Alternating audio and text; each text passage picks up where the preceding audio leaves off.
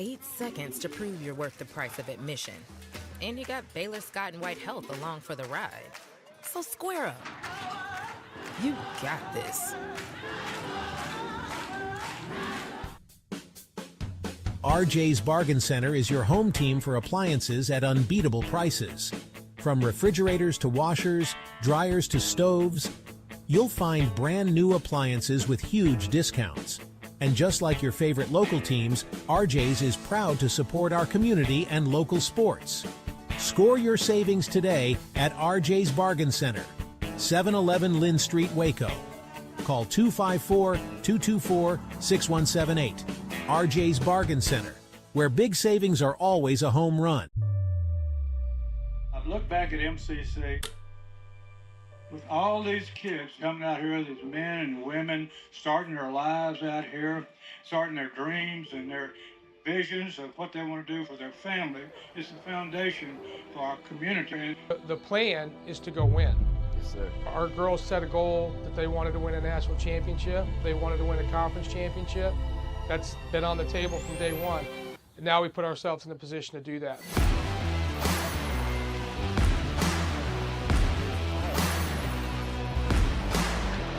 Pitch hit in the air and deep to left field. Going back is Rayvon Morgan at the wall. He leaps and he makes the catch for the third out. On the line, too much to give in. If you think it's over, then let's start it again.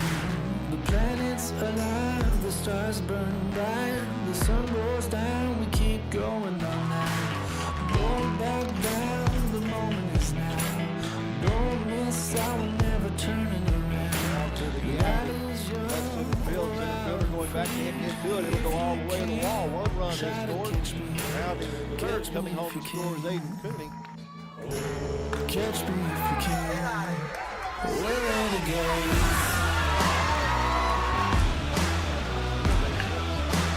It's this one here in right field. It is treetop call and over the wall.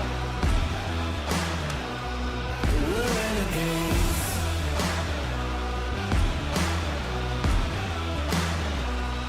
We're renegades.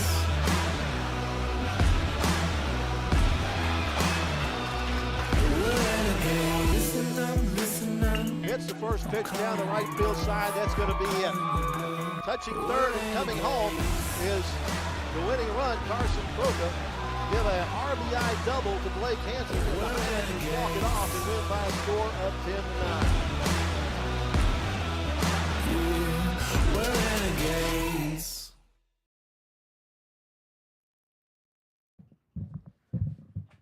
Hello, what's going on, everybody? Welcome back into Centex Sports Network. We're here for another edition of Friday Night Flex. We're here on Friday getting ready to cover all things high school football in the greater Waco area. I am your host, Jalen Gillis, as we get ready for another great football Friday here on Friday Night Flex. Folks, we want to thank everybody for tuning in with us, whether you're watching over on YouTube, Centex Sports Network / Centex Sports TV, or if you're watching on Facebook or the website, CentexSportsNetwork.com. We want to welcome all you guys in as we're here 6 to 10 p.m. to cover, like I said, all things high school football here in the greater Waco area. And we've got a special edition this week because District kicks off this week for everybody in the Waco area. We got a lot of great games, district games that are going to mean a lot later. La Vega versus Gatesville. We got Lorena and Robinson. It's going to be a shootout. Midway versus Temple. Old school rivalry games and some really, really good games getting ready to start here today on Friday Night Flex. We want to thank everybody for tuning in with us. We're going to give you guys live scoring updates all day on the games going on. We'll give you some updates on games that happened already. We had games last night as University got a win in their first game in district. And towards the middle of the show, we'll talk a little bit of college football. We'll get you guys ready for your Saturday morning. And we'll talk some NFL as we end the night off as well. So we got a full show here planned for you today on Friday Night Flex. If you're watching on YouTube, make sure you guys like and share this stream. Share it out with somebody. Let them know what's going on here at Centex Sports Network / Centex Sports TV over on YouTube. Well, folks, we're going to jump right into it. Joining me here, we've got the full crew in the house with us. To my left, we got the WISD Hall of Famer, former Texas Tech Red Raider, Mr. Wayne Walker in the building. And to his left, the man I coined the most famous man in Waco, Mr. Rocky Miller, with us here today. Folks, what's going on? Hey, what's up, Jalen? You know, this is a big weekend. Yeah, definitely. Everybody's live this week. Everybody's live. And what I mean by that is everybody has a chance to win district. Yeah, everybody. Yeah, these are the games that count. So. Yeah. Hope is in the air, and I just look forward to seeing the outcome of some of these games. Some of these games, we're gonna look at their non-district schedule and come to some conclusions about that team. But we'll say this. I'll even say that somebody's gonna surprise us tonight. Oh yeah. Based on their non-conference, it happens every year. Somebody's gonna come in with a not so impressive non-conference schedule and upset somebody. Or somebody's gonna come in and disappoint. Yeah.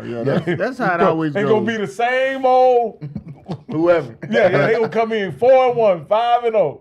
But as these this Texas weather changes, it's cold in the morning, it's hot in the daytime and cold at night.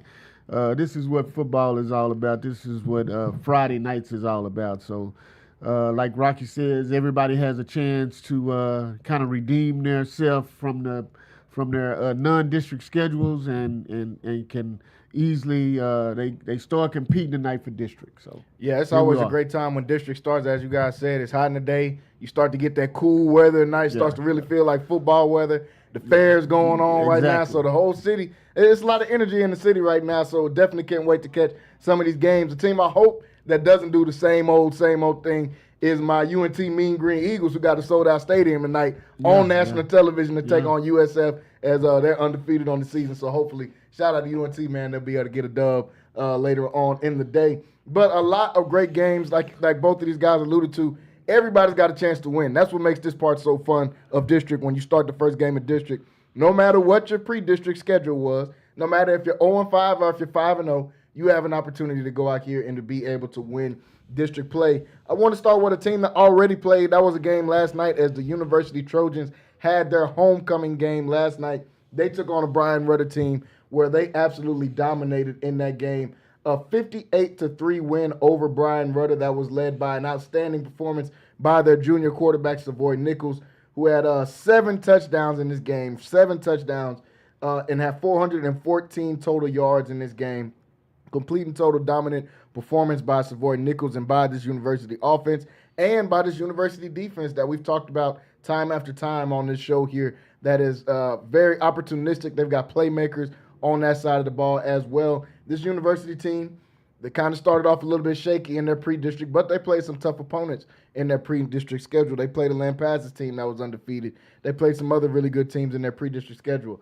All of that is behind them. They come out now in district play, trying to get a fresh start, and they started off the right way. When you play a team that you're expected to win, you go out there and you dominate exactly the way that these guys did. Coach Charles Foster gets his first district win as a head coach as he's in his first year taking over at University. The U-Dogs really put on yesterday. Wayne, I'll start with you. What do you think about University? You got a chance to see this game up close and personal. What do you think about their performance yesterday? I caught a little bit of it and peeped in on it yesterday. But they went out and handled business. That's what you're supposed to do. Like you said, you go out and you put fear into other teams. We're going to come out and we're going to dominate, win 58-3. They look good offensively. They look good defensively, special teams. But what a great way to start the season. Yeah, great way to start it off. And when you're playing those teams, it's almost, especially to start district off, it's homecoming. You know, you might be a little distracted going in. It's almost a trap game because you're expecting to win. Yeah, oh, man, this team isn't that good. We're going to go in here and dominate. But you have to actually go out there and do it on the field. Yeah, but I think with district, and now you have to refocus. Mm-hmm. Like I said, you kind of they come off the bye week. So when you come off a bye week, you're anxious to play, and now the games mean something. So you got to come out and you got to dominate, just like you said. And they did that last night. They looked good offensively and defense. Looked refreshed, looked refocused to make a run for district champs. You know, when I first looked at the score of the game, 53-8. What an impressive victory by the University Trojans. But the first thing that came to mind is, when does Waco High play Rudder? you know, Right. Because my alma mater is looking for their first win, and you know, I want to know. So I looked that up it's week 10. Last game of the season. It's the last game of the season. Both might be 0-0. Has Rudder won the game? One game. Rudder won has won one game. They won They won the week before. This game, they beat Fort Bend Willow Ridge or somebody. Fort Bend Willow Ridge, who has one win on the season. Okay. Rocky, don't get me wrong, because I'm a Lion too. Not a Waco High Lion, but I'm a Lion too, man. So I wore that red, white, and gray, man, and the thing is, man, I'm looking for Coach Martinez and the Lions to come through with a victory. I don't think it's gonna be tonight. He's got a tough one tonight. Real tough one tonight. You know, they play number 6, Brenham. And so we don't have to spend a lot of time talking about that game. Waco High is struggling. They playing against a Brenham team that's 5-0. Yeah, that's ranked number 6 in the state. Ranked number 6 in the state. So I'm not looking for big things tonight because Waco High is a struggling program. They're trying to trying to turn the corner. And I doubt that they turn the corner against Brenham. But you know, I'm a Lion at heart, and I'll always root for the Lions, and I'm always gonna be part of that Lion pride. The Lion pride. Well, they got a tough one. I hope y'all roar tonight. Hey, they got a tough one going on tonight. That's all I need to say about that, and we can move on. I got you. We're gonna go to the next one. But going back to University, they really came out and dominated in this game. They were able to connect through the air. Multiple touchdowns stretching the field. They used London Smith as a touchdown threat, as Rocky has alluded to on this show multiple times, as opposed to just running the entire offense through him. Savoy threw a 75-yard touchdown, I think a 67-yard touchdown, and another 70-yard touchdown. So they're stretching the field, got some quick plays, and it builds confidence going into the rest of this district that I honestly think University has a really good chance of winning. Brenham is sitting at the top of that district right now. But University's right behind those guys. I see them on the same playing field as a Belton, who's also in their district. That's 3-3. So University's looking up right now as they got a big win yesterday. Some really good matchups here tonight, folks. I'll start with one in 6A, the only one we have in 6A Division I here in the Greater Waco area. That is Midway versus Temple. That is going to be a huge, big-time matchup, old-time rivalry. When you talk about these two schools, they got a chance to play each other multiple times, very familiar with each other. I remember when we were playing against their head coach back when I was in high school, Chad President, who was a quarterback over there at Temple, who is now the head coach for Temple, had a lot of battles out there. They played Temple today at home, 5-1. They're coming off of a super impressive win, Midway is, off a very impressive win last week against an undefeated Shoemaker team where they won 66-47. The offense could not be stopped in that game. Andrew Air McNair, Lathan Wissington, Jaden Fields, Vaughn, Tyler Seath, all those guys really dominated in that game. They've got another super tough test coming out against a Temple team that's also 4-1 on the season. Their only loss being to a Shoemaker team that they lost to 31-28. So all these teams are real close when you talk about that District 12 and 6A Division I with Temple and Midway, Harker Heights is in there. All those teams really close and really competitive. This is going to be a huge game for Midway as they play majority of their toughest games back to back. They had Harker Heights first week of district. They beat Shoemaker last week. Now Temple. Those are the 3 top teams in that district, in my opinion, playing against each other. Rock, I'll start with you. What do you think about this big-time matchup with Midway and Temple playing tonight? Like I say, I think it's a big game. But if the transitive property works the way it should, Midway shouldn't have a problem tonight. Because, again, Shoemaker beat Temple, right? Midway handled Shoemaker quite handily. Yeah. And if the transitive property said if one thing happens, then the next thing happens, then it should factor it in the third thing happens. Right? It should correlate. But at the end of the day, these are 15, 16, 17-year-old young men, and looking for that kind of consistency can be, tough. Tough. So and let's look at this. I think Temple Midway, that's a big time rivalry nowadays. You know what I mean? Temple has almost taken over the Waco Waco High Temple rivalry. Yeah. So it's a big game in both communities. So again, with a rivalry game, like they say, you can throw the records out the window. Right. But if all things hold true, I think Wissington, Fields Vaughn, and McNair are going to light it up tonight. If everything holds true the way it should. Yeah, I agree. Wayne, what do you think about this game? Well, I mean, Midway, man, has an offensive juggernaut, man. These guys running the ball up, and it's track meet. Yeah. When you go out and you've been scoring 50 points a game and up in the 40s every game, you just need to keep doing what you're doing. Yeah, 60s, yeah. You need to just keep doing what you're doing and kind of tighten up on your defense. But I'm hoping the defense will come ready to play since it is one of those type of rivalry games. Mm-hmm. When you're an offensive player and you playing a big game, you gonna show up, man. I mean, that's what you do. And they got multiple guys, so you can't just really focus on trying to stop one guy because they got 3 or 4 guys that they have to stop on the Midway side. So I think Midway will continue to score points. They just need to tighten up on their defense a little bit. Well, like I said, I think Midway one of them teams that go into these games where defense isn't important because here's the deal, right? They have what you call speed. And everybody knows you would know better than I do. Speed kills. At some point, you're going to, as a defender, you can give ground in order to compensate for the speed. But you're going to run out of space at some point. So at some point, you're going to be in the end zone. So you're going to have to – and I don't see anybody, Temple being able to stand toe-to-toe to those guys. Yeah, that's what I'm saying. Because when you have a 3-headed monster, man, that's tough to fight, man.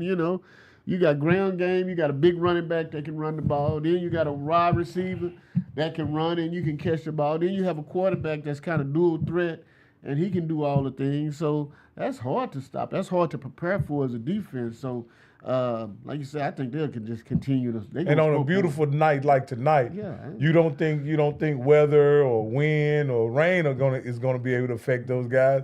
And so you know what you hope, in my opinion, is that Temple's hoping for some turnovers and some ball control. And they're in Waco tonight, right? They're in Waco. They're in Waco tonight. Man, that's like somebody coming and kicking your dough in, man, and just whooping your ass. Ain't none of that happening. You can't let that happen. You can't let that happen. Yeah, it's going to be a huge matchup between these two teams. Like both of you guys said, I expect Midway to come out with a victory in this game. That offense putting up 50, 40 points a game. I mean, it's been ridiculous all season long. At the beginning of the season, you're thinking, well, it's pre-district. Maybe they're beating up on some teams that can't. Well, when you consistently do it week in and week out in district play as well, man, you got to just believe that that's what these guys are. So I expect Andrew, Air McNair, and Latham Wissington and that receiving group they have out there to still step up and do what they do. They're without a few of their leading tacklers in tonight's game. Hudson King will be out. Chauncey King and Max Maiden all be out for this game. So their defense will struggle a little bit, but we'll see if those backups can come in and really get some effect out there playing against a Temple team that's really good in their own right. Like I said, the only loss being to a Shoemaker team.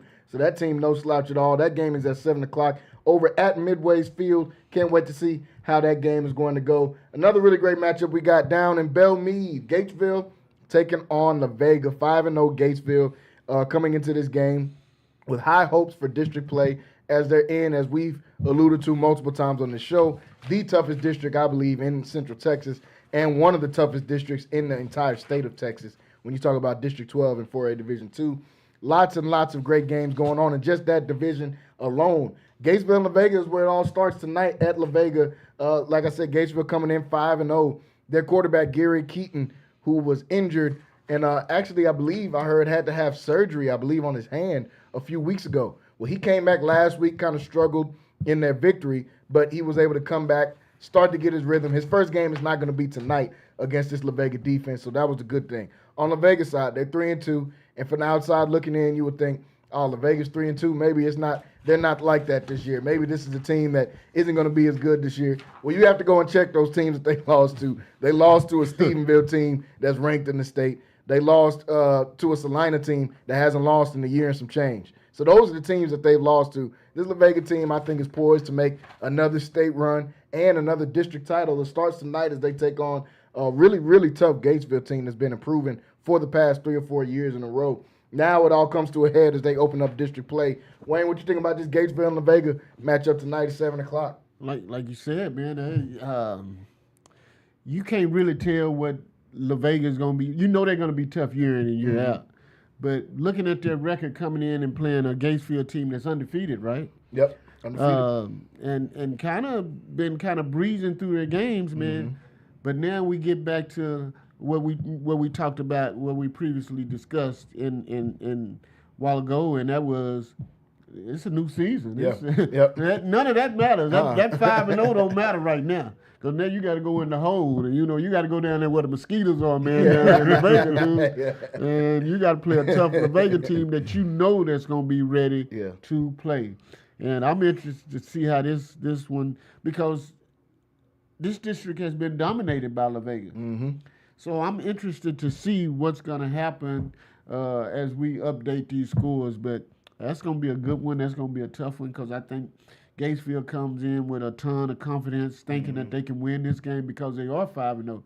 They hadn't experienced defeat yet. Yeah. So when you come in having experienced defeat, it's hard to kind of give in. So I think they think they're gonna have a chance. I think this first half is gonna be close, and we'll see who pulls it out in the second half. Yeah, well, when I was talking earlier, and I was talking about teams that come in with promise, and they had a great non-district run, and then they come in to see if that non-district run can correlate to success in district. And you may end up finding out they are what they've always been. Yeah. And Gatesville has an opportunity to shock some people. Yep. Now, again, I'm not expecting them to come in here and beat La Vega. I'm not expecting that.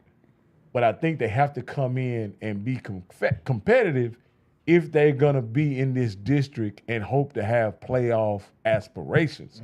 Because even if you don't beat La Vega and you give them a tussle, that sends a message to everybody else in the district, hey, Gatesville has something and they can put up a fight and they can be – because if you can be in a fight against La Vega in this district, you're going to be in a fight against everybody. Yep. And possibly you're able to pull out some of those things. But if you come in this game and get mollywopped, then they just going to say, oh, that's just the same old game. It's just like riding a mechanical bull. You go ride the mechanical bull, but you don't know how it really feels. You think they give you some type of simulation of how it's going to be. But then you go ride a real bull. You know what I'm saying? You go ride the real bull, and then you really find out what's going on. So what you said, Mama, they been riding that mechanical bull, exactly. but now they finna go out. They finna go outside and deal with bodacious. And that's a great analogy. There's no mechanical bull that can simulate what bodacious is gonna do to you out there. Exactly. So shout out, this time of year, that's a great analogy. Considering we're just minutes away from the Heart of Texas Fair Rodeo, and maybe somebody's out there tonight riding the bull. Hey, that's been riding that mechanical for weeks trying to get ready, and now they finna get on. Finna get on the real bull. No, I agree, man. This Gatesville team, not undefeated, but you have to look at that pre-district and say, you haven't played anybody that's going to be like what you're going to see tonight in Belmead, Texas, when La Vega comes out there to come and play and to defend their district title once again, man. The two X factors in this game on Gatesville's side, Amos Phillips, their do-it-all guy. He's a receiver that's got close to 1,000 yards. He plays big time for him on the defensive side of the ball as well. And then when you talk about La Vega, the Oklahoma State commit and Jabari Thornton and what he's been able to do so far this year, he's already off to a phenomenal start. He and his counterpart, Courtney Parr, out there. What can those two guys do? How can they break the game open? And then the health of Gatesville's quarterback, Gary Keaton. He was off to a phenomenal start, got hurt, came back, in my opinion, early. I would have let him sit out the last game, and then he would have had 2 weeks with the bye to get healthy for this game. But they played him out there. They got struggled to get a win over Burnett 15-9, really their first struggle all year long. Now against this La Vega team, man, this is where it's put up a shut-up time now once district play starts. Can't wait to see how this game is going to fare tonight as Gatesville travels down to Belmead to take on the La Vega Pirates. Lots and lots of really good games tonight, folks. Let me just do a quick rundown of majority of the games that we have for tonight. We already spoke about Midway and Temple. Leander Glen and Lake Belton will play tonight at 7 o'clock. Brenham and Waco High, we talked about their play tonight at Waco High. Colleen, Ellison, and Belton played last night as Belton got a win 53-42. They're also in that district with Waco High and University as well, as Belton was able to get a big-time win. Hillsborough and Venus play at 7 o'clock tonight. China Spring and Connally, we'll come back and talk about that game in a second. They play at Connally tonight. A shootout game that we'll come back and touch. Robinson and Lorena, really, really good matchup going on tonight out there in Robinson. West and Maypearl will play at 7 o'clock. Grandview and Whitney, which should be a really, really good game, playing in Whitney, Texas tonight at 7 o'clock. Grosbeck and Mejia will kick it off in Grosbeck at 7. Fairfield and Teague, a rivalry game going on out in Teague, Texas tonight. Those, saying it's in Teague, they're right down the street from each other. So it's really almost like being in Fairfield, too. Fairfield's got one of the best offenses in Central Texas this year. Cameron Yo and McGregor playing as McGregor still looking for their first win. That's at 7:30 tonight. Troy and Franklin will match up with two high-powered offenses tonight at 7:30 in Franklin, Texas. Clifton will take on Eastland tonight in Eastland. Hamilton and Coleman will play at Coleman at 7 o'clock tonight. Axtell and Rio Vista, big-time matchup in 2A Division I, as Axtell 5-1, Rio Vista 4-1 on the season. Bosqueville and Valley Mills, a rivalry game going on tonight. Bosqueville 5-1 record, got a surprising loss last week, their first loss of the season. Valley Mills off to a hot start tonight as they're 4-2. Itasca and Dawson will play in Dawson at 7 o'clock. Marlin and Crawford will play at 7:30. Crawford off to a really good start. They're 4-1 on the season. The Bulldogs still looking for their first win of the season. That game is at 7:30 tonight in Crawford, Texas. Rosebud Lot and Riesel will play. Rosebud Lot 4-1 on the season. That game is 7:30 in Riesel, Texas. Bruceville Eddy and Moody will play in Moody. Chilton and Hubbard. Chilton 5-0, 2-0 in their district. Off to a great start tonight as they'll take on Hubbard. Meridian and Bremond. Bremond undefeated, still ranked in the state in 2A Division II, 5-0 on the season. They'll play in Bremond tonight. Wortham and Mart, as Mart still looking to get their first district win of the year, 1-4 on the season. They'll play in Mart tonight. Goldthwaite and Frost. Frost still undefeated on the season. They're 5-0 playing in Frost. As we get down to the lower levels, six-man football, Dallas First Baptist and Live Oak play tonight. Live Oak 4-2 on the season. Milford and Covington play at 7:30. Aquila already got a win last night over Coolidge, 64-14, as Aquila stays undefeated. Golson and Penelope play at 7:30. Iredell and Morgan play at 7. Cransfield Gap got a win 45-0 over Pretty. Oglesby and Mullen play at 7 o'clock in Mullen. Houston Cypress Christian take on Bishop Riker tonight. That is at Riker. Centex Outlaws play Dallas Uplift Hamilton Prep. Valor Prep and Jonesboro will play at 7 o'clock. Bynum and Lametta will play at 7:30. Vanguard and Keller Harvest play at 7 o'clock tonight. And Austin Royals Homeschool, 6-0 on the season, play 6-0 Texas win tonight at 7:30. So great games, folks, on every single level of high school football as we get ready for some great games here tonight. I want to go back to a couple of those games that we passed over. I want to stay right in District 12 in 4A Division II. Lorena versus Robinson, and what I expect to be an absolute shootout tonight. Two high-powered offenses. Jackson Blancett versus Bryce McCurdy. You've got Evan Marino versus Brody DeLeon. You've got Medlock versus Carson Miller. They both have their own version of the triplets on both of these offenses. Robinson off to a great start, 4-1. Lorena 2-3 on the season, but they have one of the most high-powered offenses in this Central Texas area. They're triplets, as I've called them. Jackson Blancett, Brody DeLeon, and Carson Miller. They're top 5 in just about every stat. And when you look at the stats for Central Texas, and then on the other side, Evan Marino coming in for Robinson, second year in a row that he's leading Central Texas in rushing. They've been off to a phenomenal start. Wayne, what do you think about these two super high-powered offenses that we've seen all year matching up tonight in Robinson, Texas? It's going to be a great game, man. It's a district game, and if I'm Robinson, to keep that, it's one way you can keep a high-powered offense from scoring, and that's to keep them on the sideline. Yeah. So I'm running Edmund Marino all night. You're going to get a heavy dosage of that. and I'm gonna try to keep these guys on the sideline. So I think that's what we'll look for in this game. When you go into district and you have a team that is your rivalry is, because that's a rivalry. That's right down the street. You want fireworks, but but if you Robinson, you really don't want fireworks, especially when you say they had their own set of triplets because they're gonna put the ball in the air, they can throw the ball, they can score in a multitude of ways. So I expect Marino to get 30 carries tonight. Yeah, I expect a big game out of Evan Marino. Like you said, you got to try to keep that offense on the sideline as much as possible if you're Robinson. Yeah. You're playing at home. You've got that home field advantage, but it's really not that much of a home field advantage because Lorena's right down the street as well. So big-time rivalry. Lorena trying to prove themselves moving up into 4A Division II. This is their first year in 4A Division II. They've been in the 3A level for some years now. Rocky, what do you think about this high-powered matchup tonight with Lorena and Robinson going on in Robinson, Texas? Well, Lorena is a high-powered offense, but in a couple of these games they've been giving it up. You know what I mean? And so what you look at is how are you going when you're in winning efforts, you're giving up 35. You're giving up 35 twice in losing effort. In a winning effort you gave up 35, and then against the Franklin team in a loss you gave up 63.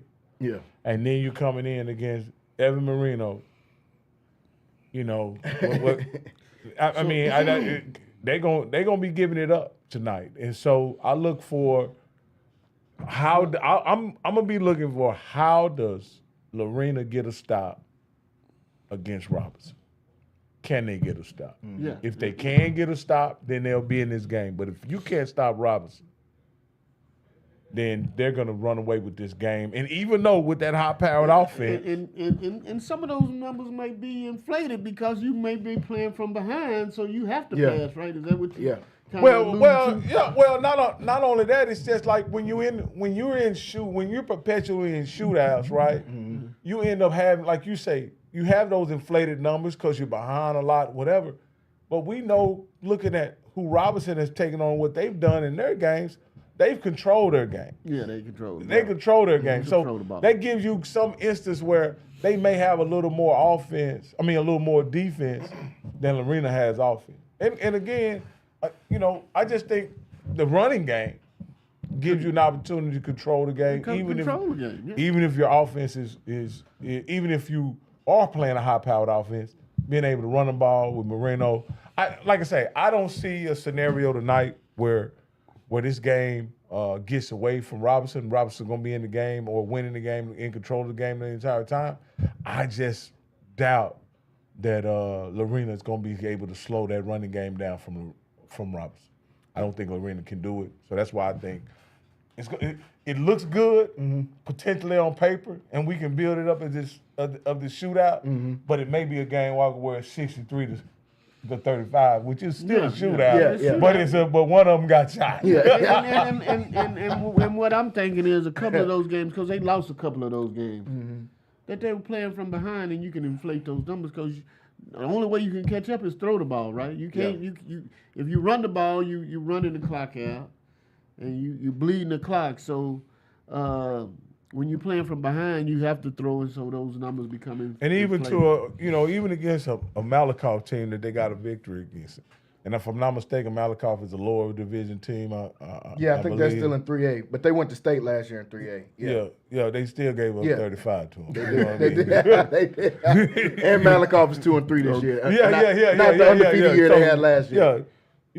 And like I said, I look at Lorena and I hate to profile them like this, but they've given up 48, 35, 63. They gave up 13 in one game, and then another game they gave up 42. How can you expect to hold down Marino giving up that kind of offense when? Because I think he almost hit 1,000 already. Marino, he just went over 1,000 before the bye week. He went over 1,000. He's gonna be the boogeyman. In just 5 games, he's already gone over 1,000. So Look like he's going for 2K this year if he's already sitting at 1,000 with just 5K. So we'll see. Like I say, that's why you play the game. Yeah. It's they right across the street from each other. Mm-hmm. Yeah. You know what I mean? So that means something to both communities. Yeah.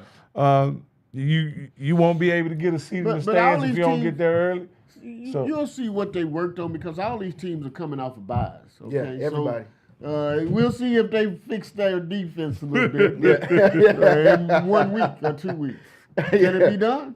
Yeah, We'll see. A game that Jalen, a game that I'm interested in. Is that China Spring Connally game? Yeah, that's where I was going next. And And that China Division. that China Spring Connally game is interesting for this reason. China Spring is off to a rough start, right? But I'm gonna be honest with you. Even when Connally was good, China Spring used to just slap up on them just for fun. You know what I mean? They could never get over the hump of that game. So even if Connally come in this game and they're able to defeat even a down China Spring team, that could provide great momentum for their season going into this playoff. And if Connolly's able to beat China Springs, does that put China Spring in a situation where they're behind the 8 ball off the start and maybe, a championship caliber team 1 weekend, that kind of dash, if you lose to Connally, then that dashes your hope for the playoffs when you got to go through that gauntlet of Robinson, Lorena, and Vega still left.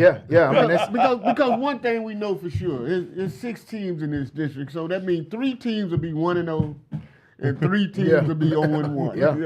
Yeah. So that's the thing we know for sure. But I'm just like you, Rocky.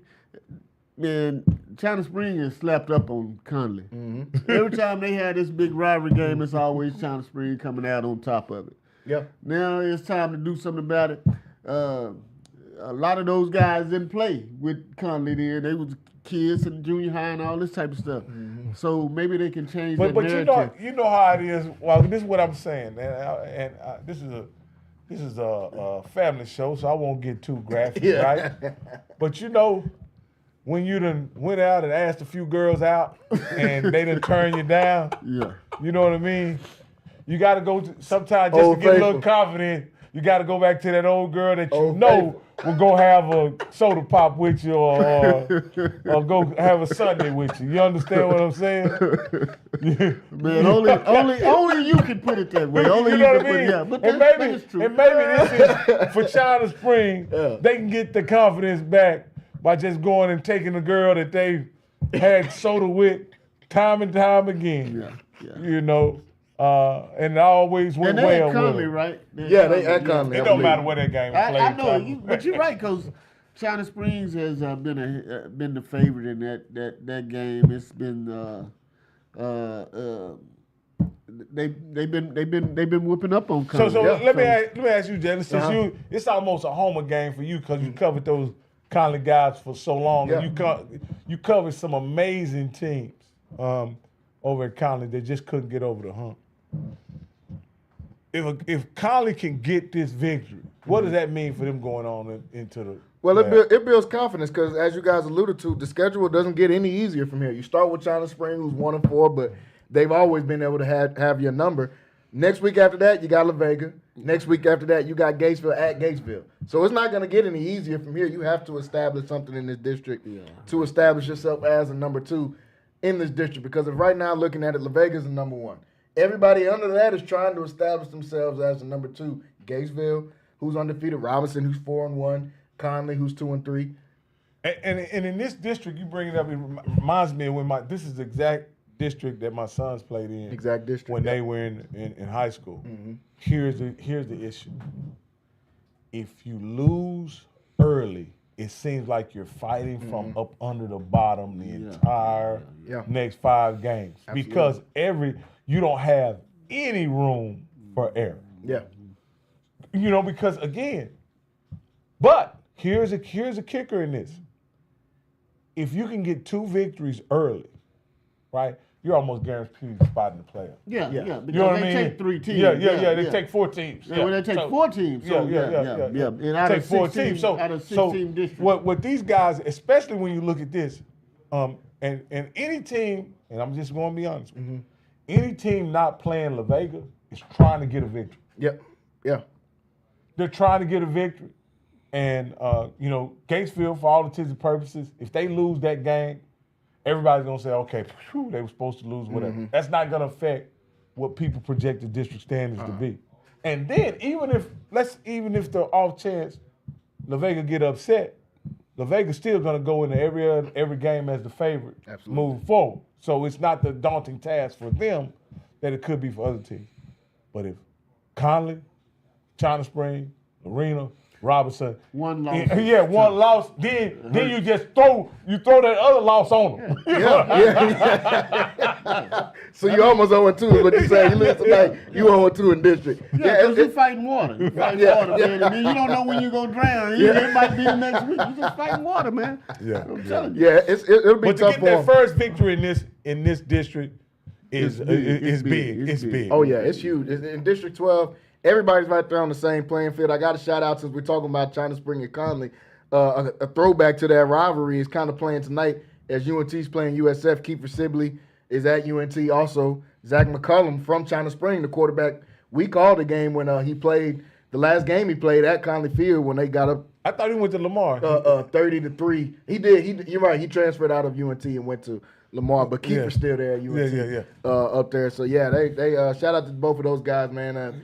Guys that played in that rivalry. We covered that game, me and Rocky, a few years ago when those guys played against each other. Alma Mater is playing tonight. Yeah. And they're on the tube right there. Yeah. You know I'm going to He's throw him kind of out there. peeping in. Yeah. You know I'm going to throw him out there. Yeah. We definitely going to get some look-ins. Oh, absolutely. Absolutely. And we see the lunch table or the dinner table it's getting ready. It's getting prepared over there. Sneaking up on us. We almost at that time. But yeah, that District 12 is going to be super competitive. Lots of great games going on in there, starting with those tonight. A couple of these other matchups that'll be interesting as far as how they move for district standings and going further from there. We see this Grandview and Whitney's game. That's going to be a really good game as well. Troy and Franklin, really good game. And then Fairfield and Teague, because that's a rivalry game.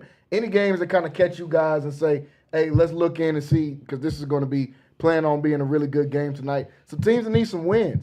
If you're talking about going into district play, you're undefeated now, going into district. There's a Mart team that's playing against Hubbard tonight. They need a win tonight. When you think about some of these other teams going into district that just really need some wins, interested in that Fairfield and Teague one, because Fairfield is undefeated, and their quarterback, Cole Collins, is playing like one of the best quarterbacks, if not the best quarterback in this Central Texas area. He's got 20 touchdowns to just 2 interceptions, I think, on the season. So he's playing phenomenal. But Rock, any games that kind of catch your eye? Yeah, one of the games I'm gonna look at is Bosqueville and Valley Mills. Absolutely. Bosqueville took a shocking loss last week, right?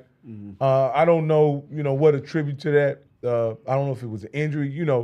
At that level, an injury really to the wrong guy can really set you back. Even in a game where you were favored, can set you back. So I'm looking to see how they bounce back against a pretty feisty Valley Mills team. Yeah. And then, of course, looking at the slate of games today, seeing that McGregor is 0-5 with Cameron coming to town, I got to see and both teams, to be honest with you, are struggling.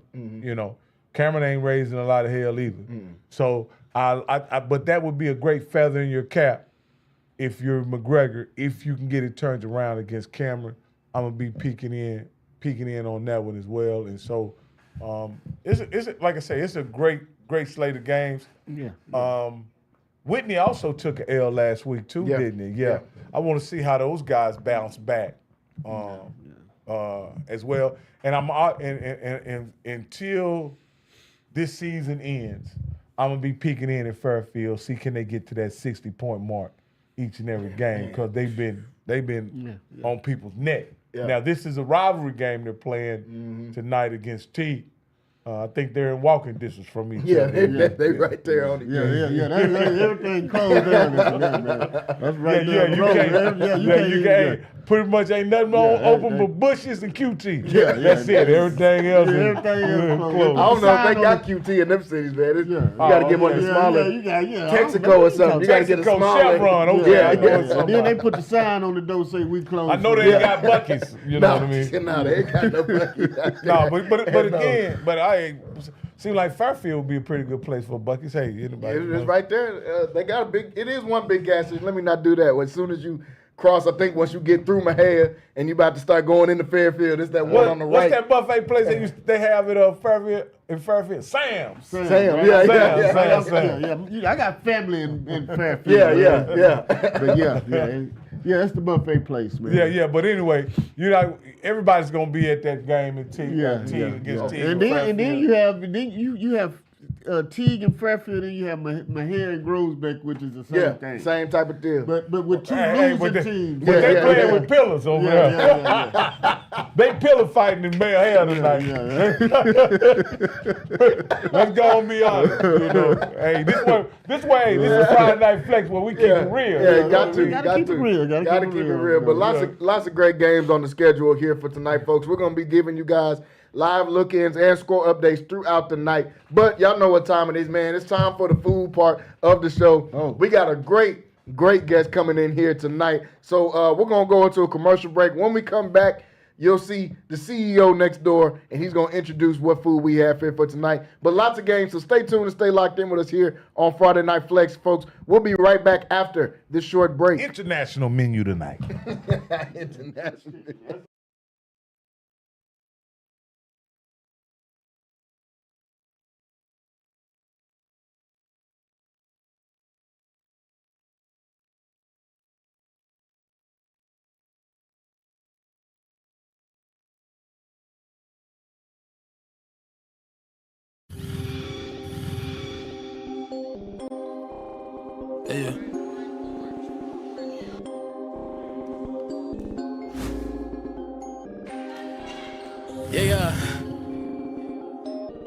Yeah.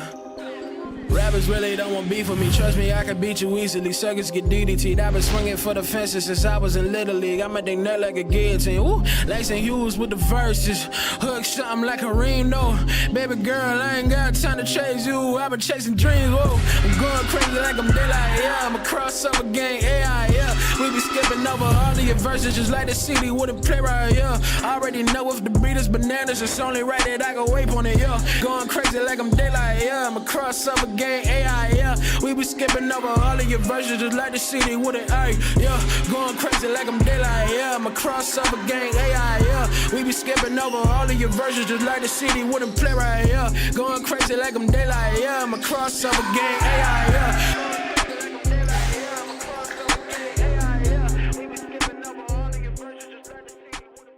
This is why you need Centex Primetime. Jalen Gillis brings the realness.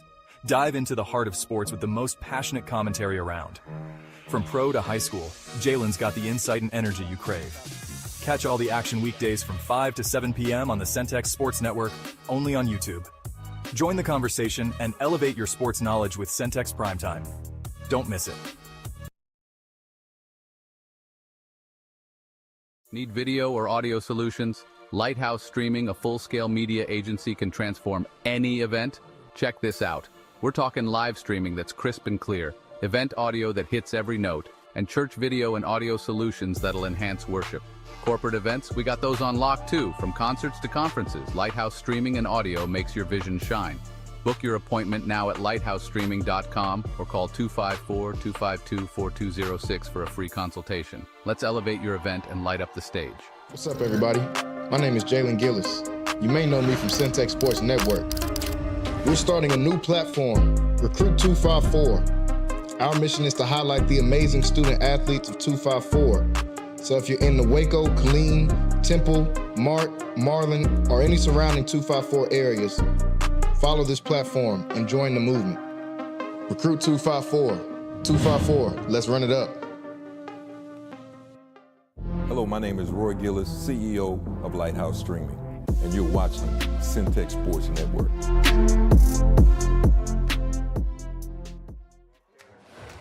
You got 8 seconds to prove you're worth the price of admission.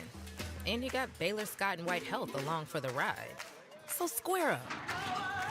You got this. RJ's Bargain Center is your home team for appliances at unbeatable prices. From refrigerators to washers, dryers to stoves, you'll find brand new appliances with huge discounts. And just like your favorite local teams, RJ's is proud to support our community and local sports. Score your savings today at RJ's Bargain Center, 711 Lynn Street, Waco. Call 254-224-6178.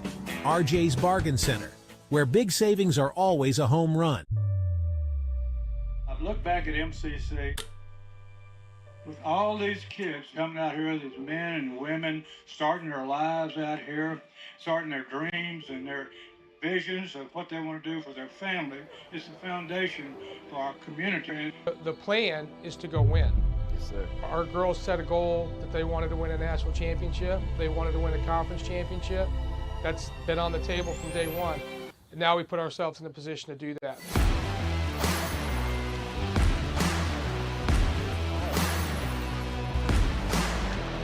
Pitch hit in the air and deep to left field. Going back is Rayvon Morgan at the wall. He leaps and he makes the catch for the third out. On the line, too much to give in. If you think it's over, then let's start it again. The planet's alive, the stars burn bright, the sun goes down, we keep going all night. Don't back down, the moment is now. Don't miss out, we're never turning around. That is your Going back in into it, it'll go all the way to the wall. One run is scored. Rounding the third, coming home to score is Aiden Cooney. Catch me if you can. We're renegades.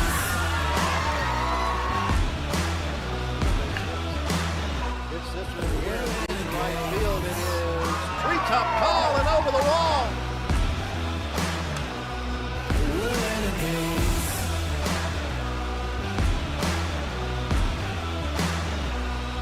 We're renegades.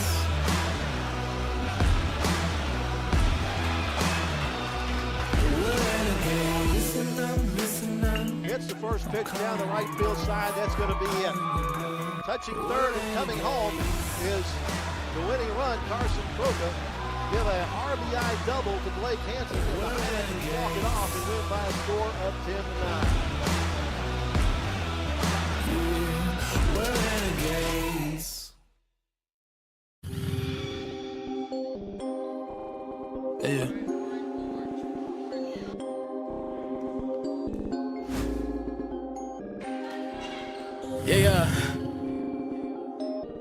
Yeah. Rappers really don't want beef with me. Trust me, I can beat you easily. Suckers get DDT'd. I've been swinging for the fences since I was in Little League. I make they nut like a guillotine. Woo, Langston Hughes with the verses. Hook something like a ring, no. Baby girl, I ain't got time to chase you. I've been chasing dreams, whoa. I'm going crazy like I'm daylight, yeah. I'm a crossover gang, AI, yeah. We be skipping over all of your verses just like the CD wouldn't play right, yeah. I already know if the beat is bananas, it's only right that I go ape on it, yeah. Going crazy like I'm daylight, yeah. I'm a crossover gang, AI, yeah. We be skipping over all of your versions just like the CD wouldn't, ay, yeah. Going crazy like I'm daylight, yeah. I'm a crossover gang, AI, yeah. We be skipping over all of your versions just like the CD wouldn't play right, yeah. Going crazy like I'm daylight, yeah. I'm a crossover gang, AI, yeah.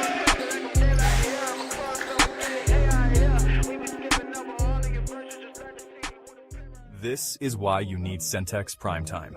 Jalen Gillis brings the realness. Dive into the heart of sports with the most passionate commentary around. From pro to high school, Jalen's got the insight and energy you crave. Catch all the action weekdays from 5 to 7 p.m. on the Centex Sports Network, only on YouTube. Join the conversation and elevate your sports knowledge with Centex Primetime. Don't miss it. Need video or audio solutions? Lighthouse Streaming, a full-scale media agency, can transform any event. Check this out. We're talking live streaming that's crisp and clear, event audio that hits every note, and church video and audio solutions that'll enhance worship. Corporate events, we got those on lock too. From concerts to conferences, Lighthouse Streaming and audio makes your vision shine. Book your appointment now at lighthousestreaming.com or call 254-252-4206 for a free consultation. Let's elevate your event and light up the stage. What's up, everybody? My name is Jalen Gillis. You may know me from Centex Sports Network. We're starting a new platform, Recruit 254. Our mission is to highlight the amazing student athletes of 254. So if you're in the Waco, Killeen, Temple, Mart, Marlin, or any surrounding 254 areas, follow this platform and join the movement. Recruit 254. 254, let's run it up. Hello, my name is Roy Gillis, CEO of Lighthouse Streaming, and you're watching Centex Sports Network.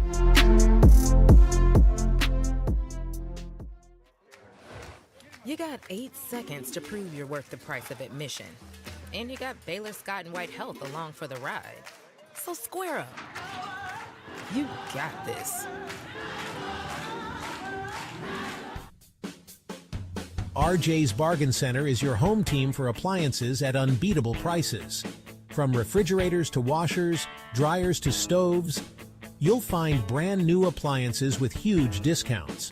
And just like your favorite local teams, RJ's is proud to support our community and local sports. Score your savings today at RJ's Bargain Center, 711 Lynn Street, Waco. Call 254-224-6178. RJ's Bargain Center, where big savings are always a home run. I've looked back at MCC with all these kids coming out here, these men and women starting their lives out here, starting their dreams and their visions of what they want to do for their family. It's the foundation for our community. The plan is to go win. Yes, sir. Our girls set a goal that they wanted to win a national championship. They wanted to win a conference championship. That's been on the table from day one. And now we put ourselves in a position to do that.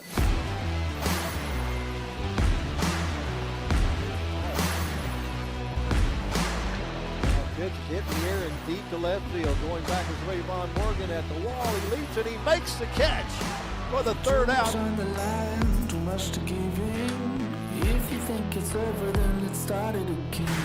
The planet's alive, the stars burn bright, the sun goes down, we keep going all night. Don't back down, the moment is now. Don't miss out, we're never turning around. That is your Going back into it, it'll go all the way to the wall. One run is scored. Rounding to the third, coming home to scores Aiden Cooney. Catch me if you can. We're renegades.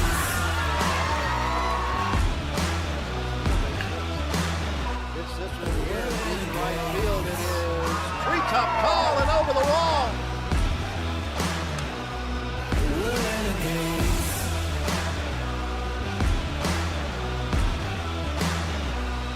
We're renegades.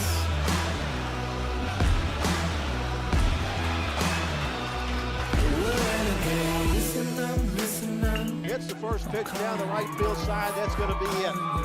Touching third and coming home is the winning run, Carson Croca. Give a RBI double to Blake Hansen. Walk it off and win by a score of 10-9. We're renegades. Yeah.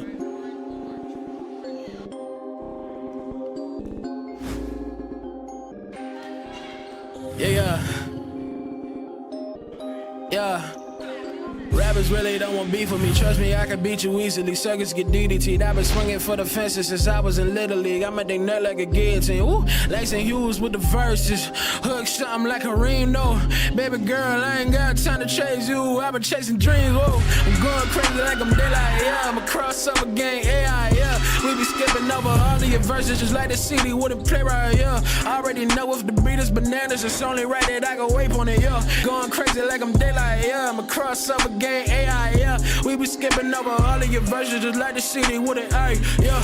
Going crazy like I'm daylight, yeah. I'm a crossover gang, AI, yeah. We be skipping over all of your versions just like the CD wouldn't play right, yeah. Going crazy like I'm daylight, yeah. I'm a crossover gang, AI, yeah.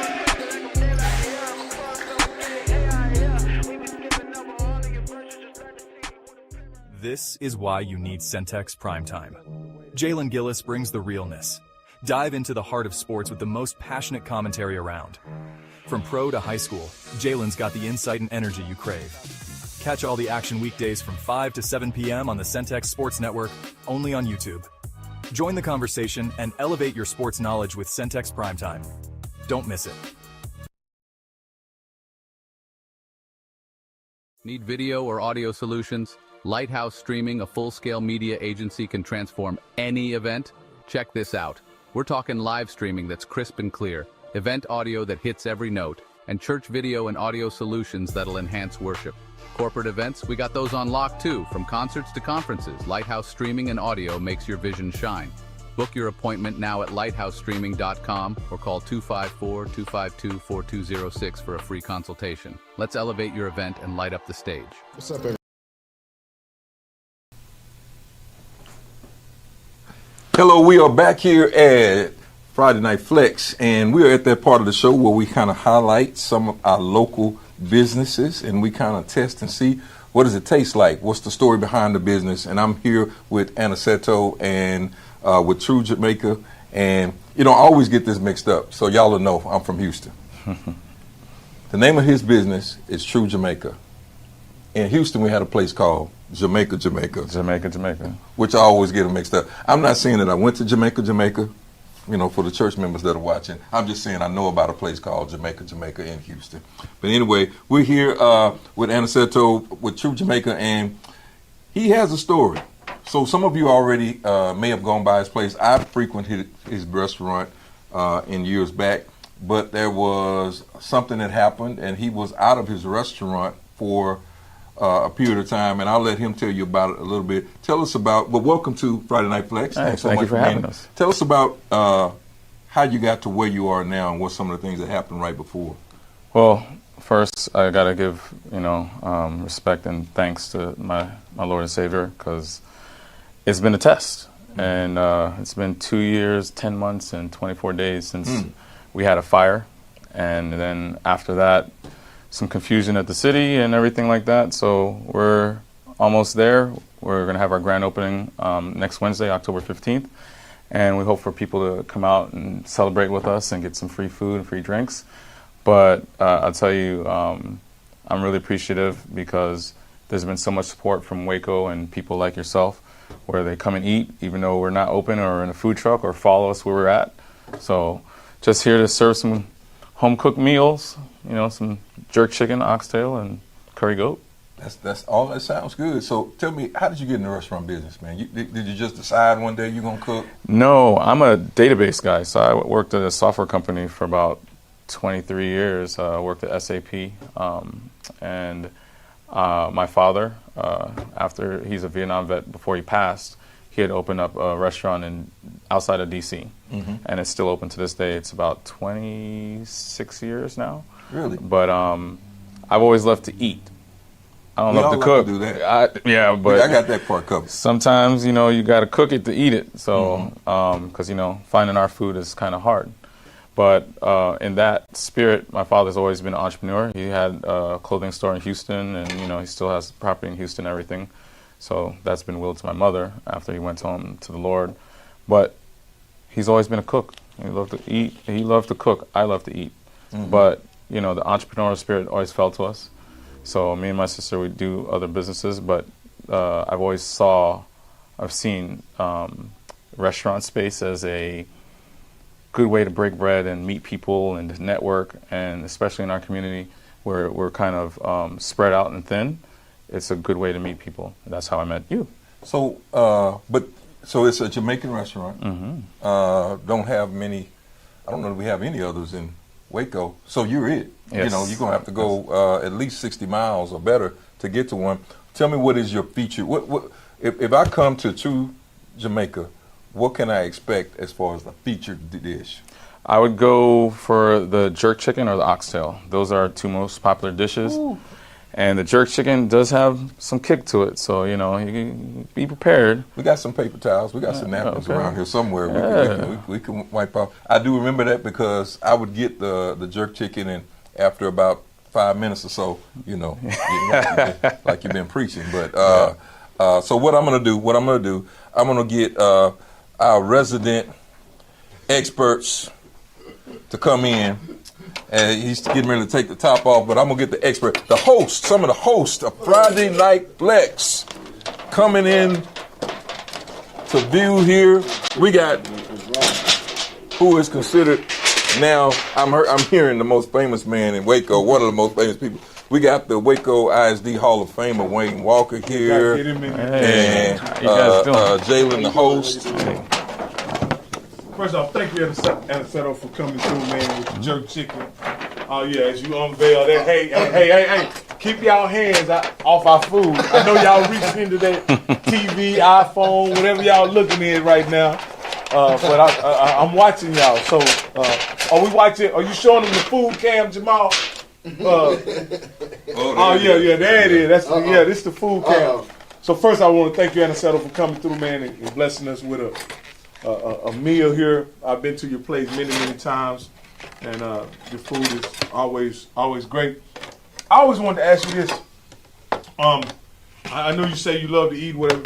Why'd you choose a Jamaican restaurant over a hamburger joint or fried chicken or anything else? So my family is half Jamaican, half Venezuelan. So my mother is born in Jamaica, and then my father was born in Venezuela. But they met in New York, and my father loved Jamaican food, so he had a Jamaican restaurant in D.C., and I followed suit. Oh, so this is like it's not only a restaurant, but this is like a family kind of... Family recipes, everything. Yeah. Okay, all right. Well, that's good. What was your father's favorite dish, man, by the way? It's not here today, but curry chicken. Okay. But when he did the curry chicken, he would throw the whole pepper in there. So, everything here is cooked with pepper, except for the plantains.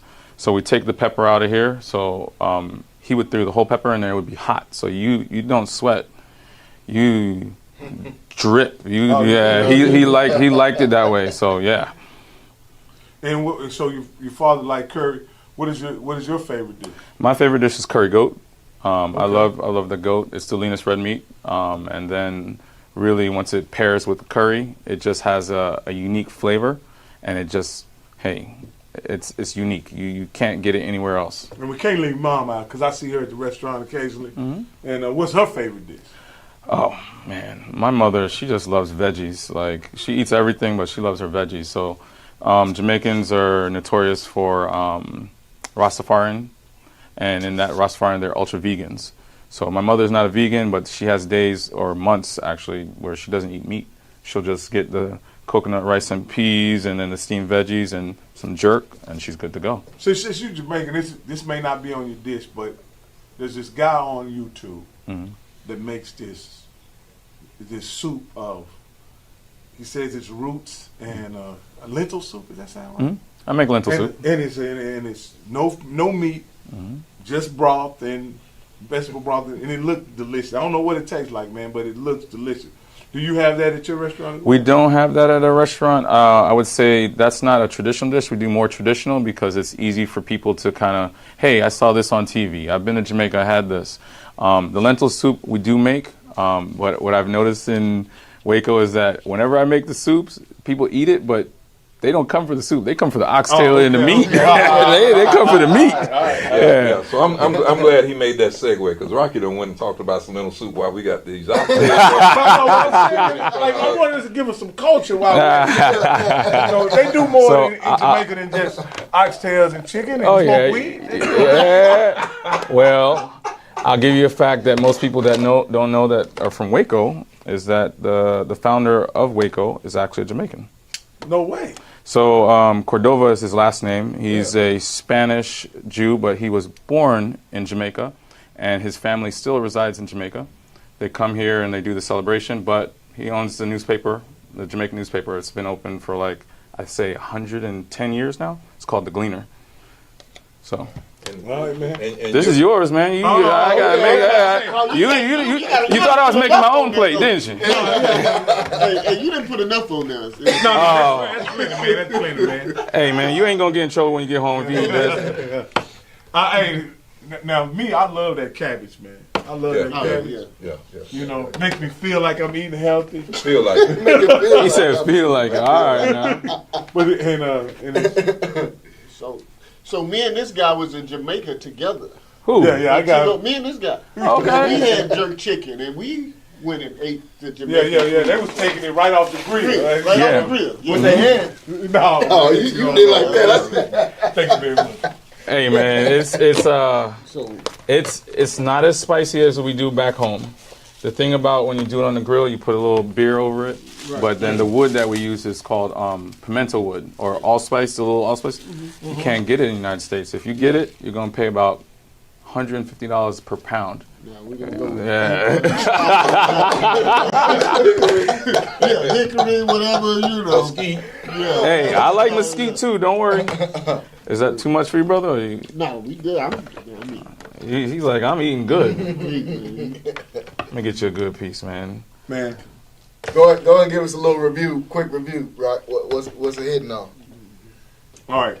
I love the rice and peas, man. Well, these are rice and beans, but in Jamaica we call peas beans and peas beans. Yeah. I love the rice and peas, and with the oxtail gravy is absolutely delicious. Amazing.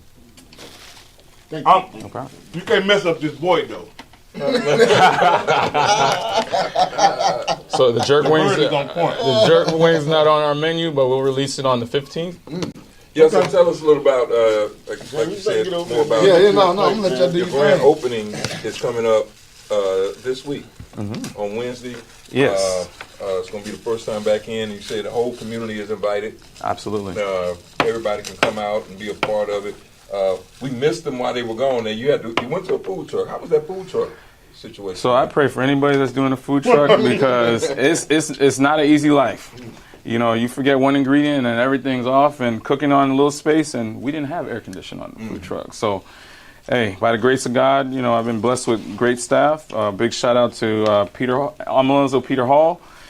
This is your, Yeah. I was bringing this is yours. Thank you, sir. So, I'm thankful to be mobile. You know, we were at Baylor for a year and a half, then we were at the Hippodrome, and then, you know, we moved to a food truck that we personally bought, and I'm just thankful for the space, but I'll be honest with you, it's not the life I want to live.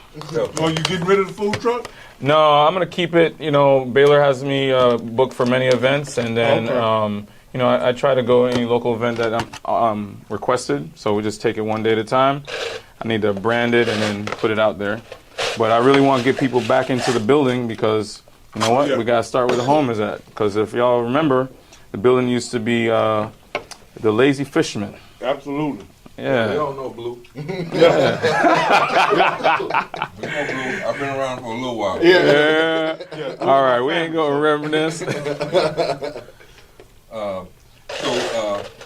Make sure that if you're watching, checking it out, make sure you get a chance to go by to Jamaica. If you don't make it for this particular event that he has coming up, you know, just come by. What are the hours going to be like? So we're going to be open Monday through Friday from 11 to 9.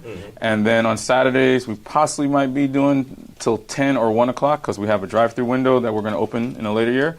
And then also we're going to have a liquor license where we're going to sell Jamaican rum, Jamaican whiskey, Jamaican wine, and then also Jamaican beer. Liquor license in there. That's interesting, man. Yeah, rum punch. I'm trying to think where can you get a drink on Elm Street, and I ain't know where you can get a drink on Elm Street is. Hey. No, it will be. It will be. Yeah, it will be. Elm Street be Closed on Sunday. Yeah, we're closed on Sunday right now. I mean, I go to church pretty much every other Sunday, but my mother is vehemently against open up on Sundays. But I do have people that go to church, and after church, they text me. Yeah. You have any oxtails left over? And I'm like, we closed. So Pastor, I had to ask you this. You made it very apparent.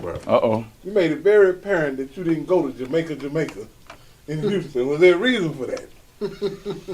Well, there were a lot of things happening at that particular Okay. And, you know, actually, I'm trying to think. I don't know if I would say when Jamaica. I was more of a Benz. It was a club called the Benz, and the Rhinestone Wrangler, and that's an interesting name. Rhinestone Wrangler. So Jamaica wasn't selling food. Huh? They were selling a lot of stuff. I don't know if they were selling food. Okay. Food wasn't on the menu. That other thing, my food.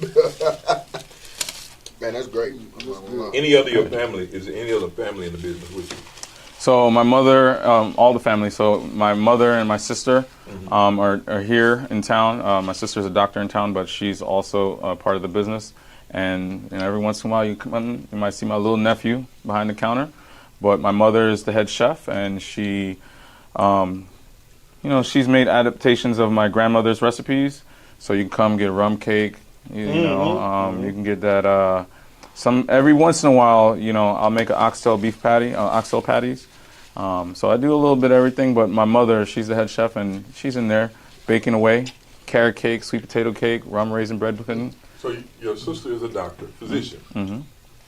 Deliver people's babies and do all that good stuff. Cook? Oh, she cooks better than me. Okay. Okay. Yeah, when it's family time. That's an interesting conversation. Yeah, my sister, she cooks. She's not in the day-to-day. It's me and my mother. I guess I'm the face of the business, but she can cook. She can throw down. Okay. So, yeah. And she's a OB? What kind of doctor is she? She's a family medicine and trauma doctor. So she has 2 majors, and she does a little bit of everything. Rocky, I remember y'all didn't have no black doctors in this city, man. Really? Yeah. I ain't never looked for them. Hey, Rocky, let me help you real quick, man. Let me get you a little bit more rice. I was gonna get some. See, I was gonna get some of those plantains, man. Oh yeah. You want some more? Come on through here, man. Plantanos. That's what they call them in. You want some more veggies? No, I'm good right there. More gravy? Yeah, give me one more oxtail up there. So Wayne, tell us about what you think so far, man. I see your eyes watering a little bit. Thank you, man. I like that spicy kick. Real tender, great flavor. I'm enjoying it, man. It's good. I'm definitely gonna be stopping by the restaurant. So. Amen. Thank you. Yeah, you gained the customers. Hey. When did y'all open originally? We were open December 2019. 2019. Yeah. 2019. And then the fire happened December 6th, 22. And then we were open in 25, but not in December. So you opened October. just before the pandemic. Yeah. And then you immediately were thrown a curveball Mm-hmm. with the pandemic. Pandemic, and then all the inflation, all the quote unquote non-recession, and all these different things. And when you went through the shortage of chicken wings, huh? Hey, only the grace of God. That's all I can say. They had a shortage of chicken wings. Shortage of chicken and toilet too. paper. Well, I don't there know you what go. they had to do with one another. Too much of one cause the other. Only Rocket Miller.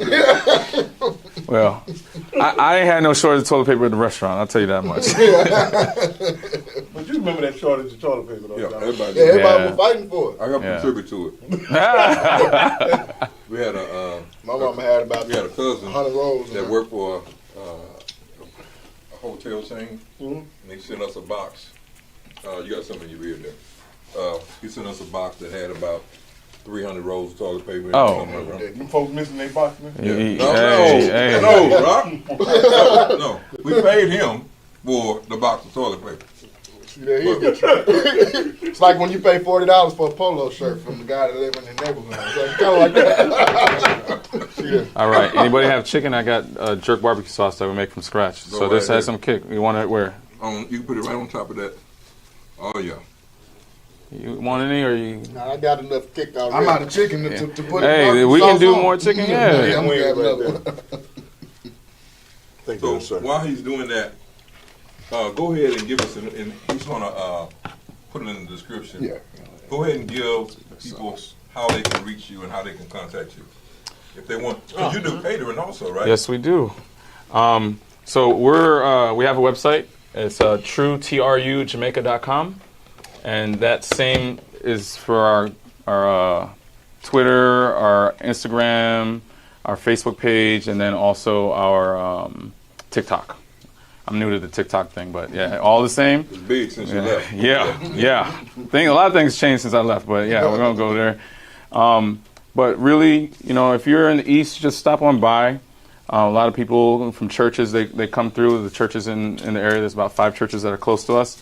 A lot of those parishioners do come. But you can call us at 254-304-9288.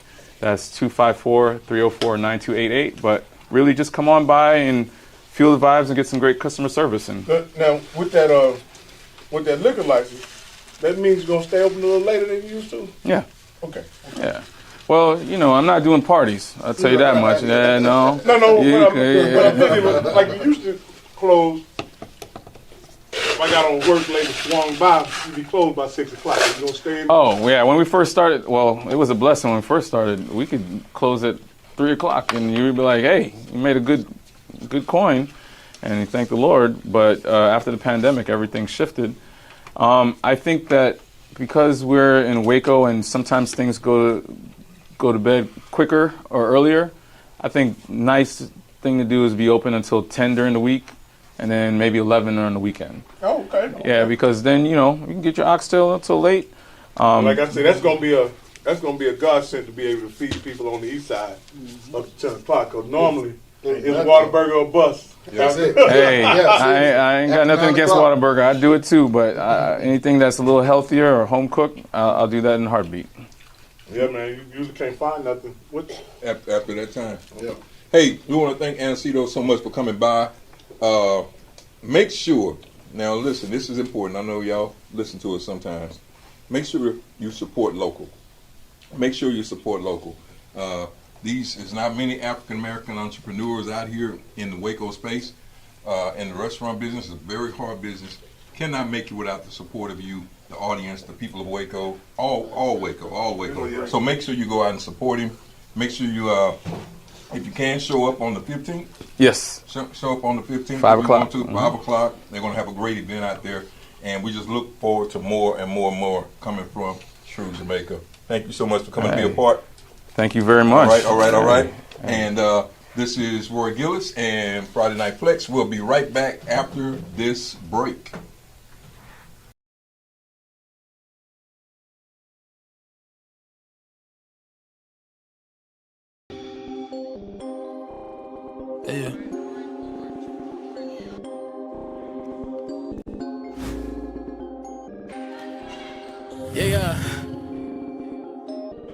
Yeah. Rappers really don't want beef with me. Trust me, I can beat you easily. Suckers get DDT'd. I've been swinging for the fences since I was in Little League. I make they nut like a guillotine. Ooh, Lacing Hughes with the verses. Hook something like a ring, though.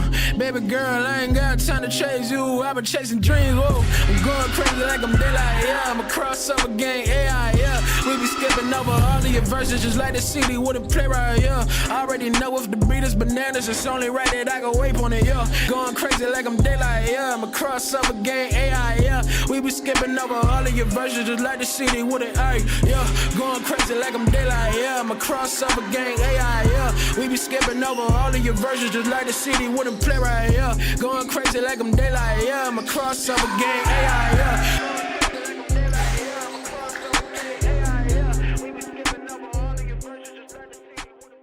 This is why you need Centex Primetime. Jalen Gillis brings the realness. Dive into the heart of sports with the most passionate commentary around. From pro to high school, Jalen's got the insight and energy you crave. Catch all the action weekdays from 5 to 7 p.m. on the Centex Sports Network, only on YouTube. Join the conversation and elevate your sports knowledge with Centex Primetime. Don't miss it. Need video or audio solutions? Lighthouse Streaming, a full-scale media agency, can transform any event. Check this out. We're talking live streaming that's crisp and clear, event audio that hits every note, and church video and audio solutions that'll enhance worship. Corporate events, we got those on lock too. From concerts to conferences, Lighthouse Streaming and Audio makes your vision shine. Book your appointment now at lighthousestreaming.com or call 254-252-4206 for a free consultation. Let's elevate your event and light up the stage. What's up, everybody?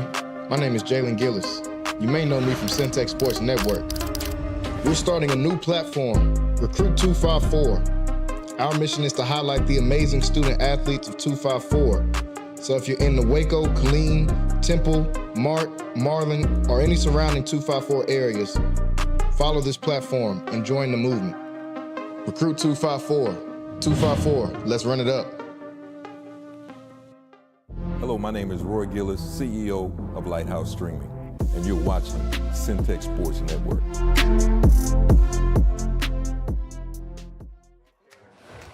You got 8 seconds to prove you're worth the price of admission. And you got Baylor Scott and White Health along for the ride. So square up. You got this. RJ's Bargain Center is your home team for appliances at unbeatable prices. From refrigerators to washers, dryers to stoves, you'll find brand new appliances with huge discounts. And just like your favorite local teams, RJ's is proud to support our community and local sports. Score your savings today at RJ's Bargain Center, 711 Lynn Street, Waco. Call 254-224-6178. RJ's Bargain Center, where big savings are always a home run. I've looked back at MCC with all these kids coming out here, these men and women starting their lives out here, starting their dreams and their visions of what they want to do for their family. It's the foundation for our community. The plan is to go win. Yes, sir. Our girls set a goal that they wanted to win a national championship. They wanted to win a conference championship. That's been on the table from day one. And now we put ourselves in the position to do that. Yeah.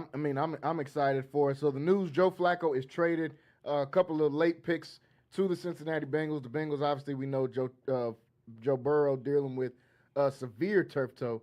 I don't know if they're still planning on him trying to come back. Right now, the plan is for him to potentially come back in the season. He had surgery. He had surgery. So yeah. I'm not sure how he comes back from that. I mean, that's a couple of months worth of injury. Flacco going to be the starter in the meantime. They've seen enough of Jake Browning, who has been playing absolutely terrible really since the Joe Burrow injury. Outside of that first game where he did pretty good, he's been easily the worst quarterback that's been playing football. So for that reason, they go out, they trade for a 40-year-old quarterback in Joe Flacco. He'll be in Cincinnati. Now to the Cleveland Browns side of that, as you kind of alluded to already, this means Shedeur moves up the depth chart. For those of you that are Shedeur fans like myself, like Rocky, this means he does move up the depth chart. Dillon Gabriel, in this game on Sunday, played decent against the Minnesota Vikings. Didn't do too much. I don't want to say didn't have to do too much because they didn't win. He needed to do a little bit more, but they didn't put too much on his plate. Quinshon Judkins really had that breakout game that a lot of people expected him to be doing throughout the entire season. He had 110 yards in that game. Dillon Gabriel, like I said, played decent. He didn't turn the ball over, but I don't know if he even threw the ball over 25 yards throughout the entire game. But that's the coach's game plan. That has nothing to do with Dillon Gabriel. This just means Shedeur is another step closer to being in the game. Even if Dillon Gabriel plays the next 7 to 8 games, which is a lot of games, that still gives room for Shedeur to come in. I don't see the Browns, winning much games. There's a lack of talent, especially on the offensive side of the ball. Even though it seems like they were blocking for Dillon Gabriel pretty good, and also for Quinshon Judkins, they still don't have much at the receiver spot. Not really real weapons. David Njoku at tight end. I saw Harold Fannin, who was one of my favorite players in the draft, got a touchdown this past weekend. But Shedeur gets closer to that quarterback spot. Does this open up a window now for Shedeur maybe sooner than what we thought with Flacco being in the building? In my estimation, I think it's around the same timeline. I think either way it goes, Shedeur is going to play kind of towards the end of the season. But now, if any injury, anything like that happens with Dillon Gabriel, Shedeur will be the immediate guy right into the game. What do you think this changes for the Browns and for Shedeur in this whole situation? So I think this is my honest opinion. You got to understand they're playing in a division that I think is going to be, and I'm going to use the term dog fight for the lack of a better word, but it could be a cat fight. Yeah.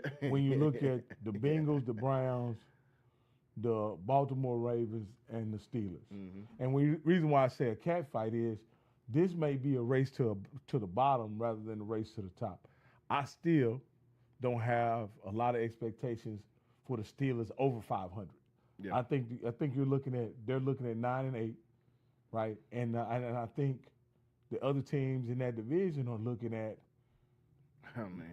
anything. 9. Yeah. And so just somehow, if the Browns could somehow get even after playing, if they go on a run where they play the Dolphins, the Patriots, the Jets, possibly Lamarless Ravens, and the Raiders, and with that, if they go 3-1 there, they could end up with a 500 record with 1, 2, 3, 4, 5, 6 games to go. Yeah. So I mean, with 7 games to go. I'm sorry. So if you look at that, if you look at yourself being able to get in that situation, then you go and you're playing for an opportunity to be in the playoffs, potentially a division championship, a division title.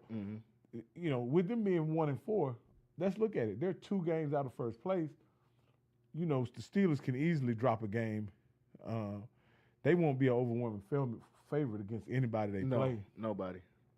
So, again, let's look at this, and we know where the Ravens are right now. And they're going to see the Rams, if I'm not mistaken. Got the Rams. Yeah, so that may be loss number 5. There will be loss number 5 in my estimation. So you're looking at a situation where even sitting 1-4, this division, in my opinion, is quite. They'll be competitive, not because they're a great team, but because I think the teams in their division, all of them are on the race to the bottom right now. Yeah, the Steelers, I mean, they're the clear-cut favorite, I guess you had to say, just because they're really, at this point, the only competent, well-functioning team in that entire division. The Ravens are a disaster because of injuries. The Bengals were a disaster before the Joe Burrow injury. Now they're just a complete disaster. And then you got the Browns left. So if you're the Browns, the season's not lost. You're not throwing in the towel. You're not turning it in right away. You're saying we still got a chance to go out here and win games. You brought up a good point. That stretch of games that the Cleveland Browns have, those are all very winnable. I mean, I expect the Steelers to win on Sunday and beat them and beat those guys, but we don't expect anything out of the Dolphins. The Patriots had a good win against Buffalo, but that doesn't mean that's not a winnable game. We just watched what the Cowboys did to the Jets. So you're looking, saying, hey, let's try to put together some wins over these next few weeks, and let's evaluate and see what we have. Can they do that with Dylan Gabriel is was going to be my next question. Those are winnable games. Those are games that they'll be not favored in, but that they'll have a favorable chance to be able to win. Is Dylan Gabriel the guy for that now? Now, with it solely being on him, there's no Flacco as a blanket anymore. It's solely being on Dylan Gabriel at this point. Can he muster up 3 or 4 wins out of that? So I look at it like this. This season for the Browns is to find out if either of the guys they drafted this year is their quarterback of the future. What Dylan Gabriel did last week, being a functioning NFL quarterback, he didn't look like a franchise guy. No. There's nothing he did that jumped out the screen. There's nothing he did that was remarkable. Even though they say he played well, right? Have you seen one Dylan Gabriel highlight that's been probably and again, guys that have that it factor at the quarterback position, they're going to make some highlight plays. You'll see some guys that jump off the screen. You'll see some throws. You'll see some, you know what I mean? So again, I think they're still trying to see, and at some point, they're going to have to take the training wheels off of Dylan Gabriel. Yeah. Now, here's my concern. Is there enough in Cleveland on offense to truly evaluate a quarterback? Exactly. I don't believe so. I don't believe there is. I think they don't have enough on offense, at least at the pass catcher spot. At running back, I think they're decent. I like Quinshon Judkins. We'll see if Dylan Sampson can end up turning into something. But at receiver, I mean, this got to be the worst group in the league, in my opinion. I mean, is Jared Judy your number one? He got 5 targets and only caught 2 of them in their last game. Isaiah Bond, David Njoku, who's probably the number 1 at the tight end spot. I like Harold Fannin, but they're still working him in. To your point, yeah, there were no highlight plays from Dylan Gabriel because I didn't watch the entire game, but I watched most of it. I didn't see a time where he tried to even stretch the field, even attempted to stretch the field. 19 for 33 and 190 yards. Yeah, he was checked down sharp. Yeah. You know what I mean? His touchdown was a half-yard touchdown. They were on the half-yard line. And I think you can – and so I think with and I'm being fair to Kevin to Stefanski in this regard. When you're in a game playing overseas, essentially on the road for a rookie quarterback, and you're in the game and you're able to maneuver down the field to have a lead late in the fourth quarter, I think as a coordinator, as a play caller, with a rookie quarterback, you've done your job. Yeah. Right? You've done your job. And so I didn't expect him to come back with 30 seconds left and down by what? They were down by 3? Mm-hmm. Or 4. 4. They needed a touchdown, yeah. Yeah. I didn't expect him to bring him back. Those are pretty much insurmountable circumstances for a veteran quarterback, less known rookie quarterback. But again, you get in a situation where you end up having the lead late in the game. I think the coaching staff, Kevin Stefanski, Dylan Gabriel, they did their job for whatever reason. That vaunted Cleveland defense weren't able to hold the Vikings and Carson Wentz in critical situations. And again, you know, that's just the NFL, man. Yeah. That's the NFL. Luckily, I took the Vikings on that, and they covered at the last minute, man. Yeah. Thank God last they did. minute.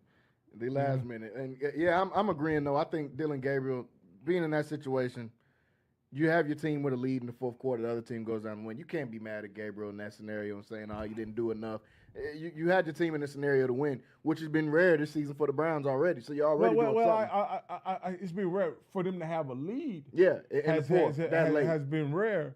But they've lost a couple close games. Almost all their games have been close. Yeah, other than I want to say the Detroit game. Yeah, Detroit got them out the water. But they were able to ink out a victory against the Packers.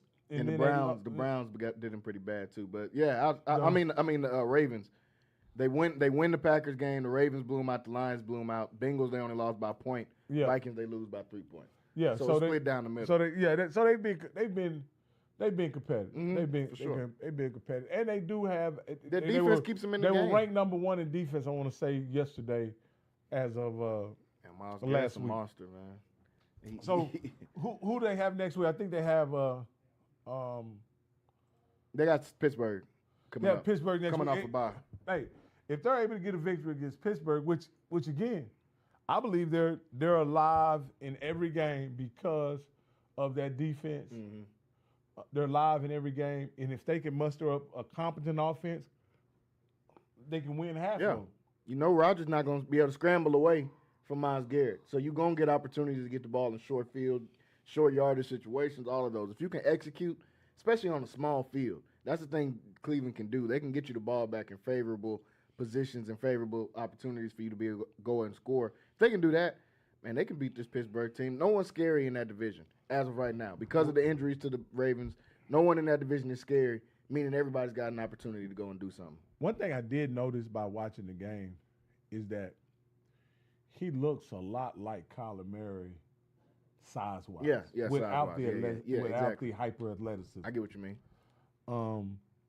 And so he's a smaller guy. Yeah. He really is, which always puts you in a situation where I don't know that smaller guys are more prone to injury, but you just have to think that. Yeah, I mean you have to have the getting hit by those big old D linemen. Absolutely, absolutely could be a situation. He may be incredibly durable. So, but the fact of the matter is, you know, he's a smaller guy, and so. With that being the issue, I believe, like I say, Shedeur is just a snap away every Sunday. Every single Sunday, he's one play away from same deal with Flacco, just on a smaller scale. Flacco, because of the age, you're one play away, but because of Dylan Gabriel's size, and I believe he got hurt in college at least once. I remember when he was in Oklahoma, he missed a game or two. So with that being the case, Shedeur, all you gotta do is be ready. Same thing Prime said the other day. Same thing Shedeur has alluded to before.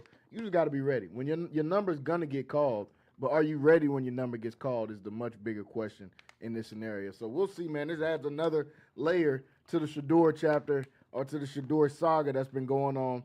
At this point, just be quiet. Don't say anything. The media's going to keep asking you dumb questions. They already asked him. They're going to keep asking you dumb questions. And he's ready. And he said he's ready to play. If in fact his number's called, he's ready to play. And I think that's a great answer. That's where you leave it. That's where you leave it. If my opportunity is there, I'll be ready. That's all you need to say at that. We can no more.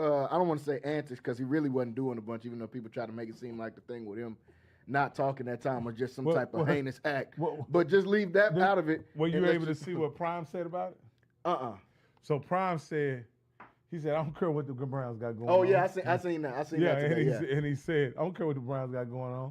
He says, I don't care about them. I got my own problem, but I love me some Shedeur Sanders. You know what I mean? That. And I think that was a perfect answer for him. It was. To let him know, I don't care about what the Browns got going on, but I love at all. And he made sure to emphasize it. And we know that. He's going to root for his son in any scenario, but the Browns? Come on, man. This is primetime Sanders we talk. You think he cares about the Cleveland Browns? Absolutely not. But like I said, this adds another layer. We'll see what Dillon Gabriel does this upcoming Sunday against Pittsburgh. It'll be interesting to say the least, because now, if we were barely tuning into Cleveland, we're going to be tuning in now, because at any moment you can see that number 12 trotting onto that field. And just if Gabriel plays bad or if an injury happens, you never know the scenario. So we'll be tuning in to see what they do this Sunday against the Pittsburgh Steelers, that game at 12.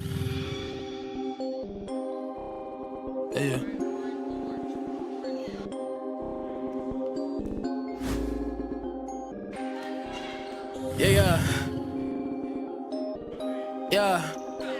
Rappers really don't want beef with me. Trust me, I can beat you easily. Suckers get DDT'd. I've been swinging for the fences since I was in Little League. I make they nut like a guillotine. Ooh, Lex and Hughes with the verses. Hook something like a ring, no. Baby girl, I ain't got time to chase you. I've been chasing dreams, whoa. I'm going crazy like I'm daylight, yeah. I'm a crossover gang, AI, yeah. We be skipping over all of your verses just like the CD wouldn't play right, yeah. I already know if the beat is bananas, it's only right that I go wape on it, yeah. Going crazy like I'm daylight, yeah. I'm a crossover gang, AI, yeah. We be skipping over all of your versions just like the CD wouldn't, ay, yeah. Going crazy like I'm daylight, yeah. I'm a crossover gang, AI, yeah. We be skipping over all of your versions just like the CD wouldn't play right, yeah. Going crazy like I'm daylight, yeah. I'm a crossover gang, AI, yeah.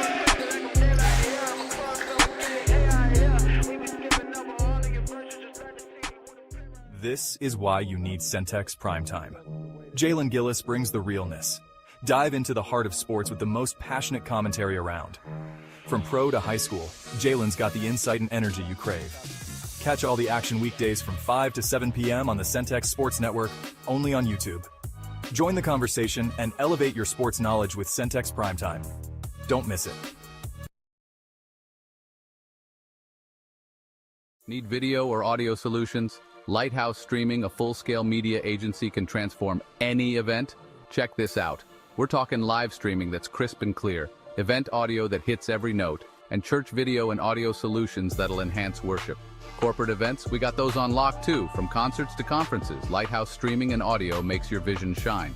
Book your appointment now at lighthousestreaming.com or call 254-252-4206 for a free consultation. Let's elevate your event and light up the stage. What's up, everybody? My name is Jalen Gillis. You may know me from Centex Sports Network. We're starting a new platform, Recruit 254. Our mission is to highlight the amazing student athletes of 254. So if you're in the Waco, Killeen, Temple, Mart, Marlin, or any surrounding 254 areas, follow this platform and join the movement. Recruit 254. 254, let's run it up. Hello, my name is Roy Gillis, CEO of Lighthouse Streaming, and you're watching Centex Sports Network.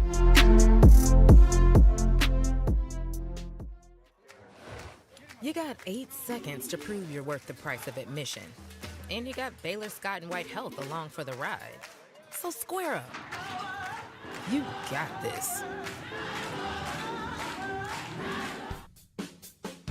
RJ's Bargain Center is your home team for appliances at unbeatable prices. From refrigerators to washers, dryers to stoves, you'll find brand new appliances with huge discounts. And just like your favorite local teams, RJ's is proud to support our community and local sports. Score your savings today at RJ's Bargain Center, 711 Lynn Street, Waco. Call 254-224-6178. RJ's Bargain Center, where big savings are always a home run. I've looked back at MCC with all these kids coming out here, these men and women starting their lives out here, starting their dreams and their visions of what they want to do for their family. It's the foundation for our community. The plan is to go win. Yes, sir. Our girls set a goal that they wanted to win a national championship. They wanted to win a conference championship. That's been on the table from day one. And now we put ourselves in the position to do that.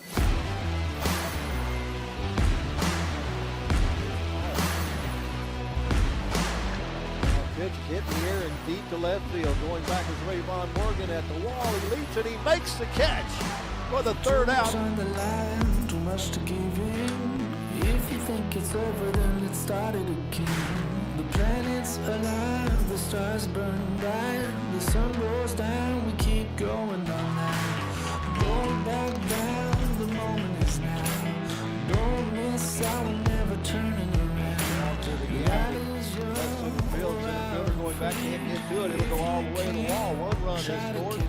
Now the third coming home to score is Aiden Cooney. Catch me if you can. We're renegades.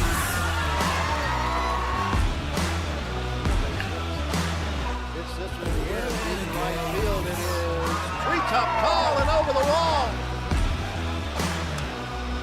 We're renegades.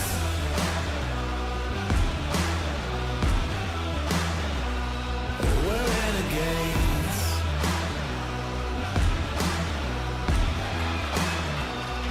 We're renegades. Listen up, listen up. Hits the first pitch down the right field side. That's going to be it. Touching third and coming home is the winning run, Carson Croca. Give a RBI double to Blake Hansen. The Highlanders walk it off and win by a score of 10-9. We're renegades.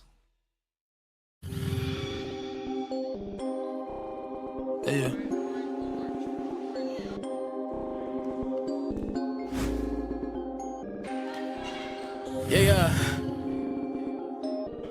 Yeah.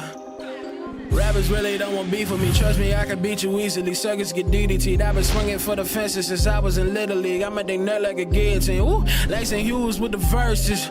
Hook something like a ring, though. Baby girl, I ain't got time to chase you. I've been chasing dreams, whoa. I'm going crazy like I'm daylight, yeah. I'm a crossover gang, AI, yeah. We be skipping over all of your verses just like the CD wouldn't play right, yeah. I already know if the beat is bananas, it's only right that I go ape on it, yeah. Going crazy like I'm daylight, yeah. I'm a crossover gang, AI, yeah. We be skipping over all of your versions just like the CD with an A, yeah. Going crazy like I'm daylight, yeah. I'm a crossover gang, AI, yeah. We be skipping over all of your versions just like the CD wouldn't play right, yeah. Going crazy like I'm daylight, yeah. I'm a crossover gang, AI, yeah.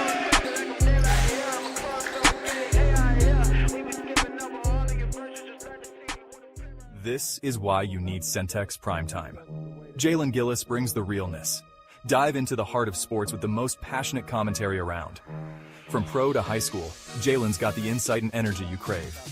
Catch all the action weekdays from 5 to 7 p.m. on the Centex Sports Network, only on YouTube. Join the conversation and elevate your sports knowledge with Centex Primetime. Don't miss it.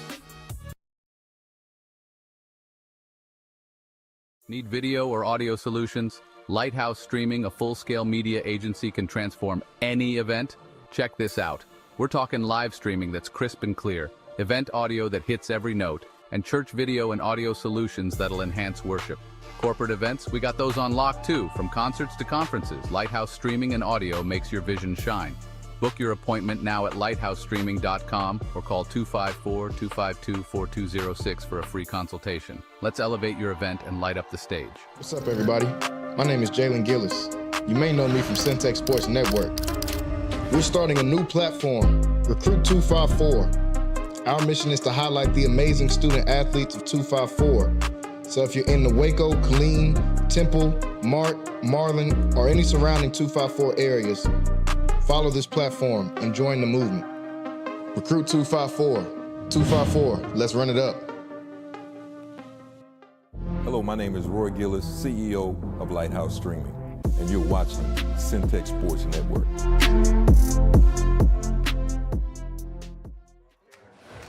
You got 8 seconds to prove you're worth the price of admission. And you got Baylor Scott and White Health along for the ride. So square up.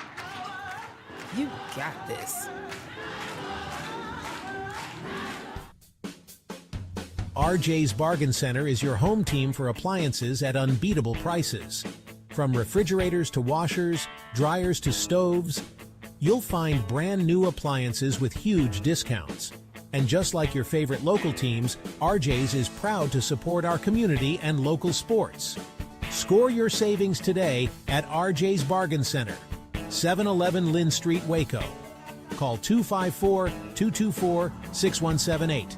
RJ's Bargain Center, where big savings are always a home run. I've looked back at MCC with all these kids coming out here, these men and women starting their lives out here, starting their dreams and their visions of what they want to do for their family.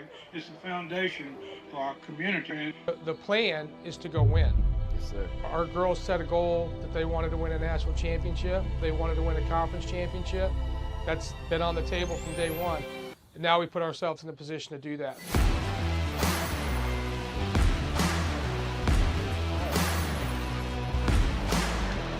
Pitch hit in the air and deep to left field. Going back is Rayvon Morgan at the wall. He leaps and he makes the catch for the third out. On the line, too much to give in. If you think it's over, then let's start it again.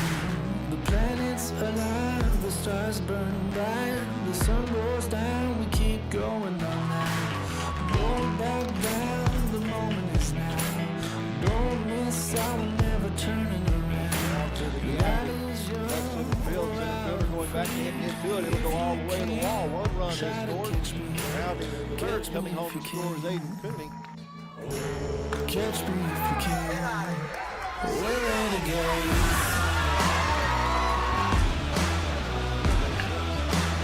It's this one in the air, in right field. It is treetop tall and over the wall. We're renegades.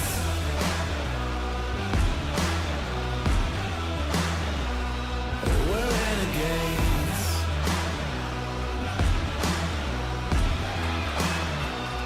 We're renegades. Listen up, listen up. Hits the first pitch down the right field side. That's going to be it. Touching third and coming home is the winning run, Carson Broca. Give a RBI double to Blake Hansen. And the Highlanders walk it off and win by a score of 10-9. We're renegades. Yeah.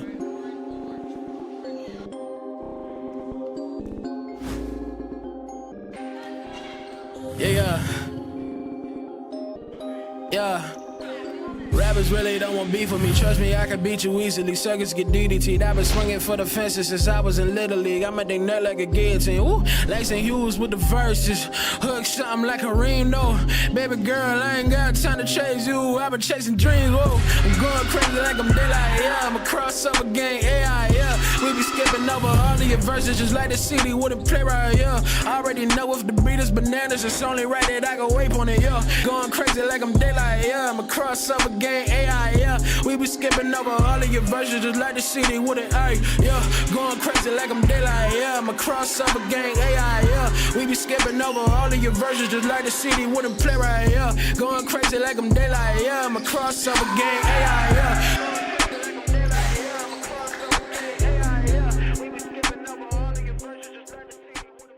This is why you need Centex Primetime. Jalen Gillis brings the realness. Dive into the heart of sports with the most passionate commentary around. From pro to high school, Jalen's got the insight and energy you crave. Catch all the action weekdays from 5 to 7 p.m. on the Centex Sports Network, only on YouTube. Join the conversation and elevate your sports knowledge with Centex Primetime. Don't miss it. Need video or audio solutions? Lighthouse Streaming, a full-scale media agency, can transform any event. Check this out. We're talking live streaming that's crisp and clear, event audio that hits every note, and church video and audio solutions that'll enhance worship. Corporate events, we got those on lock too. From concerts to conferences, Lighthouse Streaming and audio makes your vision shine. Book your appointment now at lighthousestreaming.com or call 254-252-4206 for a free consultation. Let's elevate your event and light up the stage. What's up, everybody? My name is Jalen Gillis. You may know me from Centex Sports Network. We're starting a new platform, Recruit 254. Our mission is to highlight the amazing student athletes of 254. So if you're in the Waco, Killeen, Temple, Mart, Marlin, or any surrounding 254 areas, follow this platform and join the movement. Recruit 254. 254, let's run it up. Hello, my name is Roy Gillis, CEO of Lighthouse Streaming, and you're watching Centex Sports Network.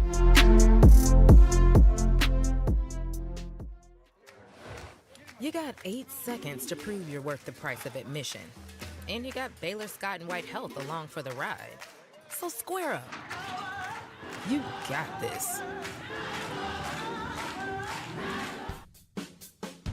RJ's Bargain Center is your home team for appliances at unbeatable prices. From refrigerators to washers, dryers to stoves, you'll find brand new appliances with huge discounts. And just like your favorite local teams, RJ's is proud to support our community and local sports. Score your savings today at RJ's Bargain Center, 711 Lynn Street, Waco. Call 254-224-6178. RJ's Bargain Center, where big savings are all. What's going on, y'all? We're back here on Friday Night Flex. Thank you to everybody that's tuning in with us and that's been watching with us for the first couple of hours of Friday Night Flex. Make sure you guys like and share the stream because we still got plenty of football to talk here. We feel a little bit better now. Stomachs are full because we got some of that wonderful True Jamaica that we got that we got just a second ago. Thank you once again to True Jamaica. Make sure y'all check them out. Their grand opening on Wednesday, I believe. So make sure y'all are there. Support your local businesses, y'all. Support your local business. True Jamaica, one of the best restaurants we got here in Waco. So make sure y'all pull up and support that. My UNT Mean Green Eagles doing their thing right now, Wayne. You know, I'm tuning in a little bit. They holding on, trying to see if they can hold USF off and get a pretty big win. This will be the biggest win since I've been a part of anything to do with UNT. That'll be their biggest win for sure. But lots of great games going on around. Wayne Walker's still here with me at the table as we look through some of these games. Let me give you guys some quick scoring updates on some of these games that have happened so far. And we got a few games that we'll be able to do some live look-ins from. We'll show you guys a little bit of the Midway Temple game. We'll show you guys some of the Connally and China Spring game as well. And we'll also show you some of that Lorena and Robinson game as we get throughout the night. Temple and Midway, 17-7 lead for the Panthers as they're going into halftime with a 10-point lead over Temple. They're playing at home, Wayne. You're trying to keep the momentum going on what they had in district. They lost their first game in district to Heights. Beat Shoemaker on the verge now going into halftime of beating the Temple team. What you think about the Panthers up by 10 heading into the locker room? Well, it's just like we expected. You know, we expected Midway to win this game. It's a home game. Mm-hmm. They both Temple lost to a team that they beat. So, like Rocky says, you know, when you're looking at it in the mathematical way, that, I mean, Midway should win this game, and then it's a home game, and looked like when we said it was going to be a tough game first half, but then in the second half, teams will start to take off, and look like that's what Midway is doing now. Yeah, even though it's a 10-point lead. Yeah, 10-point lead going into a tough rivalry game and district game like this. That's big. That almost counts for double going into the locker room. So we'll check back in. Like I said, we'll get some live look-ins. Some of these teams getting ready to go into halftime. When they come out of halftime, we'll get some more live look-ins. Lake Belton up on Leander Glen, 28-14. 4 minutes left to go in the second. Brenham with a 21-0 lead on Waco High in the second quarter. Hillsboro's got a big lead on Venus, 32-0 as Hillsboro looking to pick up a win. China Spring and Connally tied at 7 at the end of the first quarter. They're a battle, just like we expected between those two teams, battle every time they match up. La Vega and Gatesville. La Vega with a 17-7 lead over Gatesville. Wayne, we talked about this one before the game started and said that, you know, it like you alluded to, it's different riding that mechanical bull and getting on the real thing. Yeah, I'm sure in practice all week they've had guys try to simulate what Jabari Thornton's going to do, what Courtney Parr is going to do, what all these guys. It's different when you step out there on that field. When you see the real thing. Yeah. The real thing is the real thing, you know. So it ain't no simulating that. So, like we said, you know, La Vega is the toast of that district, and they have been forever. And I don't expect that to change this year. Right now, they got a 17-7 lead, about a minute and a half left to go in that first half. Down in Robinson, this game turning out exactly like we thought it would be. It's already a shootout, 25-22, with 5 minutes left to go in the first half. These two teams have high-powered offense. I wouldn't be surprised to see a 45-42 type of game in this game. Somebody maybe even score 50 points in this game. Both offenses have been on fire the entire year. So far in this first half, Wayne, looks like they're keeping up the same thing they've been doing. Yeah. It's like we said. It's probably been. I'm anxious to see what Moreno has this far, but hey, it is a shootout. You know you're going to be in that with Lorena once they get on the field because they do have that three-headed monster. So you expect for them to score, but I expected Robinson defense to be a little better than that, and I expected them to control the ball and the flow of the game, and they haven't done that. And as long as you give Lorena a chance, they're going to throw it and do whatever. They got a high-powered offense, so they're going to score points. Yeah, Lorena, the team, you got to try to get them out early because you let them stick around, as we saw when they played Malakoff, who just came off of a state championship run. They let Lorena stay around until eventually Lorena came out and beat them. So that's a super fun matchup going on down I-35 there in Robinson with Robinson and Lorena. They got Robinson with a 3-point lead right now. West up 28-7 on Maypearl. This West team has been good all year long, still handling their business in district play. Whitney and Grandview, we knew this would be a really good matchup. Whitney with a 13-7 lead at halftime going into that locker room. Grandview 4-1 on the season. Whitney 3-2 on the season. That's a huge matchup, especially within that district. Two of the powerhouses within that District 5 and 3A Division 1. Groesbeck and Mejia up 12-0, and that is a really good sign for a Mejia Blackcats team that's really struggled so far this year. So them being up 12-0 with a few minutes left to go against one of their rivals, as Wayne said as well, too, Groesbeck. Both those teams right down the street from each other. Staying right in that same area of Central/East Texas, Fairfield and Teague battling it out right now. Fairfield up 16-0 on Teague on one of their biggest rivals. Man, this Fairfield team is really, really good.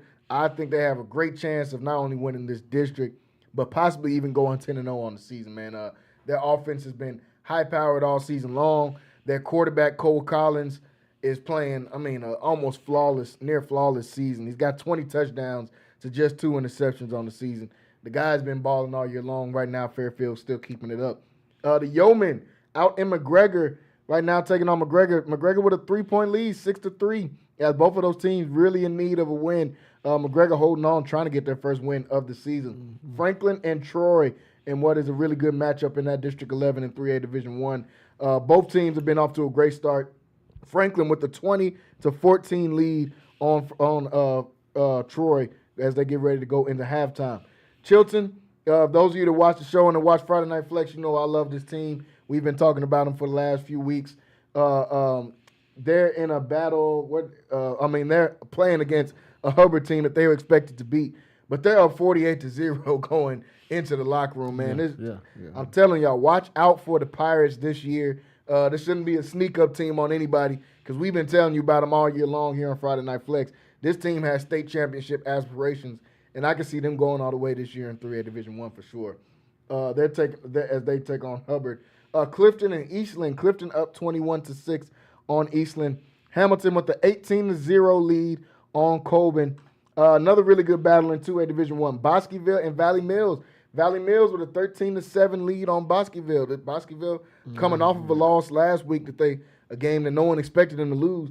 Now they find themselves trailing going into half. And that's their biggest rivalry is Valley Mills, man. So that's going to be a dogfight throughout, man. I can see that seesawing going back and forth. Absolutely.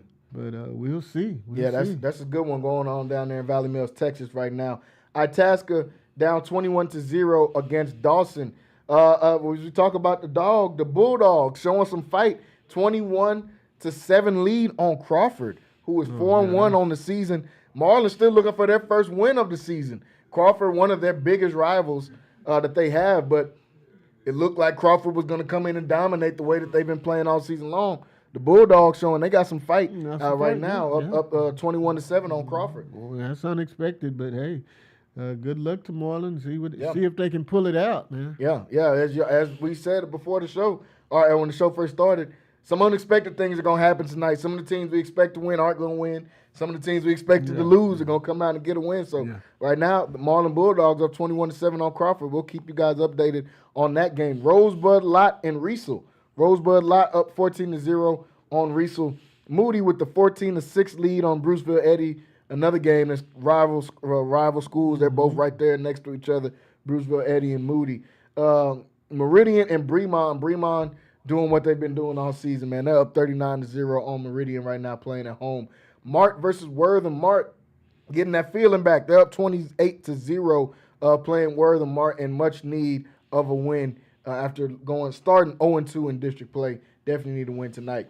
Goldwaith playing undefeated Frost, and Goldwaith with a 13-0 lead on Frost right now. So another potential upset brewing as we get to these lower levels. Dallas First Baptist up 42-0 on Live Oak. See some of these other schools here. Cranfield's Gap and Pretty. Cranfield's Gap wins 45-0 in that game, and a few of these other games have not started yet. Vanguard in a battle right now with Keller Harvest. Vanguard's got a 30-24 lead. So lots and lots of great games going on around this Central Texas area. I'll hit back to a couple of these games. Connally is now taking a 13-7 lead on China Spring. We talked about this game in the pregame part of the show.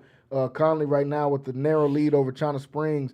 If they can get a lead and keep that lead, come out with a win in today, that'll help set them up because, as I said earlier in the show, they've got La Vega right after that, and then they got Gatesville right after that. So they're playing the meat and potatoes part of their district schedule right at the very front of it. What do you think about the Cadets getting a small lead on China Springs right now? That's big because, like you said, the gauntlet of their schedule is right now, the first 3 games of district, and that'll determine how far they'll go.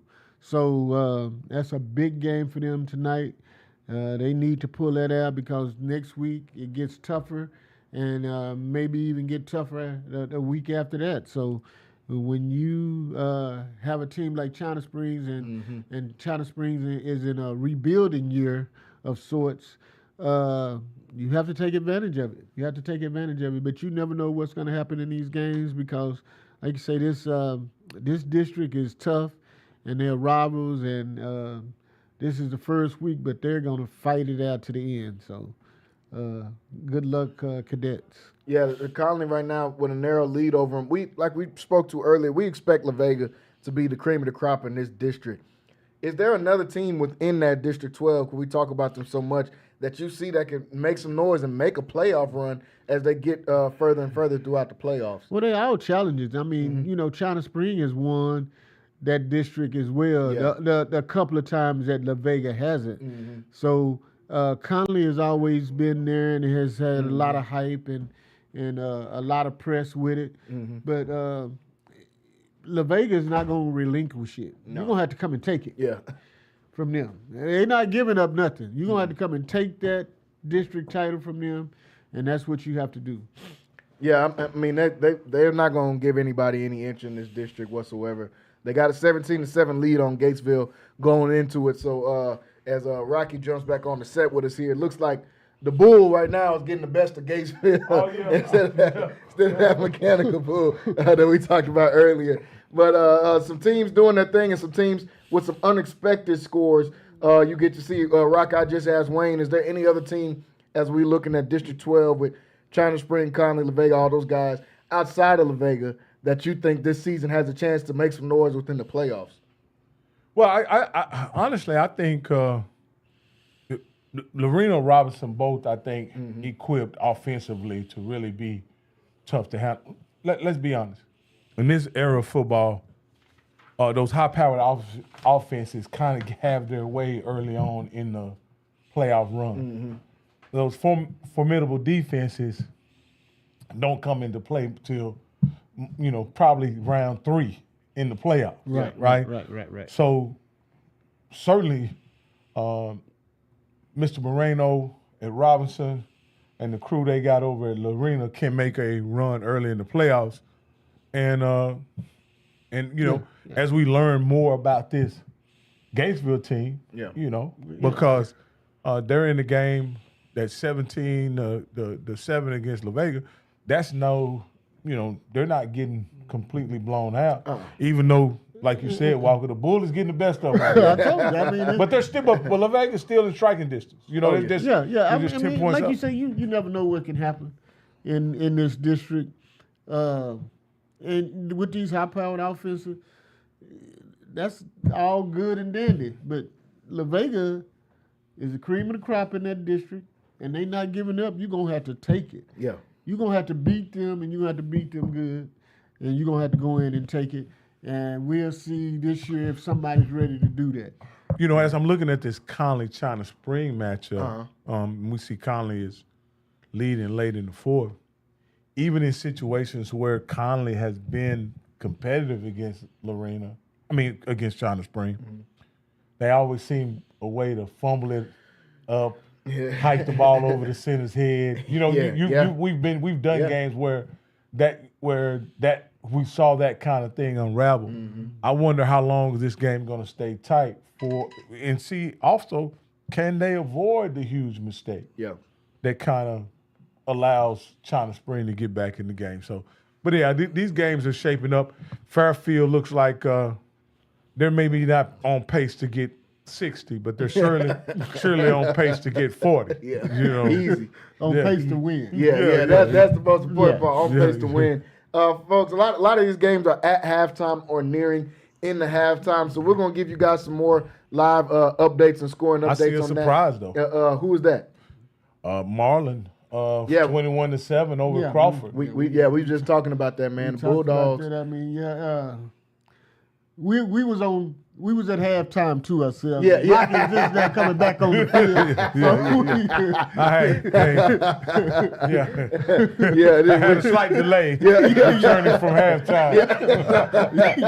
We're just coming back on the field. As you guys alluded to, some of these games aren't going to go the way we thought. Mahia, a winless team, they got a 12-0 lead on Grosbeck right now. So some of the games aren't going the ways that we thought they would go, and that's what you get when you get into district play. You got to throw out those pre-district records, and you get to see who some of these teams really are. We're going to check back in with you guys on some of these games as we get into halftime. Hopefully we can get a look in the Midway and Temple here soon. As they have, they're all at halftime right now. But maybe we can see Mr. Wissington and see who's making an impact over there at the Midway Temple game. Temple game. We're going when they all come back from half, we're gonna get live look-ins from the Midway Temple game, the Connally-China Spring game, and the Lorena and Robinson game. So we'll get live look-ins on all three of those games when they come back. But here on Friday Night Flex, when it gets towards halftime, this is when we like to get you guys set up for your Saturday mornings in college football. And if you are a college football lover like us up here, or if you guys that like to waste money on Saturdays like myself,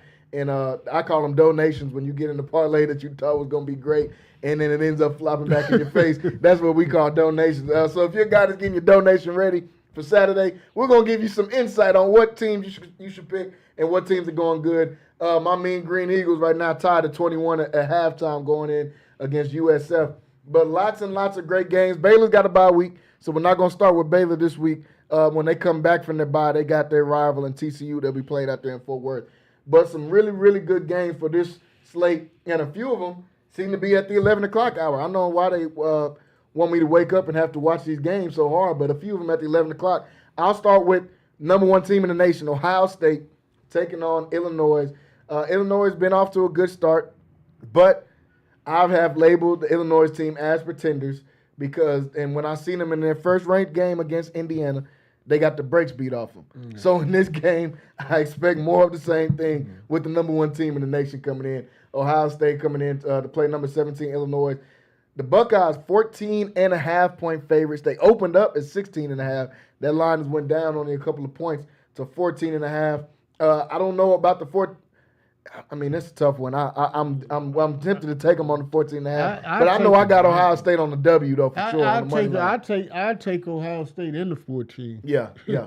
I mean, if Indiana beats them that bad, I'm thinking you're going to face a more powerful opponent. Absolutely. I mean, more physical opponent in Ohio State. So I'll take them, man, and Jeremiah Smith. So I'll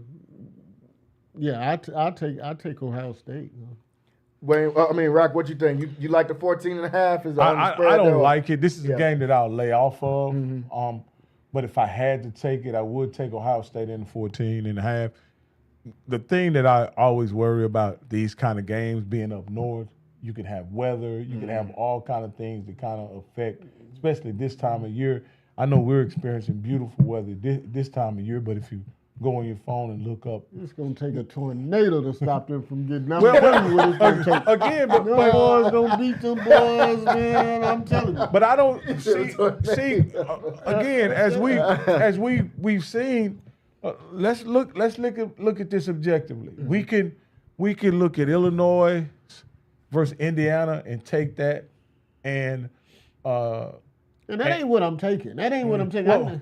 What I'm taking is the physicality of Ohio State compared to Illinois. And with that being said, man, them boys is going to run through them boys because they're more physical. And Ohio State got a defense that I don't see Illinois scoring on too many times. And they got the best receiver in college football. Okay. They got the best receiver in college football. Illinois was supposed to be a defensive team. They were. And Indiana blew all that up. And so when you do film work and you go back and you make adjustments and you do your study, just look at it. I bet they beat them by 21. I'll take 21 Ohio State.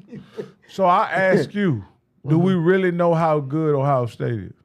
Well, you would have thought because of the Texas game, but Texas is giving you no indication that they have. But all that was a preseason hype, right? Mm-hmm.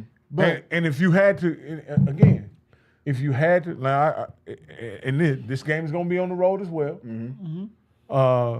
Saying is a freshman quarterback, if I'm mistaken. Yeah, freshman. I mean, these things are matter. And again, I'm not saying that the weather is going to be a factor. I'm saying that it can be a factor. And I think playing a game with a freshman quarterback on the road, right? You just don't know what you're gonna get. But I know what I'm gonna get with Matt Patricia and that defense is what I'm telling you with Ohio State defense.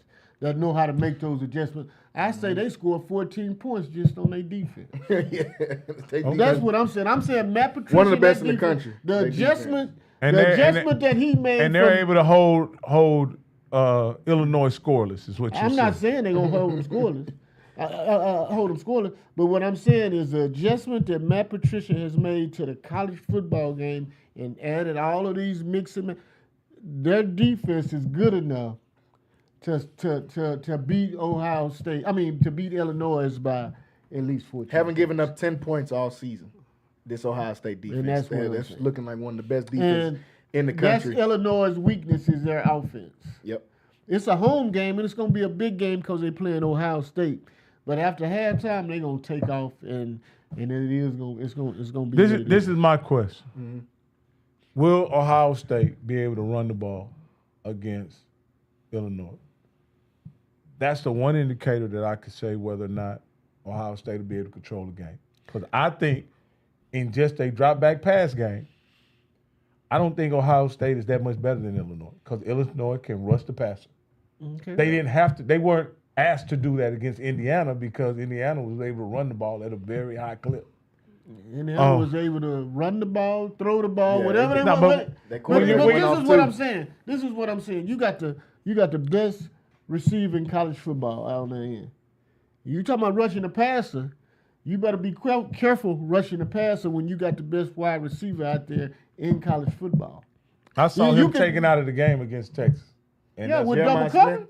Yeah, I mean, they have double coverage in Illinois too. But then you're gonna get Carnell Tate, gonna be a first round pick in this draft this year. Well, again, I'm just saying from that standpoint, we're talking, and like I say, I'm just talking about the 14 points. I have no doubt that Ohio State can win the game, but is the game gonna be 24-6 like like it was against Washington, or can it be? You got to realize you lose this game. If it's 13-24, if you bet it. Yeah. You lose the game if it's 17-10 to 30. I You can still say- lose the game. Well, I can say all of that if I want to because I'm not betting the game. but this is the thing. I'm saying these boys going to beat them by 21. Okay, gotcha. I'm not betting the game. I leave that for my friend, the person I debate with the most. No, I'm not betting the game either. That's all I'm saying. Rocky Leonardo Miller. That's who I debate with. Who else we got, Jalen? Yeah, I'm like you though. I'm staying away from that 14 points because that just scares me when I'm as far as betting. Also at 11 o'clock, the game I think is going to be one of the best ones of the night. Alabama and Missouri. Most people think this is an easy game. It's my favorite game of the day. Alabama is That's going to gonna do be tough. Missouri That's tough. Tigers. If you have not watched, first off, if you don't watch, Ahmad Hardy, their running back, was a monster as an 18-year-old at Louisiana Monroe last year. Was an absolute monster, and people were wondering, can that translate to the next level? Came to the SEC. He's a leading rusher in the nation. He has the most yards after contact. He has the most broken tackles on the entire year. So I just tee that up first. Ahmad Hardy is a monster, and he's only 19 years old. They're playing against the Alabama team that's been playing good these last couple of weeks. They beat Georgia. They've been going out there and winning the games they're supposed to win since they lost to Florida State. Missouri undefeated. They got a sneaky good team.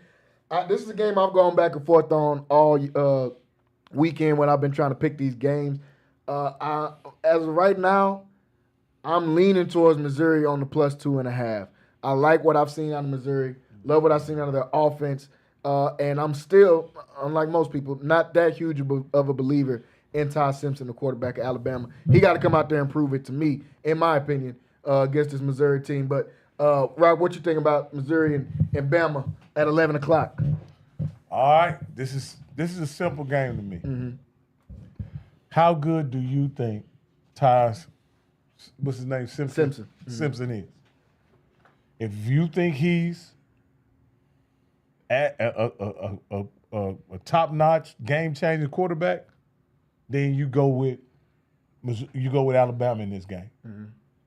If you think he's a placeholder, which that's what I think he is, then to me, every other advantage goes to Missouri. Because let's look at this. And I'm using the transitive property again. Okay. If Missouri were to play for Florida State, what do you think would happen at home? I got Mizzou. Yeah. I got Mizzou. Yeah. So I see this game as basically a toss-up. And your bet on Missouri is, I think, the better value. The right? plus 2.5, yeah. Now, could Alabama win this game? Certainly they could. This is no gimme by no stretch of the imagination. But I wouldn't be surprised. I'll even say this.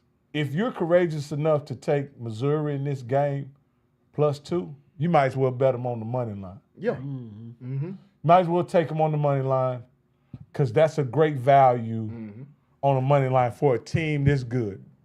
I think when it opened up, if you could have got them at plus 5, yeah, that would have been a tremendous. I would have taken them then. Absolutely. But now at plus 2.5, if you feel that good about them, I'll take them the plus 130 on the money line, and then because Missouri could win. Here are the two, and we'll talk about this a little later in the season. A Bama team that this essentially would put one nail in the coffin for Bama. They've already lost to Florida State, a Florida State team that ultimately won't be a good loss. No. Yeah, they've lost a couple games. Yeah, won't be a good loss. Yep. Now, here's the team. Is Missouri the kind of team that can put the nail in the coffin, in the Bama coffin? Yeah. And we'll talk about that nail in the coffin again coming up in another game. Because that's what this game would be. Yeah. This would be putting the top on Alabama. Yeah, you taking them putting the nail in. And then they'll have another game. They'll face other teams. And then we don't worry about who they're playing.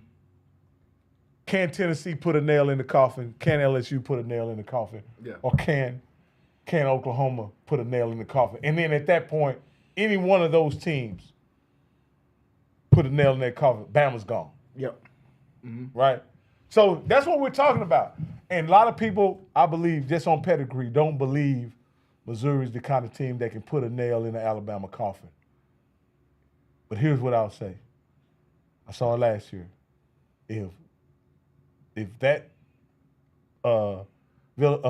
Vanderbilt team put a nail in the Alabama coffin, certainly this Missouri team, to me, is much better than that team, especially up front. Yeah, they can certainly put a nail in the coffin. So, absolutely. What do you guys think?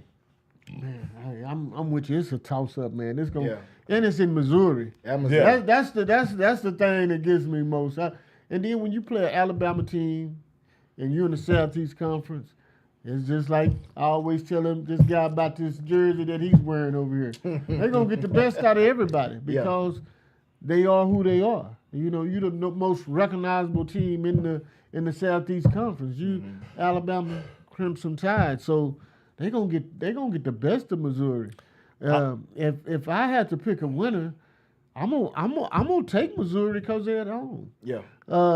And they can run the ball. And I'll say this. I know this may be a subplot of the you know, because I think quarterback play is inevitably going to be a push all the way around. But if I had to say, you could look at one stat and determine who won the game. You can look at Jam's yardage versus Hardy's yardage. And if you just showed me those two, if one drastically outdoes the other, I think that team wins. If it's close, it could go either way. But Jam is gonna have to perform much better than he did against Florida State. Yeah. In order to win this game, in my opinion. The Alabama offensive line is gonna have to perform much better than they did against Florida State. Yeah. Again, in this game, if you believe in Missouri, take them on the money line. That's what I'm taking Missouri. I'm taking Missouri. I think they can run the ball, and if they just stick with that run, because Alabama is going to be gearing up to stop the run. Oh yeah. But if you can play action and you can do some more things, I think it plays into Missouri's hands. Well, here's the deal. Like, Missouri has that kind of running game that just doesn't move the chains. It scores points. Yeah. That's what I'm saying. That's what I'm talking about. Man. But that's what I'm saying. Hardy You is just a stick with it until it breaks. And then it plays into your hand because now you can do some things that you hadn't done all year. You can lure them to sleep, and then you can play action and throw the ball down the field. It plays into their hands. So you know, Jam has 182 yards rushing all year, and this is what I've heard. I heard people all over the SEC talk about this. We need Jam to have a good game. We had Jam. Hey guys, we're 6 games in. He got 200 yards. And tell me how many does Hardy have? 730. That's what I'm talking about. So the odds are in Hardy's favor for it to be kind of a lopsided outcome.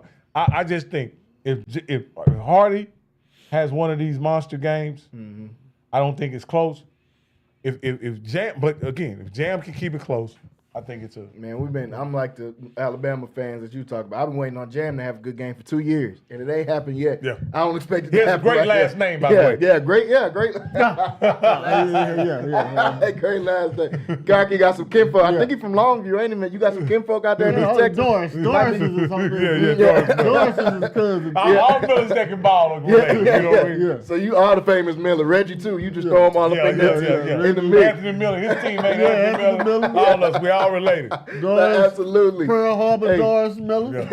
But that's going to be a great game tomorrow at 11 o'clock. Before we go to the next game, I got to give a quick shout out. Next week, show will be live on Friday Night Flex. We're going to be in the great city of Marlin, Texas, the home of the Wagon, also the home of the Marlin Bulldogs. We're going to give them some coverage for their homecoming game is next weekend. The band will be out there. The whole city of Marlin is going to come out and support, man. So make sure you guys tune in for that. That's going to be next week on Friday Night Flex, man, be in the great city of Marlin, Texas, man. So shout out to the Bulldogs. They got a lead right now over Crawford. See if they can keep that not only in this game, but going over the next week while we're giving them some coverage. They'll be able to get a win over Bruceville Eddy for their homecoming. Let's get to the meat and potatoes of tomorrow's games, man, the game that everybody wants to know about. the Red River rivalry. When I lived in Denton, this was the game that you don't come outside because the highway is going to be so packed for Oklahoma fans coming down. It's going to be a sea of red because Denton is one of the main cities in between Dallas and Oklahoma. So that's all I used to see when I lived out there. But this is going to be a huge game. Obviously, Oklahoma's coming in number 6 team in the country. They're 5-0, but their quarterback, John Mateer, has been battling injury. Just had a surgery 2 weeks ago. He said he is pushing to play in this game. I don't know what that means yet. We'll see, I guess, at 2:30 if he's going to be out there to play. But the dude just had surgery like 17 days ago. So he'll be coming back potentially in this game to play in the Red River rivalry. Texas 3-2. We all watched them struggle last week against Florida. And the Arch Manning and those guys out there. Right now, Oklahoma is a 1.5-point underdog. I think that's because of the Mateer injury in this game. It's a rivalry game. You can almost throw records out the window. I've seen a winless UT team come out and beat Oklahoma teams that was ranked with Kyler Murray or any of these guys on it. And I've seen Oklahoma do the same as well. So, Wayne, I'll start with you, a guy that's played both of these teams, Oklahoma and Texas.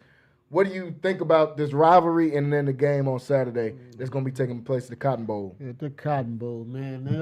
Man. Again, this is one of those games just like the Missouri-Alabama game, man, to me. It depends on Arch and how he plays, because I know Oklahoma has a heck of a defense. Oh, yeah. I mean, probably the best defense in college football. One of them, yeah.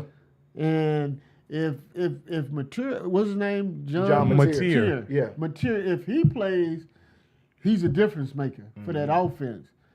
If he doesn't play, then I see Texas winning this ball game. If he plays, I think Texas still wins this ball game because they have to.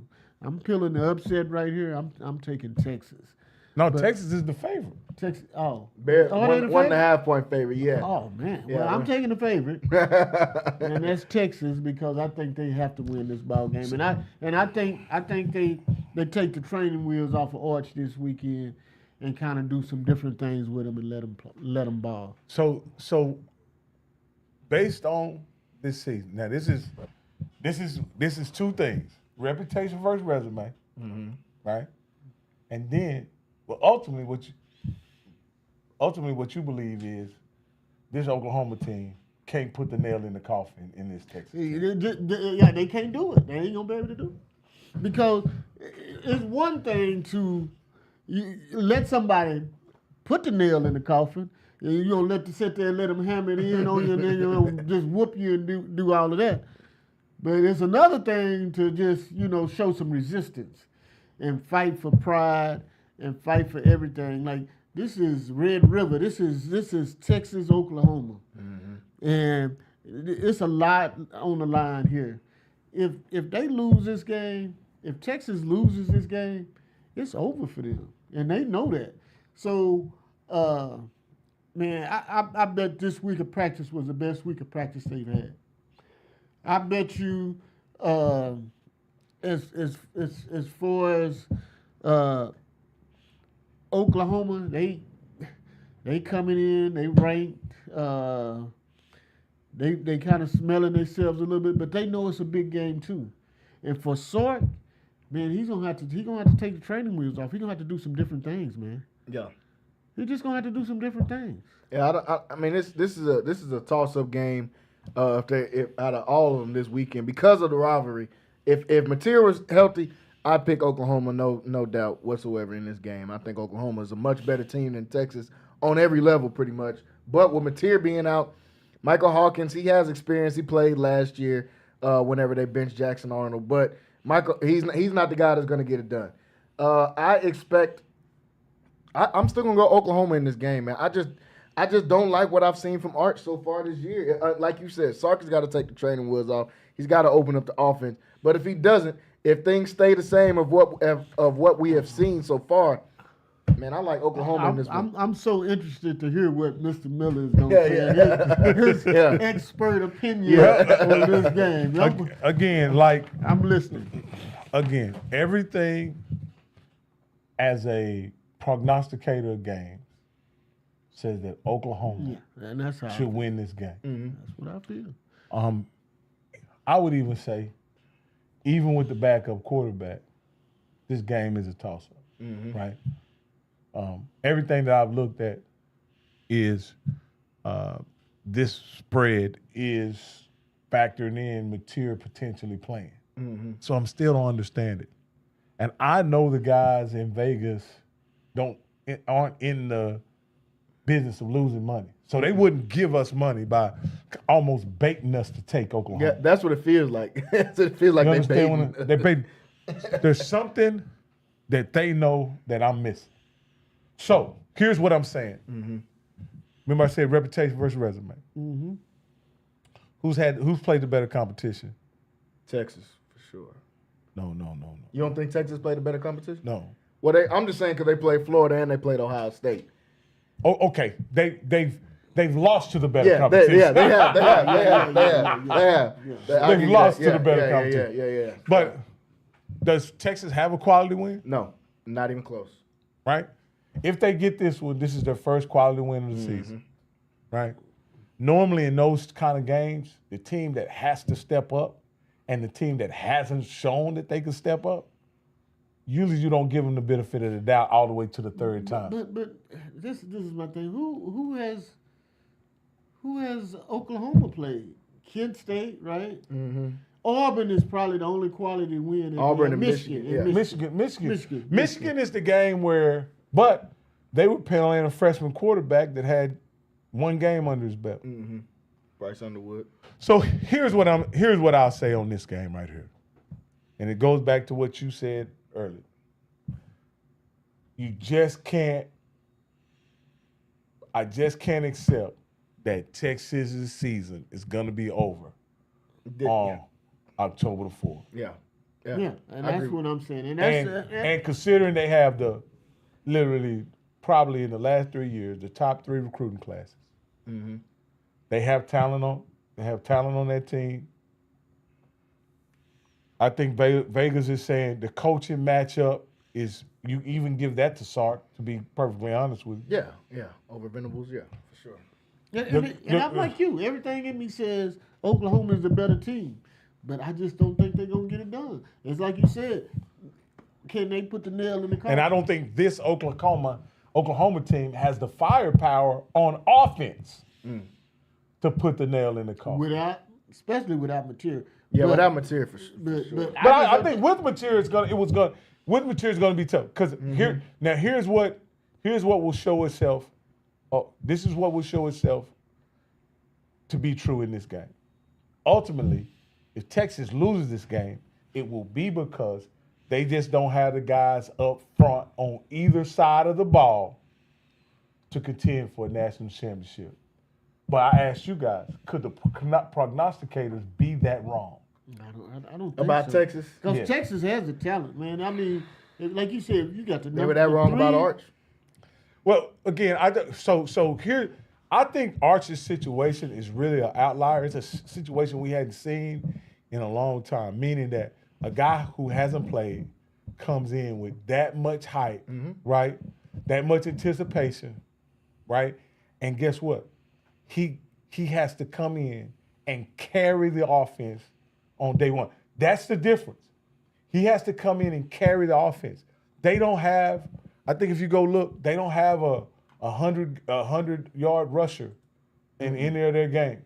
I think the only one close was Sam, and that exactly is Sam when they played Sam Houston. You understand what I'm saying? They don't have a trio of wide receivers that are pro prospects. You understand what I'm saying? So Arch has to come in and carry the offense. I watched last week's game against Florida, and one thing I figured out, he's one tough son of a gun. If he's nothing else. Oh man, super tough. If he's nothing good, and I think that inspired them as a team. If they had any doubts about Arch's toughness, it was satisfied. The ability to play situation and who he is, I think that you can mitigate some of that by just running him and challenging the guys up front to control the game. Again, I just don't believe Oklahoma can put the nail in the coffin. And so I got to go with the prognosticators on this one. And if I had to pick a team, I'd go along with Texas. That doesn't mean that I can't be wrong. But and also, and let me say this, I don't know if this factors into it as much. If they have to go to the backup with Oklahoma, that puts Oklahoma in a really tough situation offensively. Yeah, it does. Because the backup doesn't give you much as a passer, and you end up having to exclusively move the ball running with him part of the running game. And I don't know that you can be the Texas. One of the things last week that Texas struggled with is that Florida stayed two-dimensional. They were able to run and pass the ball. If you make a team one-dimensional against that kind of talent, it may go against you. So let's see what happens. I take Texas with you guys, and we'll see, Jalen. But again, ultimately, I wouldn't bet this game. I'm not picking this one at all on tomorrow to parlay. You know what I would take? Scroll up. You know what I would take? Because I think it's 40. I'm taking the under on this one all day long. I think the under in this game on points is a give me bet. The total. I think neither team. This game could literally be 17-10, 21-17, something like that. I think if you take the under in this, your money's pretty safe. Unless something else happens. I agree with that. I think this is definitely a defensive battle, so that 44.5 is probably your best bet because I wouldn't pick either one of those. When I see it that 1.5, I stay away from it. Vegas usually gives you one free one every week. I may take the under in this one. Yeah, that'll probably be the only best. If I pick anything on that, that'll be the only one I go to. Another super interesting game tomorrow, Indiana and Oregon, top 10 matchup. Indiana number 7 in the country, undefeated. Oregon number 3 in the country, undefeated. I definitely think Oregon is the much, much better team in this matchup. But in this game, I'm picking Oregon on the 7.5. I even give them that 7.5. I think they're that much better than Indiana. But I'm kind of low-key rooting for Indiana in this game. I'm a Kurt Cinetti fan. He talk noise. He says, everywhere I go, I win. You can Google me if you don't think I win. And outside of Indiana playing Ohio State or Oregon, they beat the snot out of every single team. I mean, they destroyed Illinois. And that was supposed to be a ranked matchup. That was supposed to be a good one. And they destroyed those guys. I think Oregon's going to win this one. I think offensive line especially will just be overmatched by this Oregon defensive line. Dante Moore is looking like one of the best quarterbacks in the nation. I don't think Indiana has any answers for that. For that reason, I'm taking Oregon. Who y'all like in this one, though? Oregon and Indiana. Yeah, this is gonna be a tough one, but I'm taking Oregon. I have to. When you talk about this guy, they trying to get a reputation.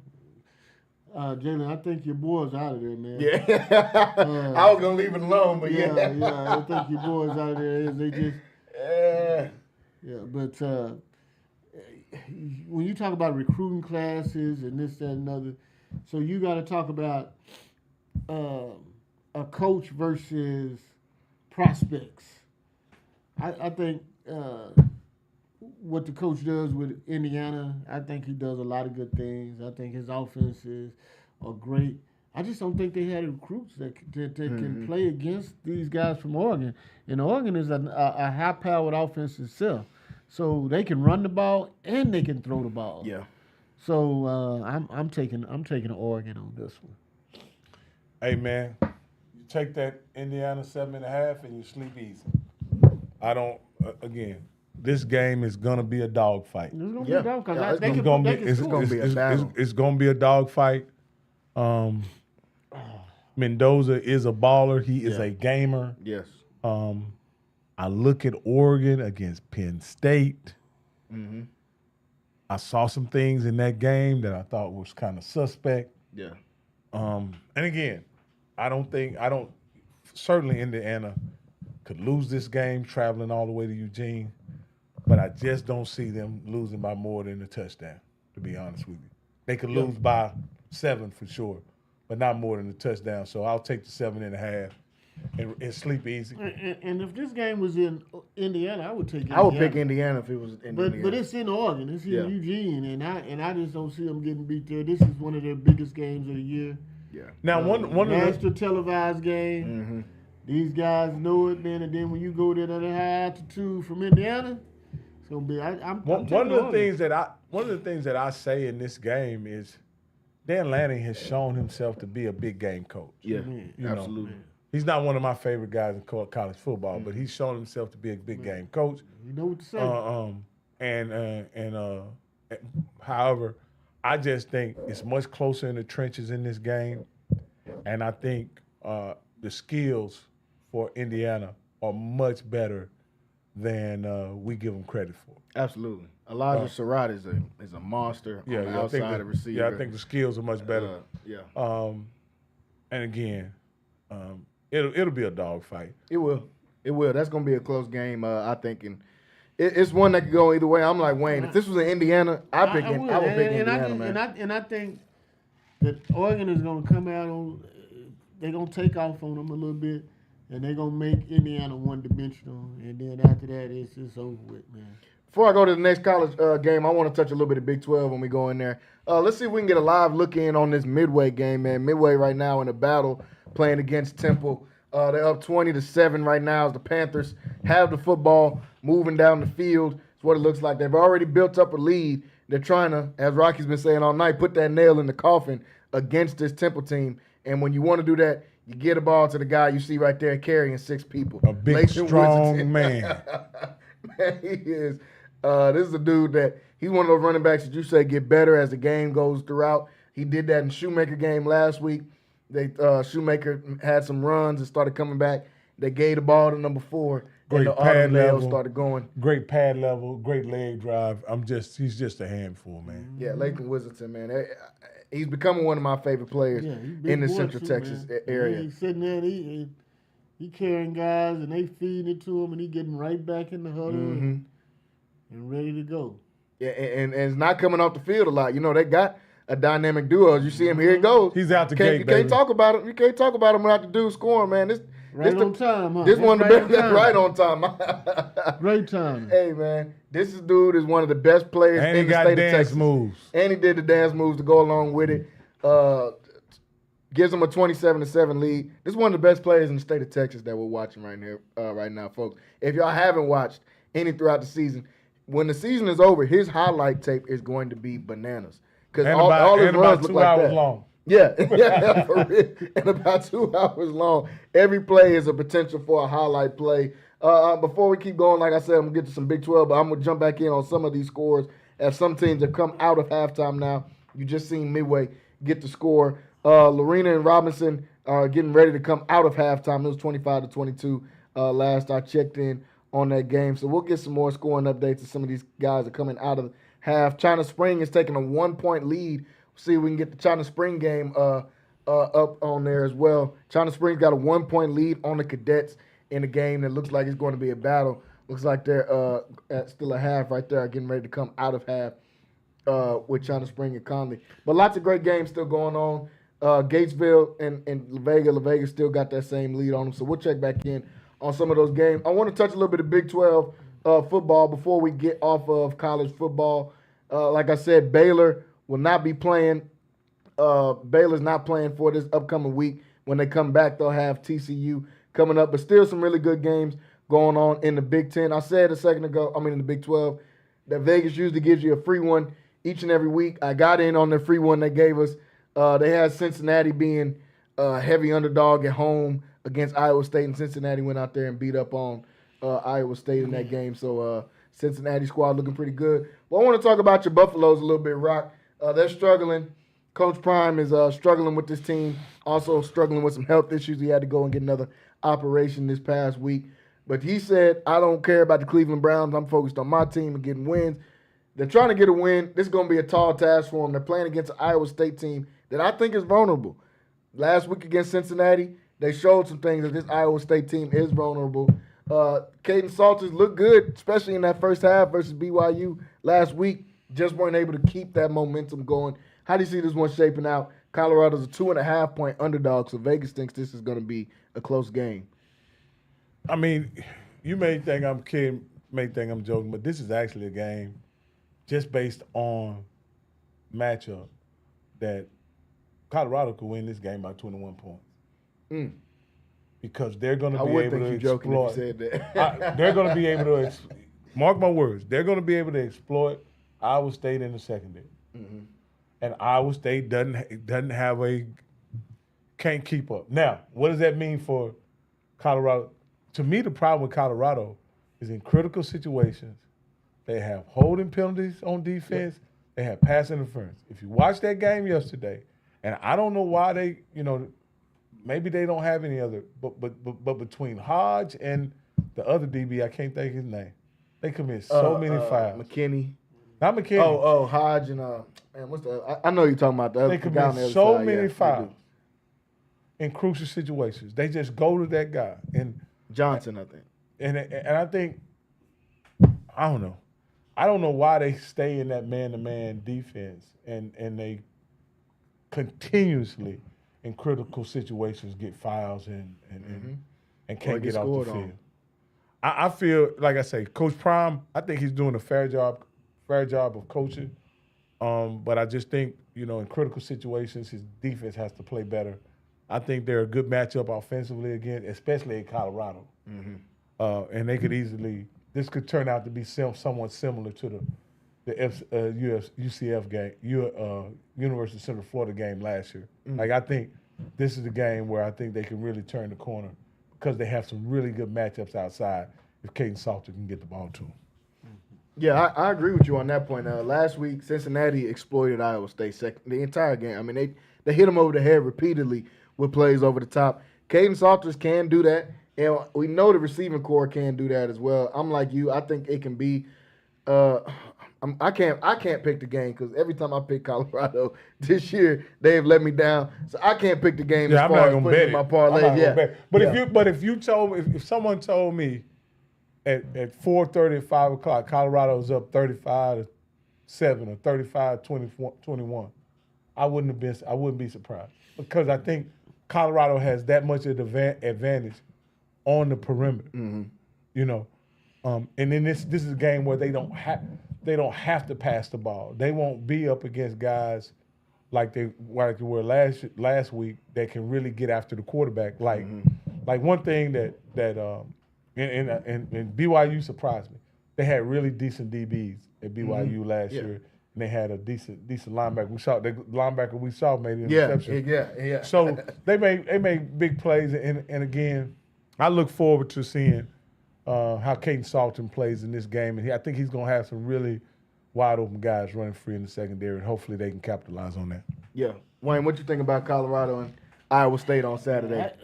Still with Colorado, the interior line, the trenches is the thing for me that always gets me. So I'm gonna take Iowa State. They coming off a loss.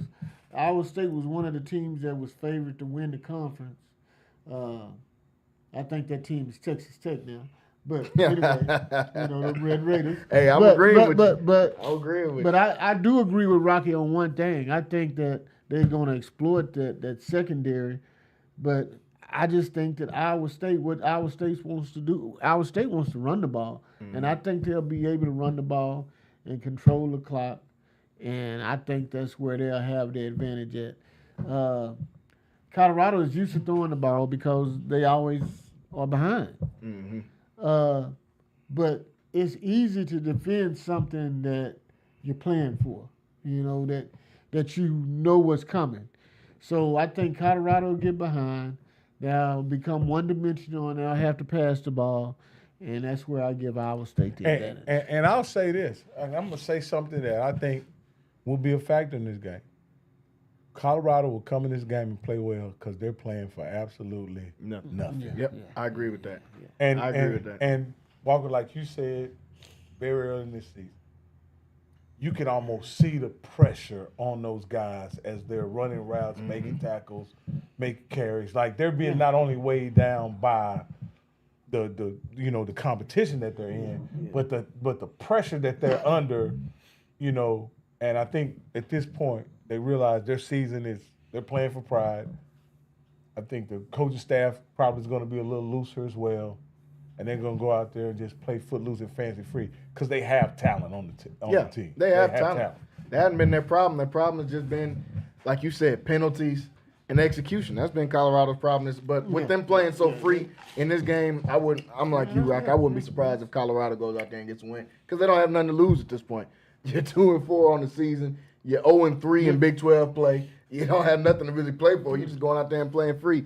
Let's see if we can get a live look in at that China Spring and Connally game. China Spring came out of the locker room, scored right away. They've got a 21-13 lead.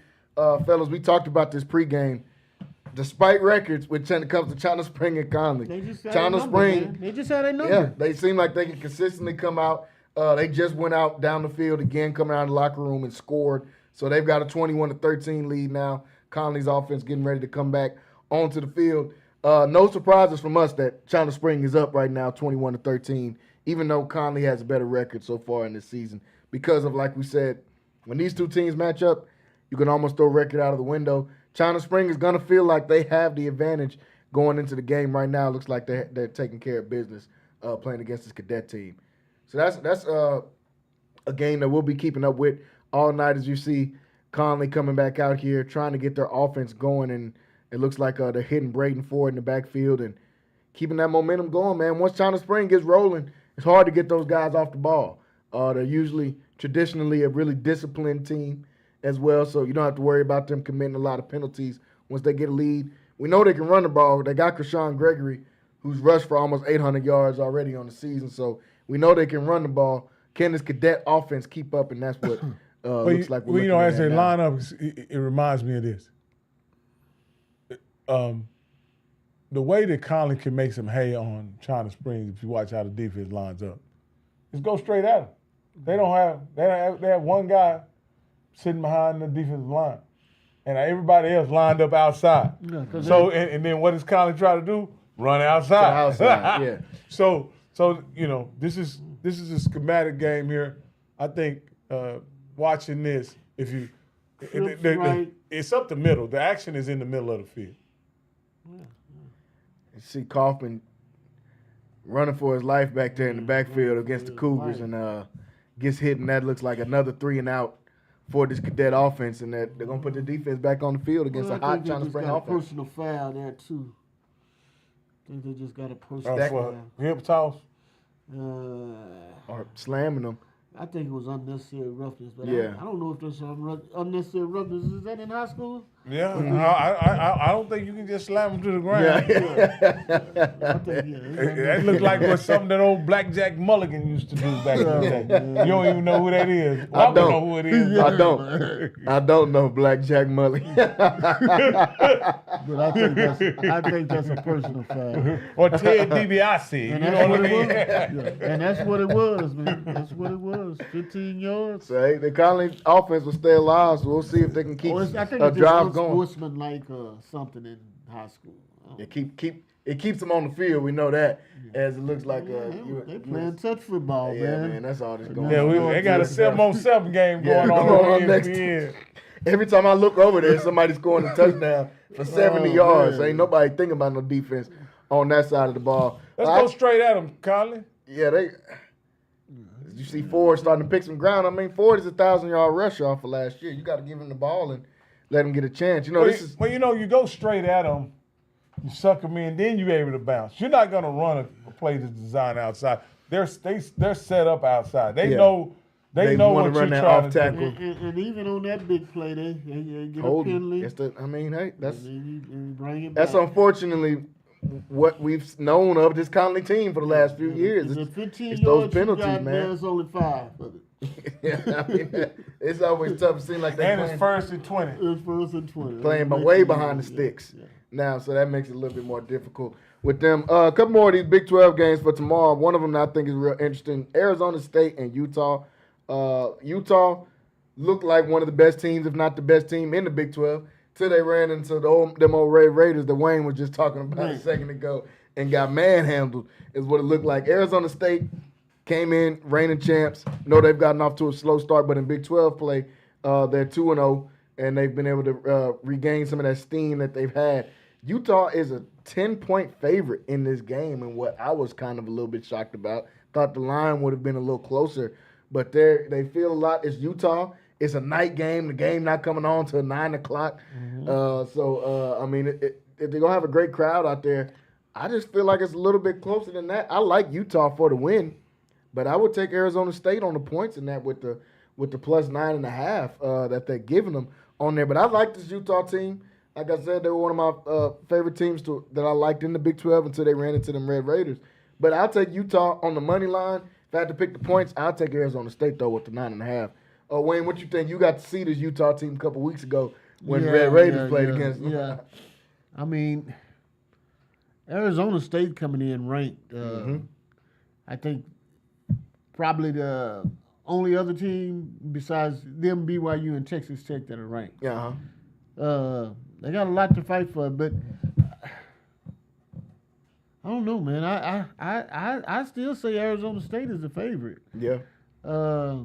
Utah, they've been giving them a lot of praise. They've been giving them a lot of pub, and they hadn't done anything. No. I mean, they were picked to beat Texas Tech too. They were. And I'm just going with Arizona State, and they both on the same timeline. They both on West Coast time, so.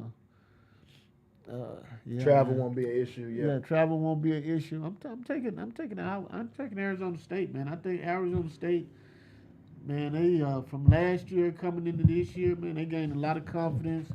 The coach knows how to coach. He's a guy that they did go into the playoffs last year. Yeah. And I think they just kind of piggyback on that, and I think they'll go.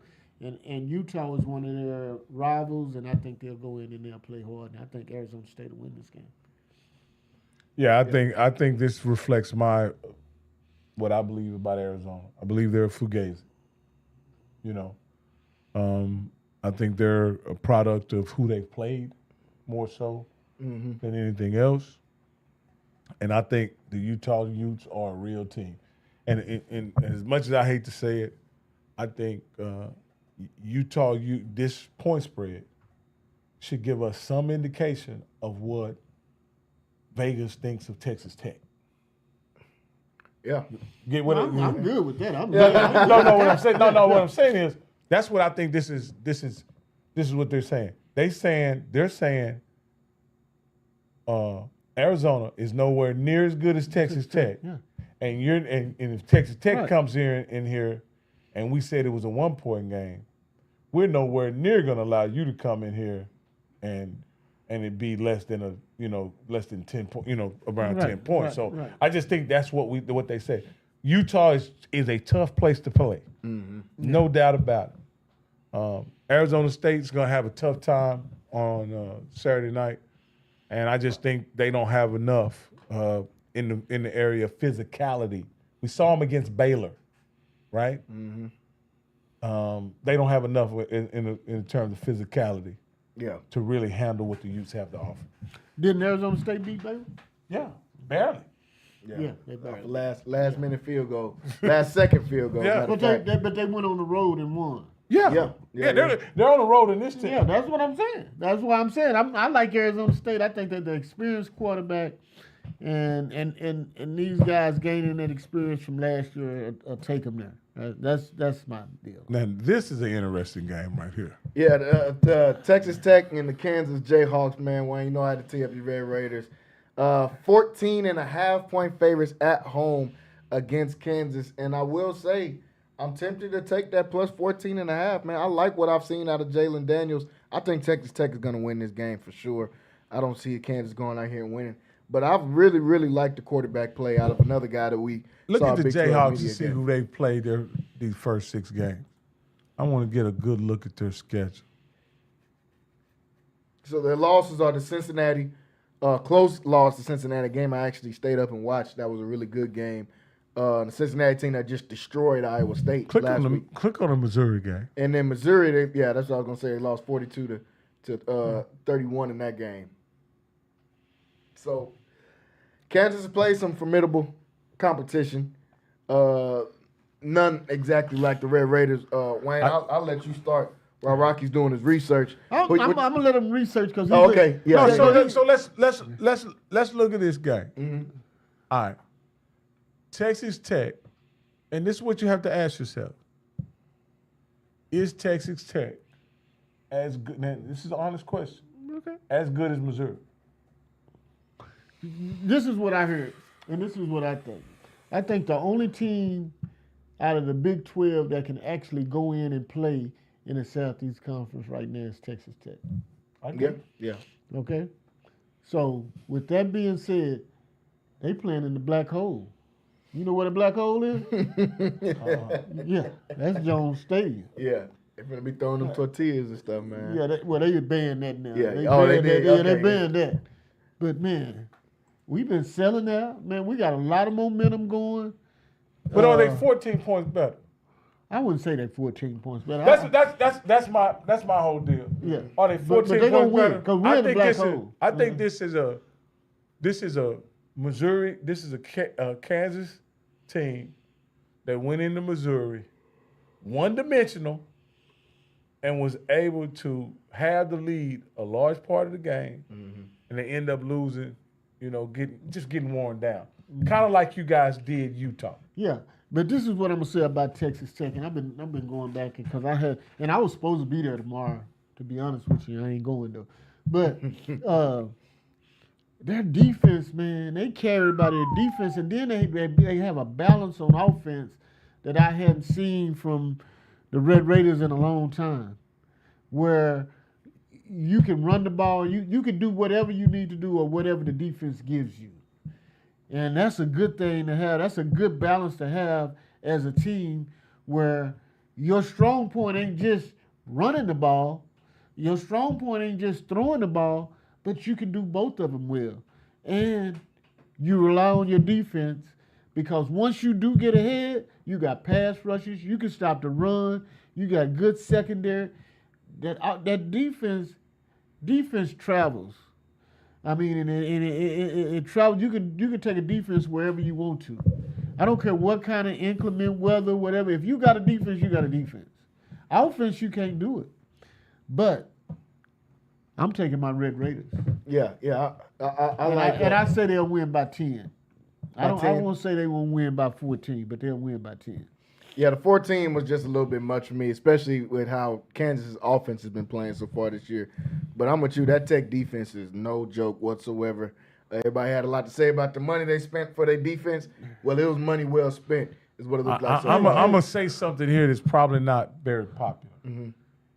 But this could be the first in a series of games with Kansas this year, because I believe Kansas has enough to win, to play in the Big 12 championship. Mm-hmm. To be honest with you, the Kansas scare me a little bit, but there's no doubt in my mind, and I don't know if that's that Red Raider pride. No, I think a little bit of. But I think we'll beat. I think we'll beat. I think the game will look similar to the Utah game, but I think early on Kansas will be able to move the ball better than Utah was be able to move the ball. Yeah. I think quarterback is. Jalen Daniels is playing great. Did you just hear that we just got the top defensive tackle in the whole country that just committed? Yeah, y'all paying. They paying money out there. They paying. They giving bread out. They're the number one linebacker. Yeah, y'all paying. And the portal ain't even open yet. Yeah, the portal and they was able to go out there and do that. But yeah, I'm like you. I like y'all giving away all wells in them. I'm telling you, man, shares in the stadium, man. Yeah, I think Tech will be able to go out there and get him a win tomorrow. But a lot of really good games going on for tomorrow. Checking in on a couple of these high school games again. Let's see if we can tee up. I don't know if they're on commercial or not, but that Robinson and game that they have going on against Lorena out there. See if we can tee that one up. But some really good game. Give you guys an update on the scores as most of the teams are out of halftime now. We just showed you guys the Midway game is still the same score, 27-7, leaning towards the Midway Panthers. Lake Belton's got a 35-17 lead on Leander Glen. Brenham still 42-0 up on Waco High. Venus and Hillsborough. Hillsborough's got a 44-8 lead. China Springs still holding on to that 21-13 lead on Connally. La Vega has come out. They're in the fourth quarter now, starting to run the air out the ball. They're up 24-7 on this Gatesville team. It's not being able to keep up with them. Robinson and Lorena 39-29, leaning towards Robinson. Is the shootout that we expected, but now with Robinson with a 10-point lead, expect a heavy dose of Evan Marino as they get throughout the rest of that game. West up big on Maypearl. West has got a good team this year. They're up 51-7 on Maypearl. Whitney's starting to put a little wedge in between them and Grandview as they're up 20-7 in that game. Mahia and Grosbeck. Mahia's got a 12-7 lead on Grosbeck. Fairfield not at the 60 points that Rocky prognosticated, but they're at 30-6 lead on Teague in one of their main rivals. Taking it easy on their rival. Yeah, it's the rival. Some of their cousins are playing in that game, so they said we're going to take it easy on y'all. McGregor and Cameron Yo tied at 6 as they're getting close to the fourth quarter. Franklin and Troy. Franklin still up 37-20 in that game. Clifton and Eastland game already over. That means a lot of running the football. Clifton gets a 28-6 win on Eastland. It's Waco High. Hamilton, Waco High 42-0 still with Brenham. They hanging on. They hanging on. Yeah, they hanging on to see if they can get past this. Homecoming, is it? No, that was last week. Yeah, that was last week. Last week that was their Didn't turn out much better. It honestly didn't. Hamilton and Coleman. Hamilton's got a 31-7 lead as we see up there the Robinson and Lorena game. Looks like Robinson's got the ball once again, and then with them playing against Lorena with a 39-29 lead, expect a heavy dose of Evan Moreno as you see him getting the handoff right there, going hitting the sideline. Looks like he's about to try to take this one. Gets taken out of bounds after about a 20 or 30-yard run. And that's what we're going to see for the rest of this game pretty much. Now that Robinson's built that lead, expect Evan Moreno to be able to take over in this game as we just saw him do right there, breaking one to the outside, showing why he is the leading rusher in Central Texas, over 1,000 yards. Interesting to see what he's shaky with a little bakey. Yeah. He got some moves, man. Moreno's been doing his thing. You know, one game that I wanted to look at coming in is Bosqueville. Yep. And Bosqueville got off to, I want to say, to a 5-0 start. But they find themselves behind against Valley Mills in the third. Yeah, one of their biggest rivals. See if they can pull that out. It tells you in non-district you can get one impression of a team, and then when you go into district play, it can be a whole nother situation. So, I'm rooting for Bosqueville. I hope they're able to pull it out, figure out a way to pull it out. But it just goes to show it's no cakewalk in Central Texas. Absolutely, especially when you're playing in those rivalry games. You don't know what's going to happen. And Bosqueville, like you said, they're pre-district. They were 5-0, looking like one of the top teams. They get in the district last week, lose a game to a 1-4 team, Dawson team. That looks like Dawson's actually up 49-0 on our Tasco, so maybe Dawson was kind of fooling us a little bit. Yeah, but they Dawson tough. They beat Hubbard too. Early in the year. So and then they take out Bosqueville right now. Valley Mills has got a lead on those guys, 19-14. Valley Mills with a lead on them. Marlin and Crawford. Marlin still holding on to that 21-7 lead on Crawford. Rosebud Lott and Riesel. Rosebud Lott 28-0 lead in that game. Moody's got a 28-6 lead on Bruceville Eddy. Chilton really putting it on Hubbard, 64-0. I've said it all year long on this show, man. Chilton is looking like they're ready and poised to make a state run this year. They're up 64-0 against Hubbard. Bremond, another team that's bound to make a state run. That's probably those two teams are gonna clash not only in district, but I can't wait to see that matchup in district, but probably once again in the playoffs with Bremond and Chilton. Both of those guys looking really good. Mart starting to get some of their mojo back, up 47-8 on Wortham. Starting to look like the Mart that we know. Goldway up 35-0 on an undefeated Frost team. A big score right there. Dallas First Baptist gets a big win over Live Oak, 45-0. Milford gets a win over Covington, 49-0. Looks like Iredale's up 52-15 on Morgan as we look at some of the lower levels. Houston Cypress Christian up 55-16 on Bishop Riker. Mount Calm and Evant looking like a basketball score, 75-46 lead for Mount Calm in the fourth quarter. Vanguard down against Keller Harvest, 44-30 in that game. As we alluded to, some of these games, I mean, you don't know what to expect when you get into district play. You think you know the teams because of what their records are in non-district. You get in the district, and it's going to look a little bit different. I want to go back to the team that played the game yesterday that we talked about earlier in the season, earlier in the show. University, they got a big win over Brian Rudder. As we look at Brenham putting a beat down right now in Waco High, and they're obviously the cream of the crop. I'm just saying because they're on the same district. I think the game is over, right? With Brenham and Waco High, it's close to being over with. I'll check to see if they got a score update. Sometimes Waco High. What you mean trying to say they stopped the game or something? They should do it like 6-man football. When you're losing by 40, they need to stop the game. Mercy rule. Hey, man, that ain't Mercy right. rule. I'm a lion too now, right? But I can talk about my own lions. No. What I'm saying, we're gonna fight to the end, man. We're gonna fight to the end. That's what they still doing right now. Let's talk about this Lorena game where there ain't nobody playing no defense. Yeah, you know what I mean? And we kind of predicted that. None at all. If we can get a live look in, it looks like Lorena's got the ball back over there as they're about in midfield with a 29-39 lead. Do they? No, they didn't have the score up to see the lot. But as of right now, I think it's still 39-29. We'll see if any of the publications update the score. Looks like I'm seeing. I don't know if Max Preps could be off right now. So we'll look to see who. No, it looked like they just in the fourth quarter because they Robinson got the ball. Okay. Yeah, there wasn't a turnover. They were just Robinson still has it. And okay. It looked like they were going one direction. Change of quarter. Change of quarters. Yeah. So okay. Still a shootout game that we expected, man. Rockets. I think they'll be able to close this one out if they put the ball on the ground. We see him throwing the ball here on the replay over the Medlock is what it looks like as he gets out of bounds. It goes. They try to make up some lost ground after I believe a penalty that they had, but. No defense being played, as we alluded to before the game, guys. But I think both of these teams, as Rocky said earlier, have a chance to make some noise not only in this district but in the playoffs because of their high-powered offenses. We're seeing that out of both of these teams so far.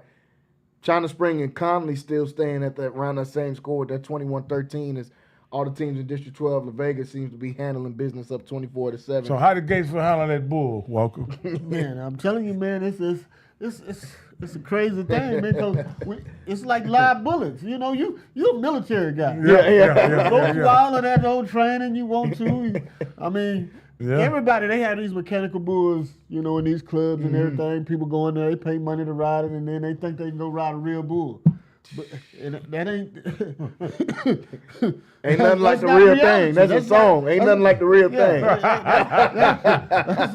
That's not reality, man. So and that's one. And again, that's one of the people may say it's a hindrance, but I think it's a great benefit to any team that plays in District 12 4A is that you're getting a look at what a top team in the state looks like. And Gatesville actually, if their score holds on, they can leave that game encouraged to say, hey, we're not going to see a better team than La Vega until we get 3 or 4 rounds deep in the playoffs. And then by then, maybe we've tooled ourselves up where we can make it a better game. But do you leave it with confidence? If you got a good coach, you do. But if you don't, and you rely on the players because you thought this was your chance. Until you got on the real bull, right? So, I mean, you know, get thrown off a lot faster than a mechanical. You 5-0, man. Your confidence is sky high. We gonna win this game, you know. And no doubt they came in expecting to win. Yeah. I mean, that's why you play the game. But now you're a little dejected a little bit because now you see you couldn't rise to the top because you going after the top dog, the team that's won the district. Year in and year out has dominated the district. So now you don't do that. And just so maybe you are playing a Lorena team that's already lost to Robinson. And then you're faced with doing what I said earlier. Those teams have to put the nail in each other's coffin. Yeah. And you know what that game's going to be like with one game already. You know, you lose 2 games.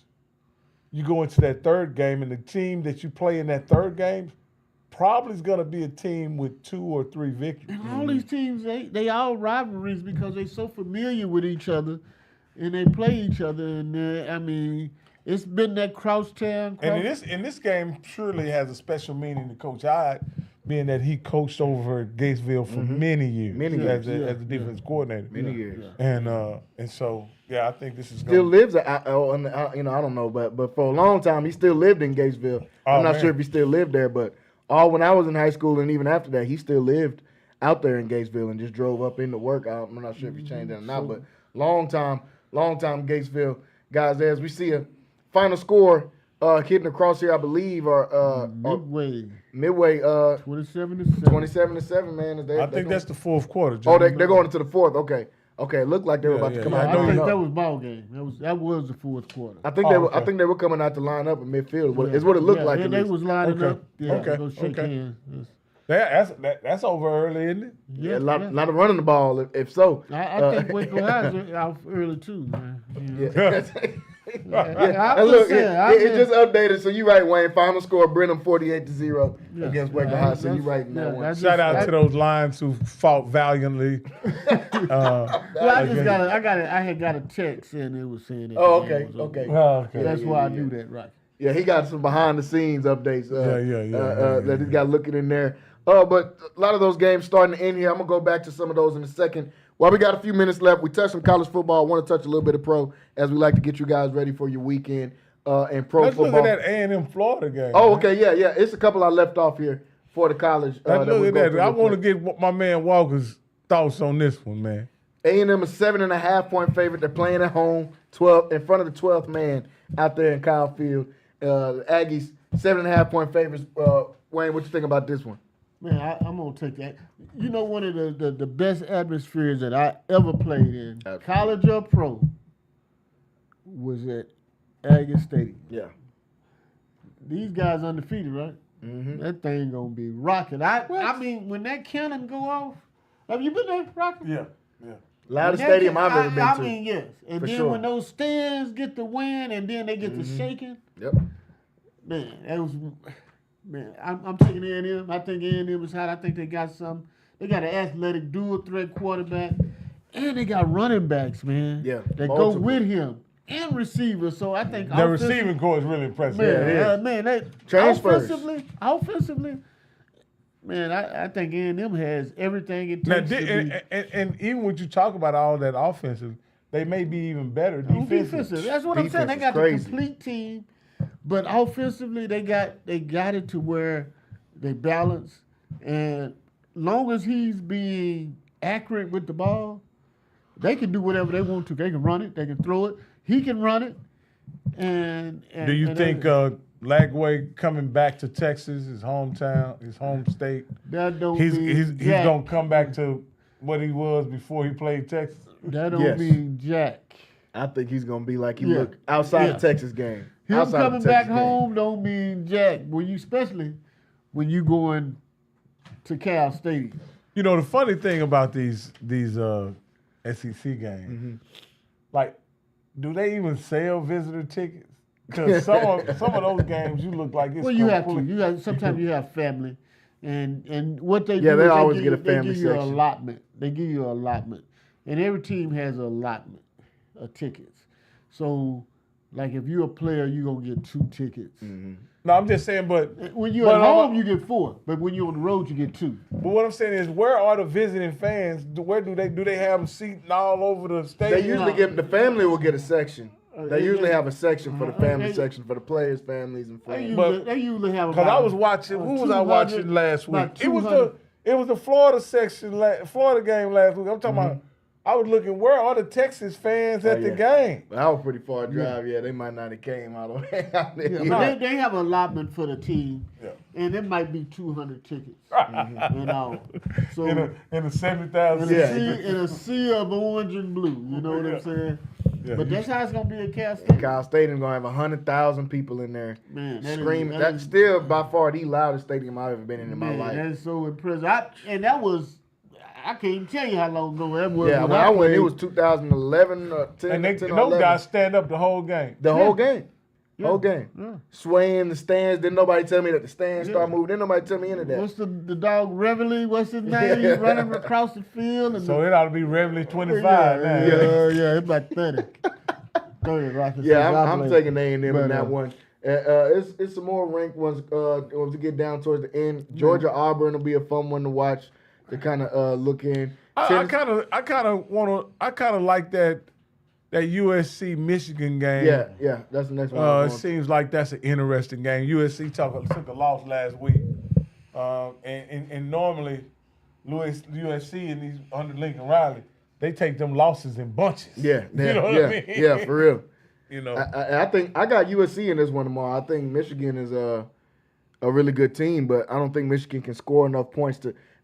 USC lost last week to Illinois, but Illinois was able to score enough points to keep up with those guys the whole time. They weren't able to stop USC. They were just able to score more points than them towards the end of the game. I don't know if Michigan can do that. And Makai Lemon is looking like one of the best receivers after what he did to Illinois last week. Man, he looked like one of the best receivers in the nation. Well, like I said, I think Michigan's going to try to make this game a physical game. Mm-hmm.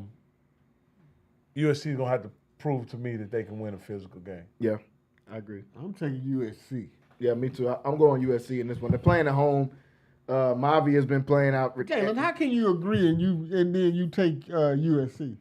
No, I agree. Oh, you agree with me? No, I agree with you. Okay. Yeah, not with Ryan. I was talking about you. No. What I'm saying, I'm not taking Michigan. Okay, I'm just simply saying that I wouldn't bet this game because I don't know if USC can actually. Yeah, I wouldn't bet it either. Yeah, because I don't. Okay, Jalen. Okay. But I'm picking no. Okay, no. I'm going with Mavia and Lemon, man. After what I seen Lemon do to Illinois last week, I got to go with USC. He went crazy, like 200-something yards, 3 touchdowns.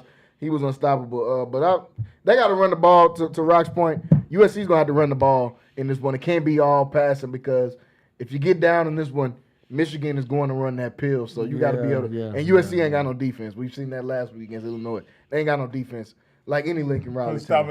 Couldn't stop a nose. No, they Who was that? No Connally just scored?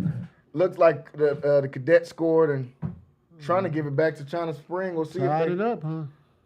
Should have been tied up there. I'm not getting no score updates. I'll look to see if they put the score up on the screen though.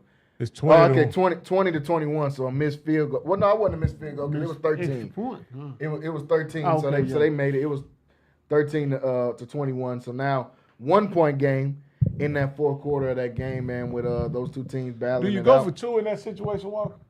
I think you do. It just depends on how much time left in the game. Yeah. Like if it's over 6 minutes, then you get another chance. But if it's under, I still think you go for 2 because you're gonna need a field goal either way. You might as well go ahead and get it. If it's 19-21, it ain't gonna kill you.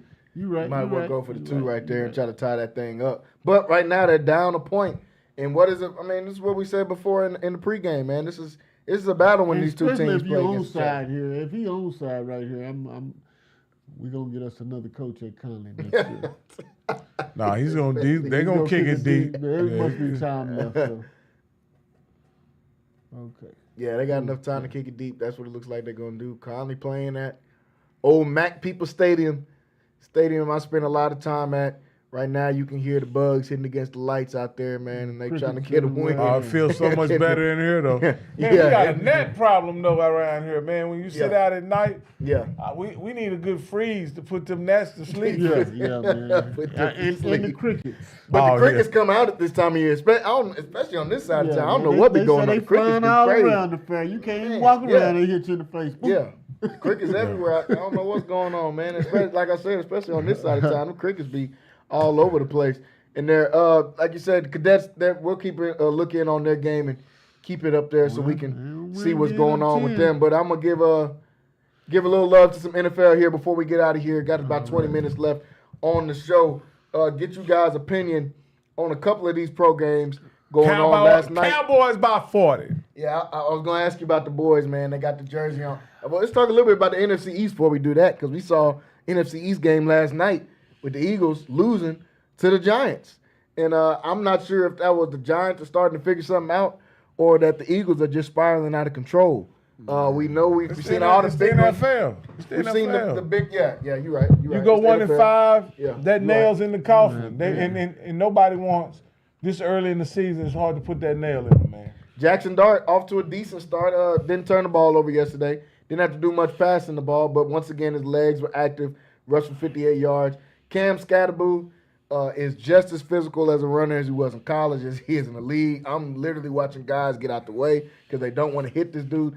I don't know if Cam Scatterboo is going to play to a second contract, though. He plays so physical. I'm like, bro, you gotta sustain a career out of this, man. You hitting your head against the wall. So you got to realize seconds. there are no more 240-pound linebackers anymore.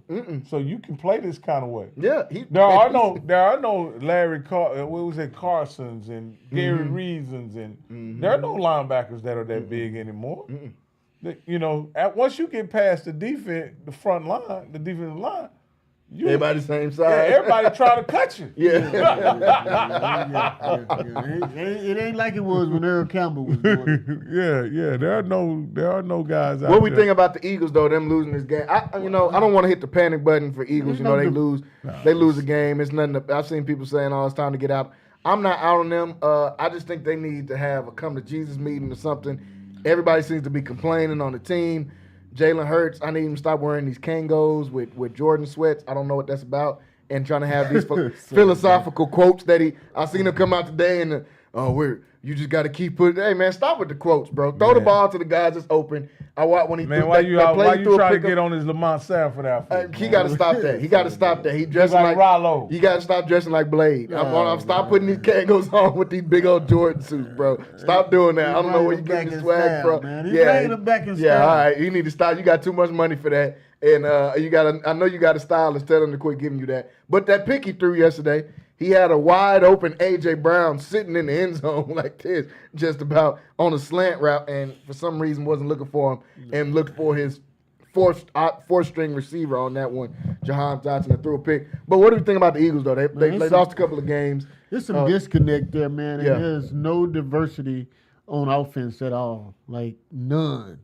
Like, you can't run the ball. You Four can't tush pass pushes the in a row ball. was terrible. Yeah. That was terrible. And they took 8 minutes off the clock. That was terrible. They took 8 minutes off the clock with that, man. They scored.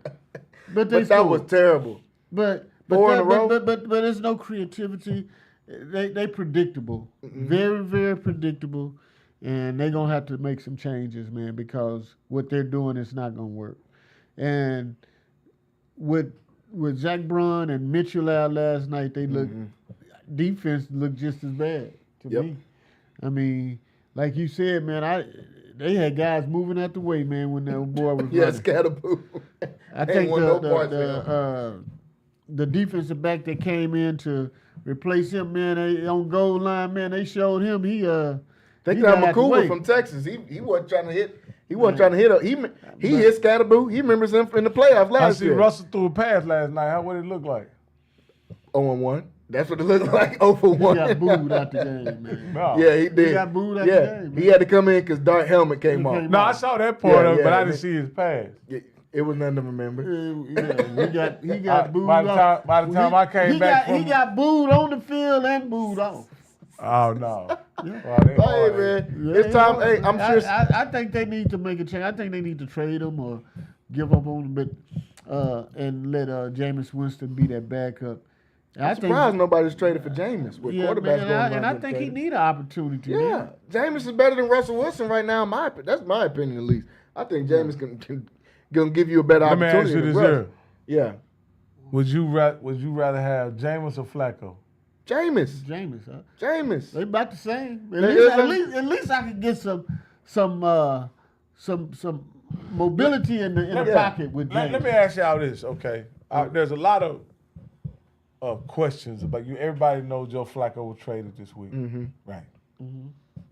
My question to you was the trade a function of the GM saying this Flacco experiment is over with and he's seen enough, or was a fifth round pick just too much to pass up for Joe Flacco? Well, so this is the deal. I think it was both. We give up on this because our year's not getting any better. We get a fifth round pick out of it. We get an extra pick. We got Deshaun Watson coming back there still under contract. What are we gonna do with this? We got two young guys, and now that we see what Dylan Gabriel can do, because he looked faster, It just looked more fluid. It looked like it had more energy. It looked a lot better than what Flacco. So let's get rid of this problem now. We gonna call Cincinnati and ask them, do they want them? They don't even have to call us. We call them. So the story coming out of Cleveland is that the Cincinnati Brass asked for Shador and they were willing to give up a 3rd round pick for Shador. I didn't hear that. And rather, yeah, that's coming out of Cleveland, and the Bengals said he's not a tradable that's good commodity. So they had to stop.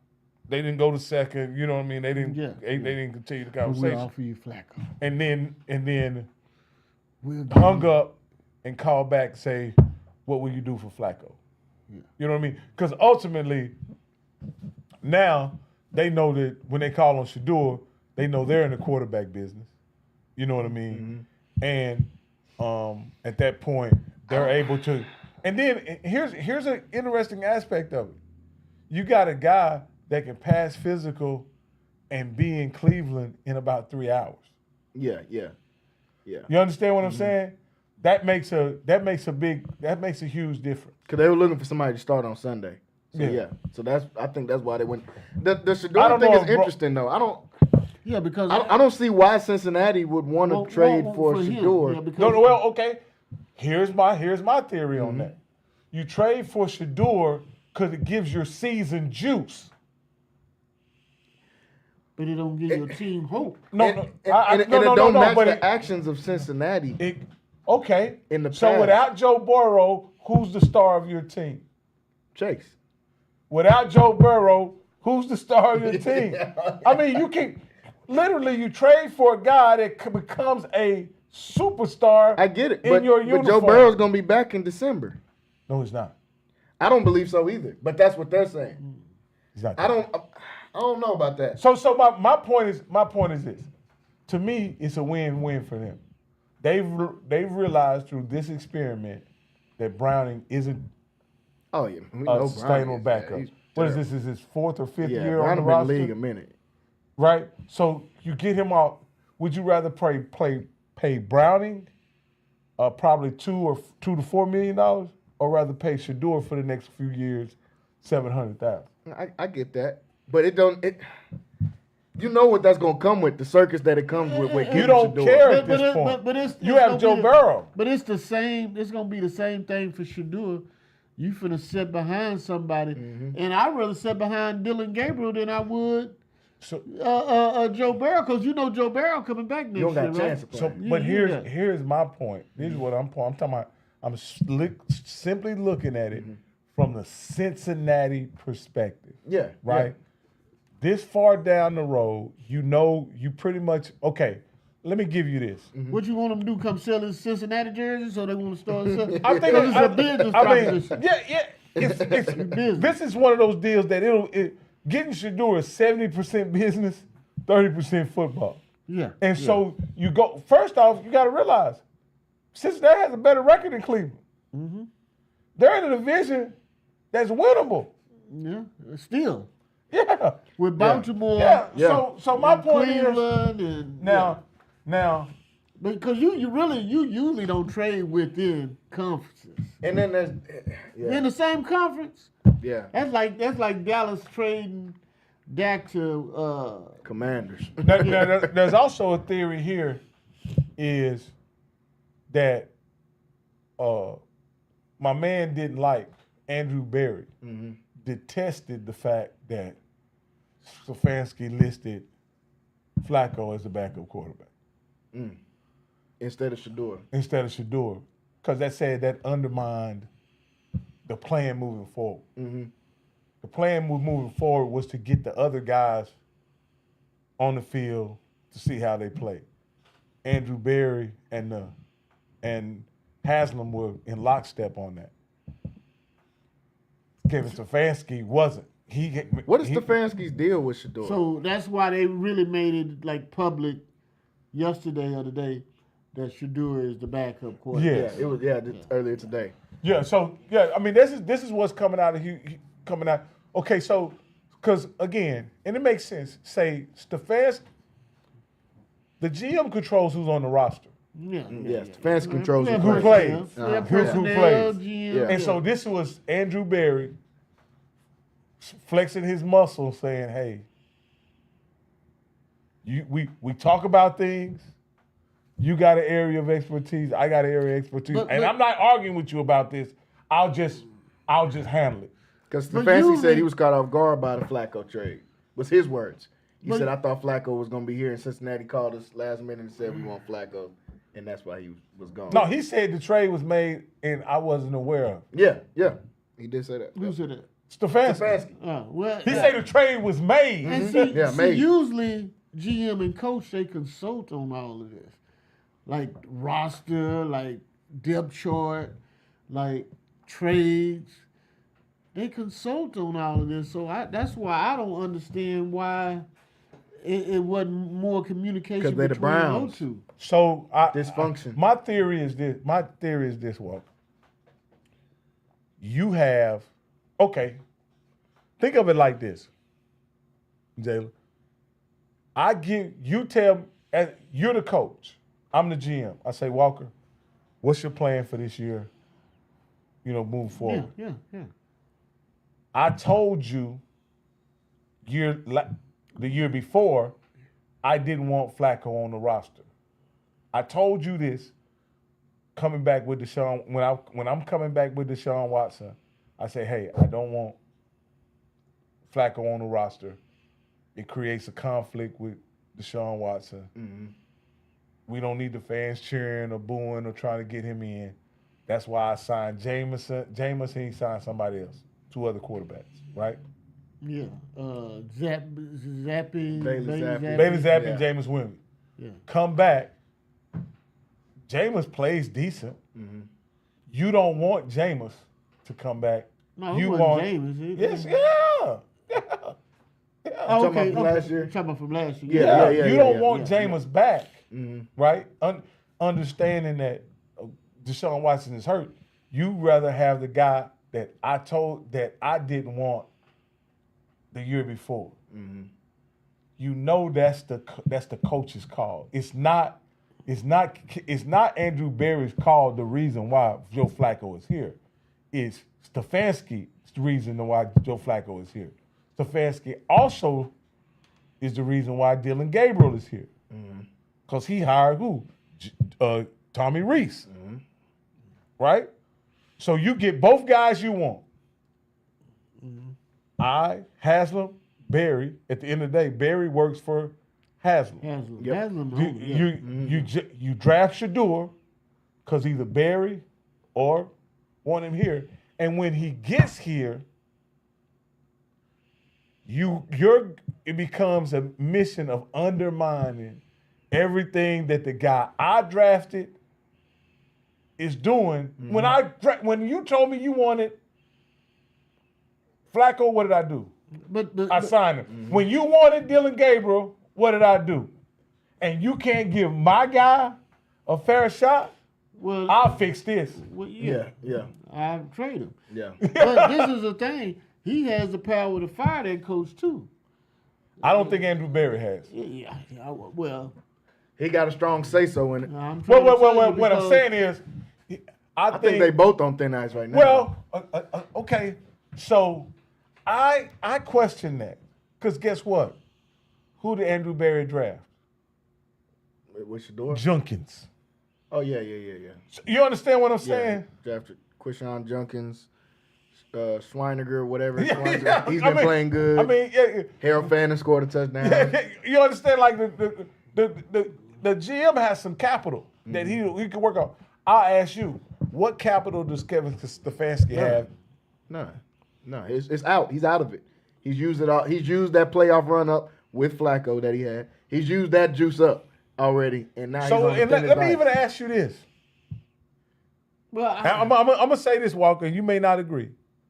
Kevin Stefanski has had 6 quarterbacks running his offense.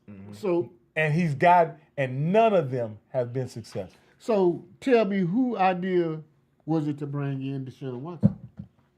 Oh, that was the owner. And Barry. And Barry. Barry was big on that. Because you had to go and do your homework on him. Yeah. Which he hadn't played in the year, so. Well, my point is that's if the because owner he still has to come back. Yeah. If the owner wants him as the GM, you work at the owner's pleasure, and you go get him. and you are in control of the roster. You got to make it. You got to make it. I'm saying Andrew Barry. What Andrew Barry is responsible for is the talent on the football team. What is Stefanski's responsibility is coaching, winning games, and the offensive production. My point is, with four, I named them in my head, but he's had, including Baker Mayfield, who's balling in Tampa. He's had 6 quarterbacks, and they all have played bad. But this is the thing about it. They usually work in conjunction. 6 quarterbacks, and they all have played Well, you know the one that played good for a little bit? Flacco. That's why he loved him so much and won in the back. They won 12 games and went to the playoffs with Flacco. But Jameis Winston played well. I think if you go back and look at that, 4 or 5 of those games were won by Deshaun Watson. No, a few of them worked, and Flacco played like the last 7 games of the season. Yeah. All against non-playoff teams, I think. And they blew them out, and they going against the Texans again. So what I'm saying is, my point is how. My point is not what. I'm not talking about games that they won because whatever. How did they look? How did the offense look? Yeah, it hadn't looked good. It hadn't looked good since 2019 when they. So that's what I'm talking about. Even with Baker, how did it look? Even with, again. Yeah, it wasn't.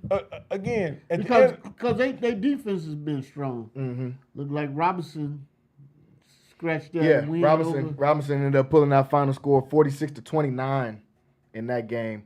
They get a win. China Spring close to trying to close that game out. They got a 28-20 lead on the Cadets in that one as well. There's a lot of these games getting ready to wrap up here tonight. But yeah, the drama in Cleveland, I guess. This is what I think. They're in a battle. This is the battle. Dylan Gabriel has to not only look good, but the offense has to be productive in order for what's the guy's name? Stefanski to keep his job. If in fact Dylan gets injured and they have to go to Shador, it still has his only other way to save his job is to make the offense look good and be successful. Again, Kevin Stefanski has been, in my opinion, trying to undermine the draft pick of Shador Sanders by, for instance, on Tuesday or Wednesday practice. It's Wednesday practice. Normally, the backup quarterback is on the same field as the starting offense. Right? Where was Shador and Bailey Zappi? They were on the scout team field together. With Gabriel getting all reps. But this is the thing. This is the thing because when you go team ball, you don't have you have separate periods, and the offense may do something first. Like in team. Let me put it to you like this. So you'll go out and then you do individual drills, and you do your stuff and this like that. Then that's like going over routes that you're gonna go over there doing this game. Then you go to these were team periods we're talking about. Okay, During the team periods, the backup quarterback is with the starting offense. Okay, but it's on the same field though. They said no. This is what they said. The backup, when Dylan was there, because he never, even when he didn't get reps with the starting offense. Yeah, he wasn't on the practice field. He wasn't on the practice field. He was on the field with the starters. Right? He was on the field with and Shador was over there with the scout team and doing whatever. I don't know if it's learning or learning the offense with the learning the scout team offense or whatever they were doing over there. Yeah, he would be. So what I'm saying is, why wouldn't Shador just jump into the same role as Dylan Gabriel when Flacco is gone? Why would you then have him over there? It's something fishy with Stefanski and Because Shador. my point is, I assume you correct me if I'm wrong.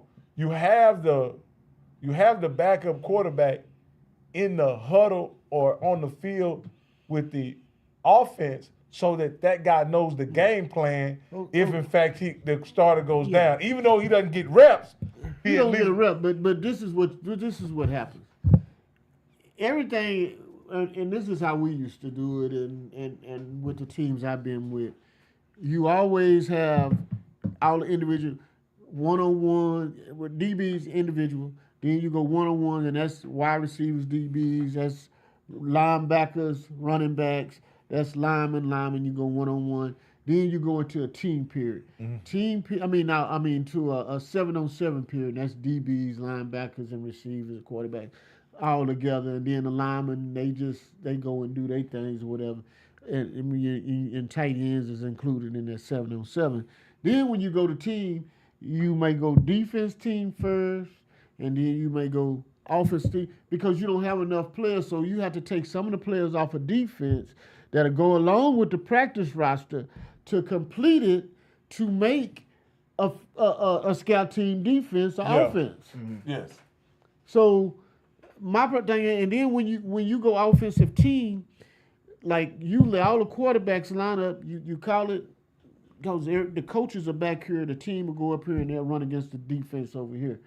And so you'll come out, and when the quarterbacks are going and listen at the play. Once he calls the play, that's the part I'm talking about. Why wouldn't they'll go and say, well, trips right, blue, 86, X post, or something like that, and everybody hears the plays. That's even the receivers and everybody back there, so you will see what you're doing on that play. So everybody that's back here is the first team will go, or the team that's going out to do the rep is out here doing the play, but everybody out here got the call. They know what it is, so they can see what their position is doing and whatever, and you listening and you looking for the reads. But whatever. So what they were saying is whatever. Okay, that's so he wasn't involved in that part of it. No, he wasn't involved in that. During that part, he was over with the practice squad and the scout team. Oh, that's crazy. Well, usually the practice squad is right there, because the practice squad is giving the offense a look. Yeah, they're giving the offense a look. No, the practice squad offense, I guess. And so now, what I'm told is they have like 7 guys that they have on offense and 7 guys they have on defense that they signed to their practice roster. Okay. So apparently, then this is just me watching Shador's stuff very closely. Look like there's about 9 guys that are like, they just scout team, like they scout team. Yeah, and that's his team. Like Shador is like his team. So you could go over there. You could go, and you can do it differently, because you can go over there and you can start getting ready and go over the cards to get your defense a look. Because Shador is like, we got a scout team. We got 6 games every week, like or 7 or 5 games every week. That's our game, whatever. So apparently he was either running the scout team or responsible for the scout team or whatever. And he didn't say he was lacing them up, but he was proud of what they was doing. You could be right, because they could be over there. They could be over there, all the offensive scout guys getting over there and just working on what they're going to be doing in scout defense. Yes. And then the defensive guys could be working on what they're going to do for the offense. Yeah. Because you got cards, and then you got different coverages that you have to kind of duplicate that the other team is going to be running that week.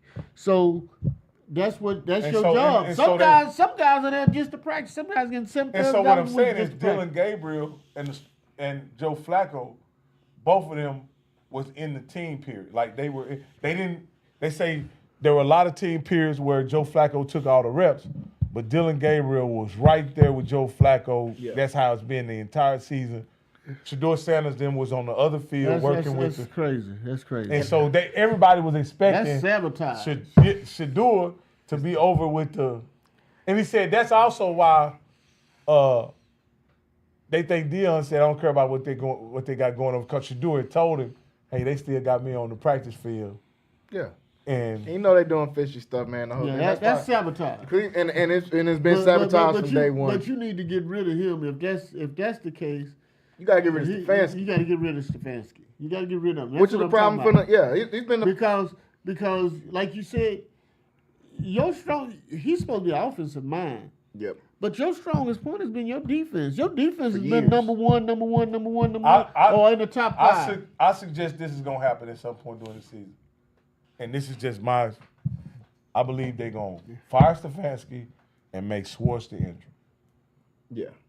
Because in my opinion, he's earned a shot to be the interim. Absolutely. Absolutely. The defense has been balling for years. So I agree with that. I think so as well. I mean, and I hate the narrative that you can clearly see they try to mess with Shador. Yeah. Especially him and his comments. And everything from day about one. him, everything about him, because you don't want him and the GM want him, and because if you go back to the draft day deal, well, I didn't know who, you know damn well who you talking about. Yeah, come on, man. Shador Savage. Yeah, you know exactly what it was. But you also gotta now. I don't. We got other guys on this team, and we have a starting quarterback. Who? I mean,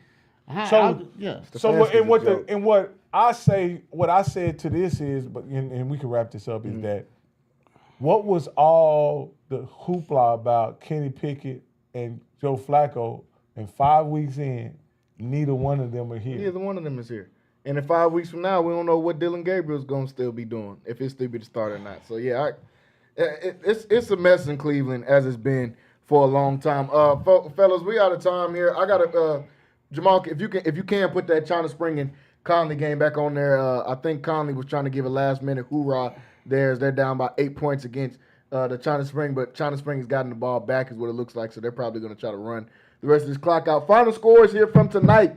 Midway, 27-7 win over Temple. Lake Belton, 49-23 win over Leander Glen. Brenham, 49-0 win over Waco High. University, 58-3 win over Brian Rudder last night. Belton, 53-42 win over Colleen Ellison last night. Hillsborough gets a win 50-8 over Venus. China Spring and Connally. So that one looks like it's getting ready to close out. The Cadets, China Spring looking like they're about to close that one out. La Vega wins 24-7 against Gatesville. Robinson, final score 46-29 win over Lorena. West blows out Maypearl 58-7. Whitney gets a big win over 4-1 Grandview 34-7. Because he had a ball. Mahia gets their first win of the year is what it looks like. 32-14 over Grosbeck. Fairfield, 44-6 win over Teague in that rivalry game. Looks like the Yeoman and McGregor are going to overtime. 14-14 tied up at the end of that game. 68-20 win or lead right now for Franklin over Troy. That Franklin team's starting to get their mojo back. Clifton gets a 28-6 win over Eastland. Hamilton 38-7 win over Coleman. Bosqueville comes back all the way in this game to get a 28-27 win over Valley Mills. So Bosqueville wins a super close one. Looks like a barn burner out there in Valley Mills, Texas. Dawson 49-0 win over Itasca.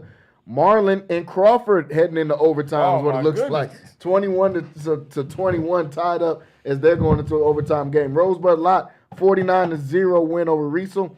Moody 34-6 lead over Bruceville Eddy. Chilton puts up a 70-piece on Hubbard, 70-0 in that game. That Chilton team is so good. Bremond 53-0 win over Meridian.